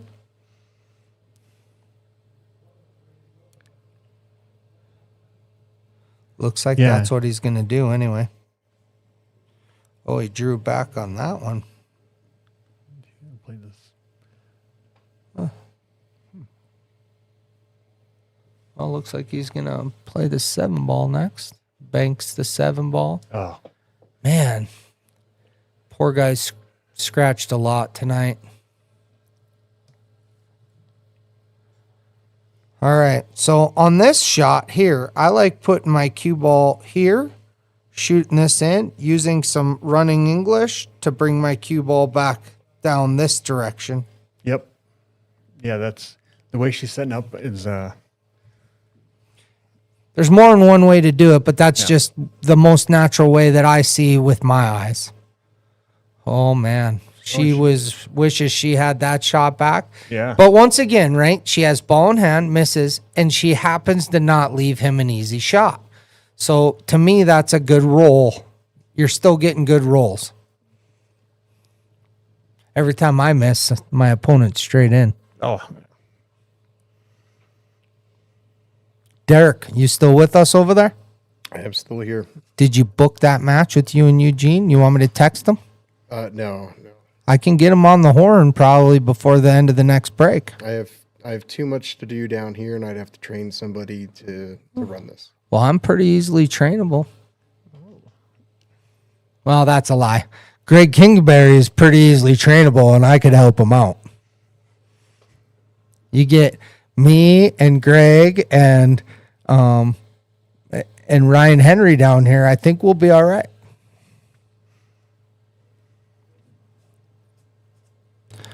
Or you could go do it over at Piazza's and you wouldn't have to worry about the booth. Oh my goodness.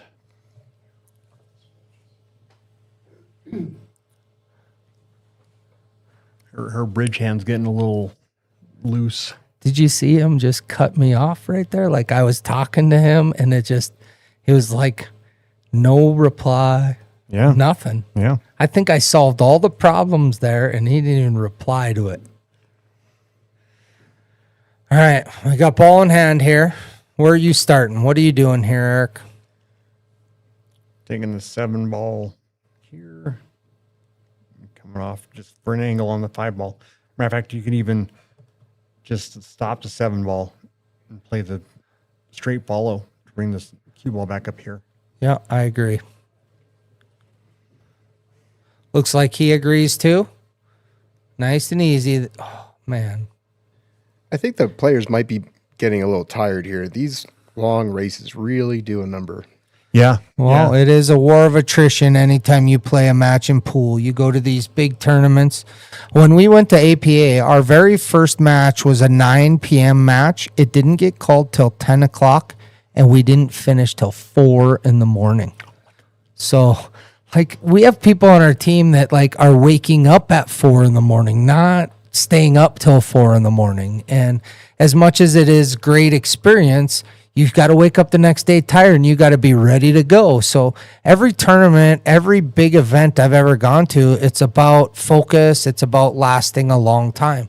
The better player generally wins the long races because they have more endurance. Yep. They've trained that focus. GHXC4DU. I don't know what to call you, but I think you are spot on. That's what you call them. Well, tell me how to pronounce it. That's a good shot. Wow. Good shot, Shannon. Stay out of that side pocket there. All right, Shannon goes up 13-10. Is that right? Yep. 13-10. That might be the largest lead, I think. I do think so. Yeah. When I went up there in the last break, she goes to me, I can't close out on 9-ball. I'm like, stop saying you can't, because you can. Right. And you don't have to worry about it because you're not playing 9-ball now. Want to advertise your business on Grudge Match Stream? Grudge Match offers 3 different advertising options to choose from. Get a hold of Derek, get our copy of our advertising. I can tell you it works. Anytime Billiards, which is Ryan Henry, was our very first paid sponsor. And Chad from Summit and Street Real Estate Advisors saw the advertisement and hired Ryan to do their table. So when I saw Chad, I said, now you have to be a sponsor because you know it works. And he did, and he sponsored it. And so it works. We are getting people who are calling on this stuff. And so if you have any interest to do it, we will love to have you as part of the group.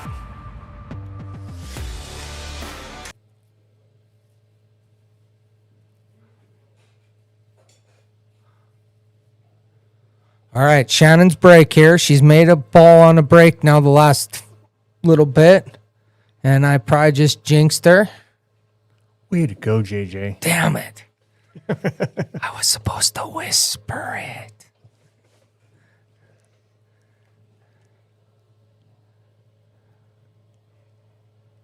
All right, so I kind of like the stripes better here myself. Yeah. I think the 10-ball plays good for a breakout on that 14-ball if I can get shape on it. The 11 goes. Once the 10 goes in that corner, it also goes in both the side pockets. Yep. He's counting the balls, and I think these players are really used to being APA players, so I think they look at that like I have to take what I make, and that is not the case here. It is open after the break.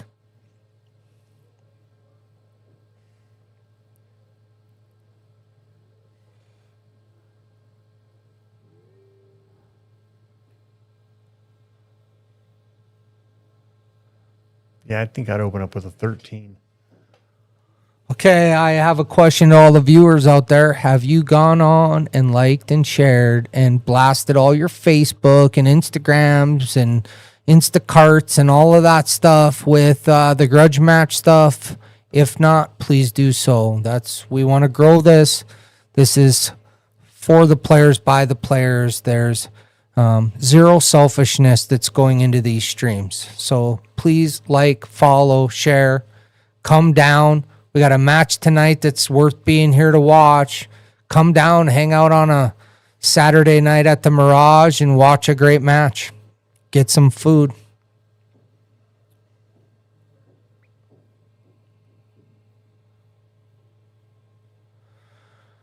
All right, Shannon, you got a chance to make this a big lead here.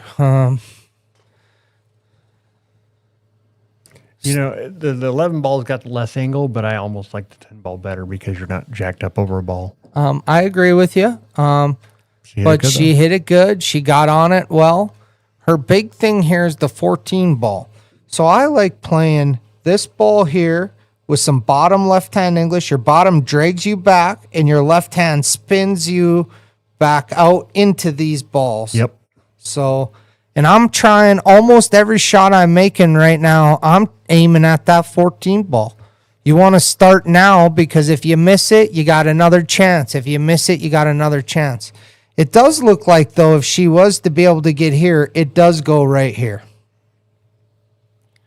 Okay, I don't hate that. She No. played smart, played a little safe, let him get to the table and try to make something happen. And I think he's going to try and bank that 6 ball. Which I don't hate it. No. I don't hate it. It's a big pocket, too. You could go off that 15 ball. I don't hate it. The only problem with that, though, is now all her balls are open, right? So it's also his safety ball. So I take it back. I would not bank the 6 ball, especially when I'm down. If I was up, I would take the chance. Yeah, I wouldn't either. And neither is he. That's not a horrible shot. No. So I don't know. I can't tell. It looks like she might be able to play the 15 ball here. She could play the 15 ball. She could play the 12 ball. Yeah, I think I'm playing the 15 ball. Just roll up a little bit and get on the 9.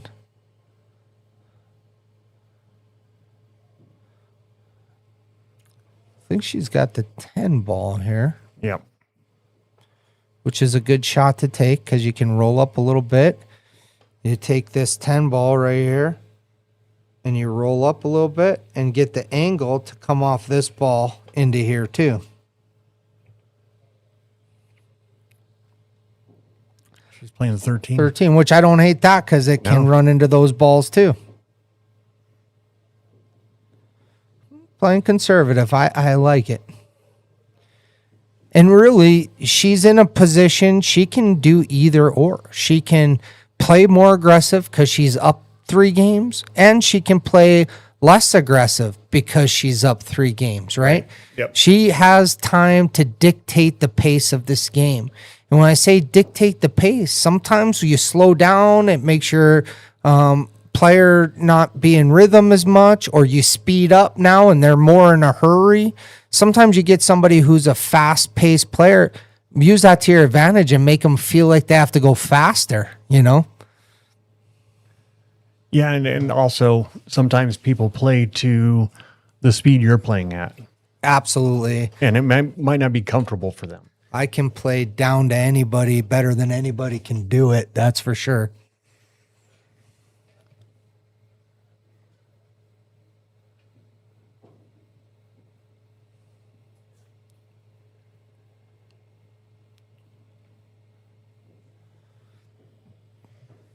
Little back and forth exchange here.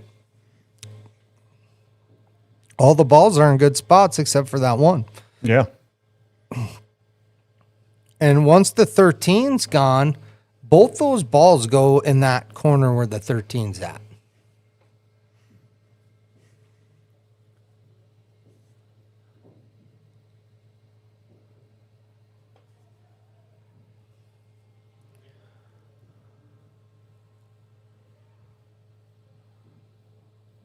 While we're here, I'm going to take advantage of having a little bit of an audience. I'm in the process of trying to find a new dentist. Is there anybody out there who loves their dentist and can give me some good recommendations somewhere, maybe in the Littleton, Lakewood area, something not too far away? Now's the time, I guess, to ask. Right? My dentist is out in Centennial, so. Pretty far from here, or? Yeah, Dry Creek and I-25.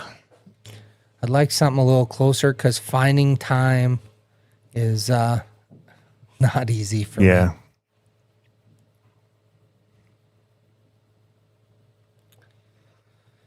So now it's much different, Yes. right? Now the hardest part's been solved. Sean's got a big opportunity here. I'm starting with that 6 ball and I'm making that 6 ball. And I'm just like not worrying so much about the shape. Just make it. You got your 5 ball. You got your 2 ball next. It's not easy where that 4 ball is. Yeah, I was gonna say, 4 ball's a problem ball. And that 3-1 makes it more awkward there than what it looks on camera too. Like those are not easy balls either. You have to get shape on them.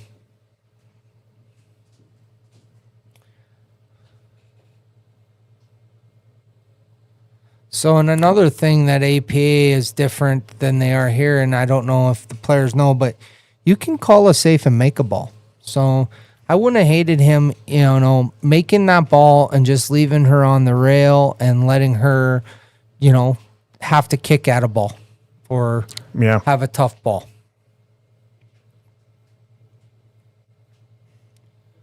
But he's got shape on this 6 ball. But then where do you go from there? Like, this is a stroke tester. The only thing I really see is, shooting the 6 in and drawing back.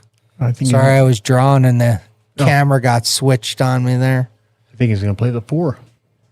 Does it go? No. But there's that roll. Yep. And he deserves a roll, I will tell you. He's had a lot of rolls go the wrong way for him, so he deserves a little roll there.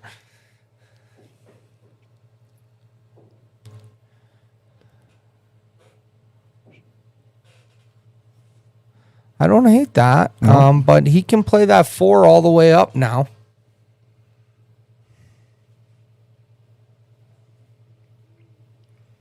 I think the 1-3 is going to be a real problem. Yeah, he doesn't have a way to get to it. Exactly, and you have to have shape. They're just awkward enough that you have to get in the right spot to make either of those balls. But I don't know, Shannon. That was a good shot, and once again, it's a unfortunate roll. He goes off of a ball and scratches. So opportunity here. She should probably get out here. In my opinion, I'm starting probably with the 9 ball because maybe even the 13-9, but the place the 13 goes, the 9's got to be gone. Yep. And I don't know. I don't think I play the combo if I don't have to. I think I'm just going to play the 9 ball in the corner, pop out, and play the 10 ball next. Or the 12 ball next. Yeah, I'd play the 9 ball here and come out. Yep. Exactly. She's looking at it. So her first thought, in my opinion, is correct. And I hope she stays with it. Good job, Shannon. Stay with it here. Yep. Just pop right in for that 12 ball next. Very good. A little far, though. That's all right, though, because you got plenty of safe opportunities here if you get out of line. It's a lot of 2 ways. I think I'm just tapping on that 13 ball and playing the safe.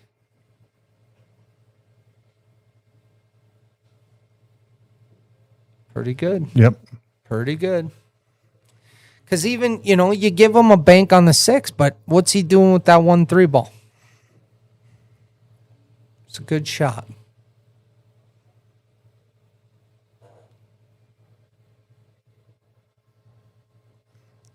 Because he can play the bank on the side, but it's almost impossible to avoid that 12 ball.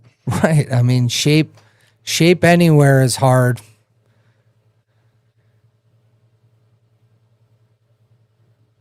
But it's, the rack's so open too. It's hard to find a defense. Yeah. I mean, good try. It really is on that particular shot. All right. 12 ball, 13 ball, 10 ball, 14 ball, 8 ball.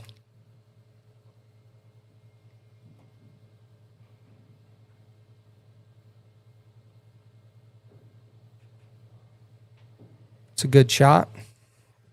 She left herself enough angle there.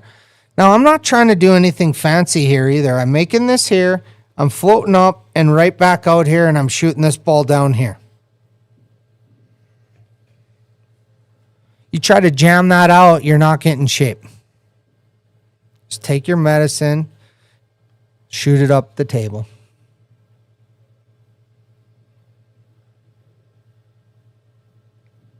That was a nice shot. Perfect, right? Yeah. She's playing very good, simple pool. A lot of people, called including safe. myself. Oh, she Oh, did. she called safe. Wow. And he can make that combo. Oh, he's going to bank it combo. My thumb is on the lightning button. Oh, my goodness. Almost. Oh, my goodness. That was a good try. Yeah, I don't think she needed to play safe there. I think she could have got out. I think that when you're up 13-10, it's okay to go for it and fall short too. You know, give up a game, but go for it. It's good for your confidence, and you're already up. Yeah, and I mean, the 1-3 was tied up. Right, exactly.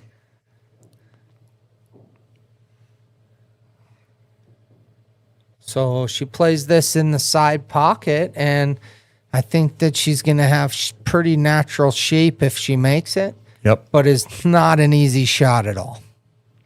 That is a very small side pocket there. Good shot. I'm giving fire or Yeah. lightning on that. Lightning makes fire. Well, however you look at it, that was a flipping great shot in the side was. pocket. Staring down the 8 ball. Good shot on the Out. 8 ball. We're up 14-10, and she's on the hill. So I want to talk about a little bit of something else here, too. When you're new and you're coming up the ranks and you get these opportunities and you make it on the hill, it's hard to close, right? Yep. It's the hardest thing in the world. I've died on the hill so many times. This will show her work paying off if she can close this out. So that's what we're looking for, Shannon. Close it out here. First game in the last game. Right. We got John Ralston, Sam Ferris, race to 11, win by 2 8-ball, BCA rules, alternate breaks, wooden diamond rack, Aramith balls, 500 in the middle. This is, a friendly actual grudge match. These guys match up a lot together. They play a lot together.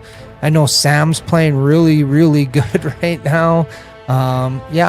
He's been pretty focused, and I think his life's in a real good place, and he's playing great pool. John does so much for the Mirage. He runs the Monday night tournaments down here and has made it a real big deal. So stay tuned for that one. Ooh, get in there, 15 ball. Four ball dropped. 4 ball drop, so she made a ball. I'm definitely liking solids better on this rack. Yeah. So I'm starting with the 2 ball myself, and then your key here is to break out that 8 ball, but you have your 3 ball there that makes that pretty easily done. Yeah, it's just getting on the 5. Yep. The big thing. And the 6 too. The 6 Yep. is harder than it looks because it doesn't go past the 15.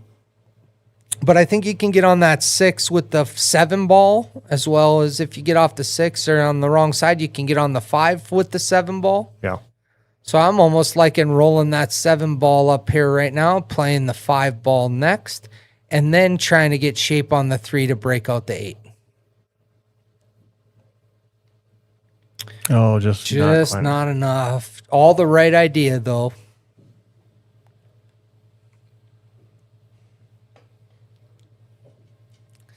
Another thing that happens that they're going to experience, right? You go through this and your adrenaline spikes. Oh, yeah. You get home and you crash. Good try. All right. Sean needs to win out now. He needs 5 games in a row here. Takes patience to do those 5 games, so keep it together here, Sean. Pick your shots. Play confident. I like he's looking at that 9 ball, right? I like that 9 ball. Yeah. That's where I'm starting. Getting rid of the trouble balls one by one. Yep. That's a good shot. Yeah. I think now I'm playing the 10 or the 15 ball because you want to open that pocket. I don't even hate the 14-15 combo here, and maybe even trying to get into these balls. So you shoot this there, you use some bottom rights, bottom takes you to here, and your rights takes you right back into this.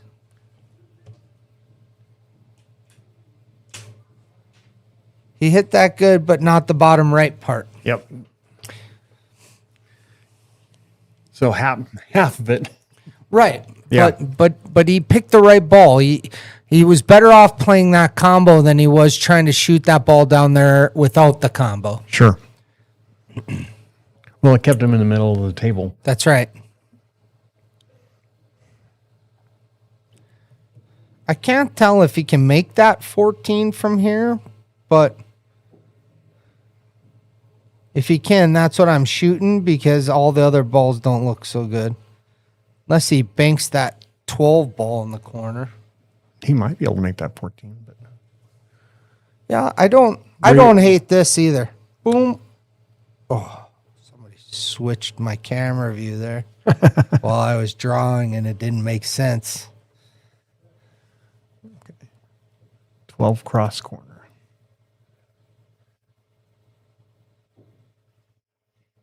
Wow. Okay, so he got one of those rolls back, right? And it was a good time to get a roll. He broke those up. He made his ball, and he's still at the table. Still lightning. So the 11-10 are different, but they're still not easy. Yeah. Oh, was he calling safe there? Oh, he must have been. Holy. I thought that's what he was going for. All right. Well, here's a good opportunity for her to close this out, right? She's all her balls have pockets to go. You want to end with your 5 ball. You want your 5 ball to be your out ball if possible, because getting on the 8 ball with your 5 ball is way easier. Yep. That's okay. She missed that. Didn't leave a very good shot, and now she's got a ball hanging in a pocket, which is not a bad place to be.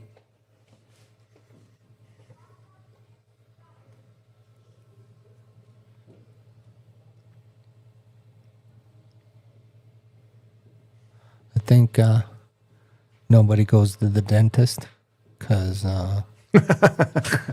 nobody gave me one recommendation.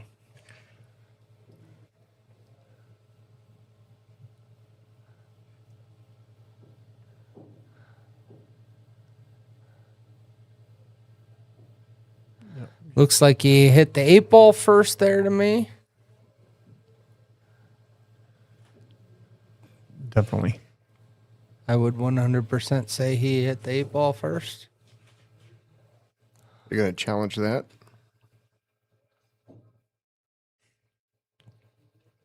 I think he hit the 8 ball first. I don't know, April. We thought the same thing after he fired in that bank, and we thought he was still shooting, but he must have called a safe on that one. Well, I mean, who really likes their dentist? Truth to that. I mean, you don't have to like your dentist like that, but do you feel like you're doing good work? The last time I went to the dentist, I went to the dental college, and they messed everything up. Now I got to go get it fixed. Yeah, 8 ball first. 8 ball first. 8 balls first, so it is a foul. All right, Shannon, here's your chance, right? Here's your chance. So I'm playing. I almost like the 1 ball 6-1 combo. She's gonna go with the 6, and that's good too. And then your 1 to your 5. 5, roll it up and play your 8 right in the side. It's a good shot. I like the 6-1-5. Yep. I think the combination, the 6 balls. Yeah, you don't know. You make them both, right? And now you don't have shape either. There Good you shot. Go. Yep. She's playing super simple. You can tell that she's been putting in work. I'm not sure. I've never seen it happen, but I'm pretty sure Laura works with her. And if that's the case, Laura, you're doing a great job. She's playing very smart, good decision pool here. Nothing over fancy. That was a great shot. Wow. Just a great shot. It was. A lot of people try to hold that. She just let it go. Got a great shot. She's staring down the 8 ball for the win. And there it is. Oh, yeah. There it is. What a great match. What an honor to be here with you guys. Derek, I don't know if I've told you this lately, but you're a flippin' genius, and it is an honor to be in the booth. Eric, thank you for being here. Thank you for helping out and Thanks for filling the in. invitation. I mean, really, this has been a great time, and I'd do it again in a heartbeat. So my number one question to you after you got to do this, do you feel good about the money spent as a sponsor after seeing the backside of this? Absolutely. Good. Yeah, no regrets. Awesome. I'm glad to hear that. Derek, thank you for masterminding this and making it all happen. Everybody out there listening, thanks for listening. We will be back here at 6 p.m. Greg Kingsbury and I will be in the booth. Duke Marion versus Robert Levinan. Yep. Thanks, everybody. We'll be back in about an hour.